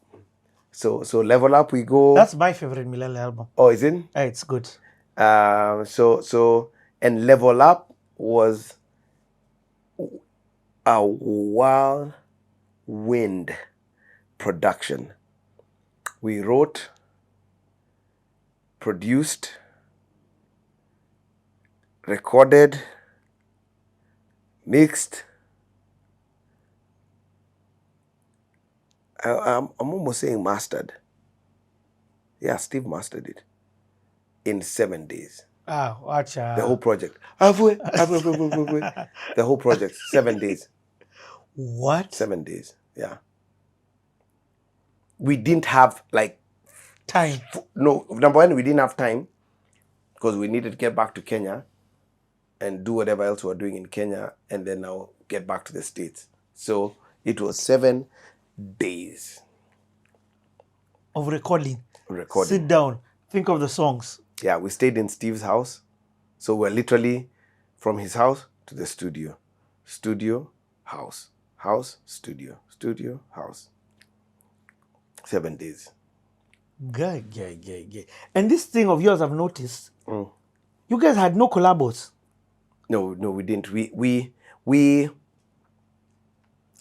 This album, this specific Level Up, Forever we didn't have any collabs. Level Up we had featured singers, but it's no names, It was my boy Alan, who had a really nice voice. He sang on one of the songs. And we didn't have that mindset. I don't know why. We should have, because I've been cool to, tell Limitex, hey, let's do. You're a UG. Yeah, let's drop a song together. Yeah. We did have one. Hey, we had a collab with Chameleon. Never released it. What? Yeah. We there's a song Chameleon featured on, but we didn't like it at all, so we didn't release it. Yeah, it just wasn't. Not we didn't like him. We loved him. We just didn't like that song, and we didn't feel it was. And it had nothing to do with the face. It was strong enough. No. We're very happy to collab with Chameleon. I was a big Chameleon fan. Yeah. That's crazy. But this is Chameleon. Before the explosion. Yeah, no, it's Chameleon. Ogopa Chameleon. When he's still with Ogopa. That's early days. That's early days, yeah. So you recorded it with Steve Jean? With Steve Jean, yeah. Wow. That's crazy. Steve Jean has a song somewhere that can make you guys a comeback. Okay. Let me touch on what songs for you now stick. Hey, turn it around. First of all, first album, no videos. No videos. Videos were not really a big thing. Weren't really in our realm of thinking. So we didn't. No videos. And is it in this album where now you're thinking about? So first of all, Turn It Around had a video. Turn It Around had a video, but it was a live video. Turn your life right back, just turn it around. You hear this beat, just turn it around. All around, can't you see what it's done for me? I was so lost in sin, darkness seemed to cover me. I had no place to turn, I had a wall surrounding me. Well, you opened up my eyes and you cured my disease. And the greatest part of it is that He can do it for you. He did it for me. He can do it for you, yeah. Oh,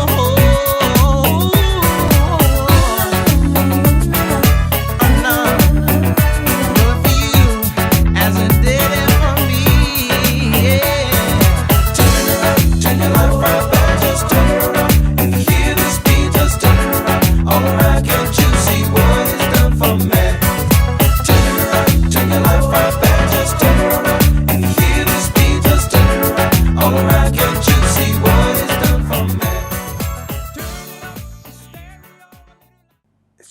we have, so for Level Up, we did a Milele live in concert. At Mariners. At Mariners. And so some of the videos that are online is from that live in concert. Oh, I Yeah. get. So it wasn't like a music video. It was a live video. So I get it. So Milele only did technically one like music video, and it was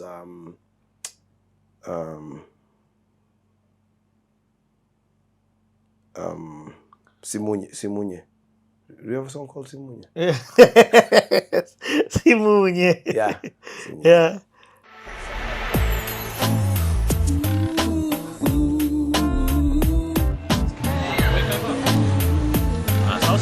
You know what time the show is, huh? 6 o'clock, eh? Yeah, so be there at 6, man. I'll be there. Alright? So,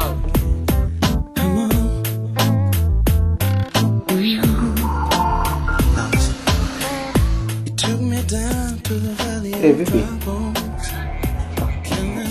What's up, man? I'm just chilling, man.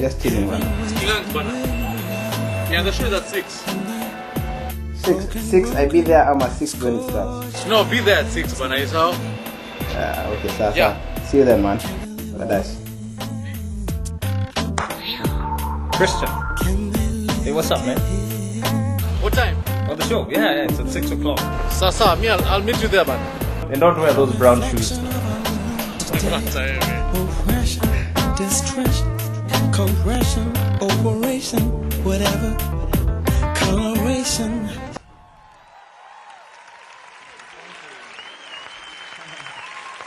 Amen. This song has this very interesting word called simunye. Simunye means we are one in Zulu. Whether we're from Kenya, you're American, or Orange County people Pastor was preaching about today, what makes us one and unique is the blood of Christ. Marty and Joe are there. Just come and stand here with us and sing. You'll see the words on the sides, on the screens, or up here. Just sing with us. We are one heart. We are one church. We can change the world. Yeah. This is really simple. It goes like this. We are one heart. We are one heart. We can change. We can change the world. We are one church. We shall stand strong. We shall stand strong. Tear down this wall. We shall rise up. Baba na mama, toto mzee, keni mikono, tungane pamoja. Loving your neighbor, caring for one another. The time is right to say Simunye. Here you go. We are one heart. We can change. We can change the world. We are one. We are one church. Simunye. We shall stand strong. We shall stand strong. Tear down this wall. We shall rise. Caroline. Carol.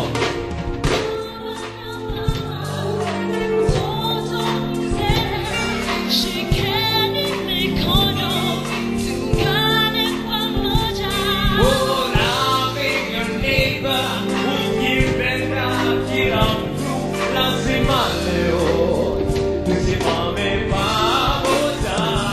We are one heart, we can change the world. We are one church, Simunye. We shall stand strong, tear down this wall. We shall rise up. Simunye. Now this part is really cool. It goes like this. Simunye. Yeah, there you go. Can I spread one more time? Simunye. Now hold everybody's hands. Everybody join your hands together now. Loving your neighbors, ukipenda kila mtu, lazima leo tusimame pamoja. We are one.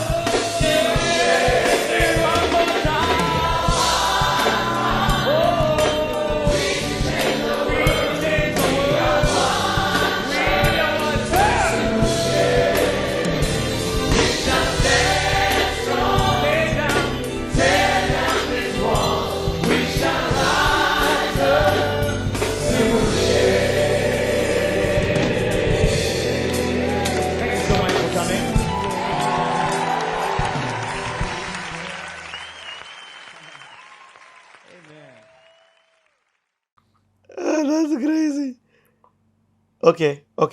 So you go back. Mm-hmm. You've left Steve Jean mastering, or you go back with the master for this album when you're going back to States. Yeah, I feel like we went back with the master, if I'm not Okay. wrong. But the boys could correct me. But on that. that was now you. But it was. We have moved into second album. Yeah. We moved in second album because we were like, you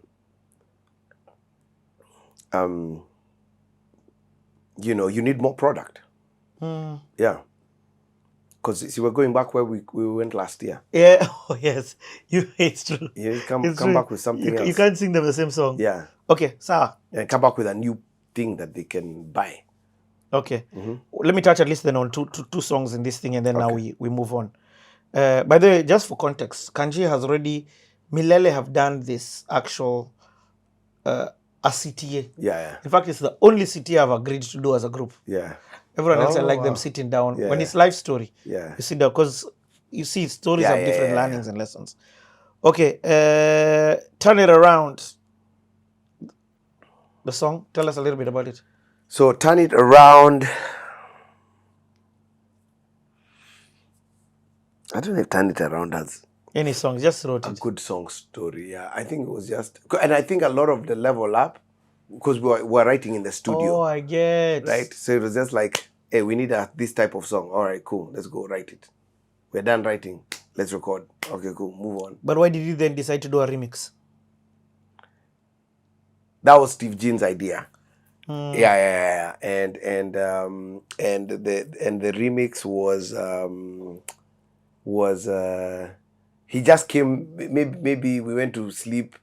We woke up the next morning and was like, guys, I made a remix. That dark child sound. Yeah, and we're like, yeah, let's throw that in the album as well. And at that point, people used to do that. Yeah. Where you have a remix of the song, and also I think this album, what's the last song on the album? The last song on the album, A New Day. There's Ngai, they set free, coming home. Oh running. no. Oh, it's Forever. Forever had a hidden track. Hey, that's Yeah. old school. Yeah. When you used to hide tracks.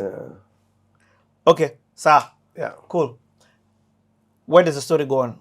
So now so we go back to the States. We're touring. We get the new album done, finished. Release it. Turn It Around is the first single, and I think the song that did the best on that project. It was, I think, Turn It Around was. Now I'm in Musicians Institute, so I'm different vocally now, and Kaima is also now really advanced in it. So Level Up, I think, was a great meeting point of where we were musically, and that's why we call it Level Up. Okay. Because we felt like, okay, this is a level up from the other one. Yeah. Right. So we do the usual tour it, and do you have a goal as Kanjii? Forget Milele at this time. Are you like looking and saying, okay, are you like Michael Jackson and being like, one day I'm going to leave this group and I'm going to be the biggest artist in the world, or I'm going to leave this group and go into ministry, or where are you mentally? You get what I mean? Yeah. I think for me, I think there's a sense of, we've caught a wave, so let's just ride it. You're in the now. Let's just ride it, yeah. And I think at that point there was something that I'd had Cisco, the Drew Hill lead and singer. Dragon. Yeah. And he said something, so he was in an interview, and he was talking about, I think the interview asked him about the future and whatnot and this and that.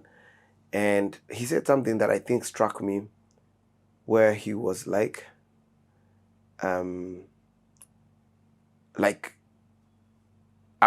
to ride this as long as it's rideable. Right? He needs to remember that.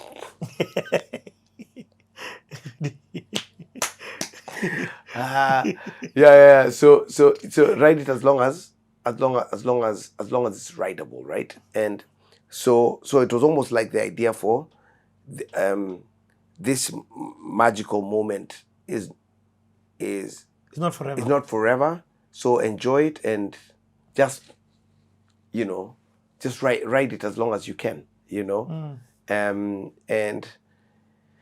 I remember thinking, yeah, that's good advice. So it wasn't like a major mindset, but for me it was like just be in the moment and keep going and keep going and keep going. I mean, we and with Milele we were very futuristic. We were talking about future plans. We wanted to, build a like a performing arts center in Kenya. Like What? Then we went into our kind of like more of our non-profit side of things, and we even actually literally built a children's home. Like we built it from the ground up, and then we had a model that we were working on for figuring out how to help kids who are orphaned. So now you had moved into the impact side of exactly. of So we're things. still doing music, but we're still doing but now we've added impact to our repertoire.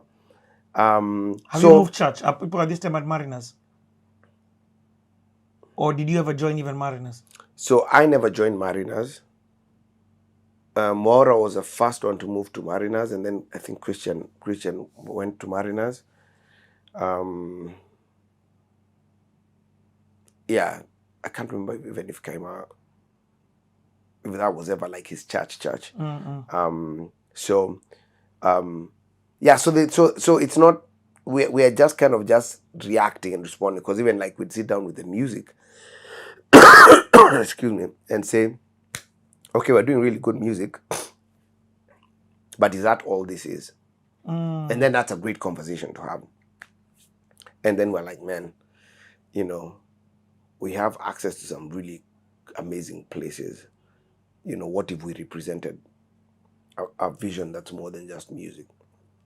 And so it's all these things we're grappling with, but with the four of us, like, such great conversations. So Milele registered non-profit, and okay. Milele registered a non-profit, and and with the goal of kind of trying to do these different projects that we wanted to do, and realizing that Milele could be, the music group could be a catalyst for some change things to happen, some impact things to happen. Yeah, so that's kind of like how that season was. And then, around that season is when I dramatically find myself back in Kenya. Okay. Yeah. Let's take a stop there. We'll be back to continue the conversation from the dramatic return back to Kenya. Yeah. The dramatic return to Kenya. Yeah. Okay, perfect. Yay.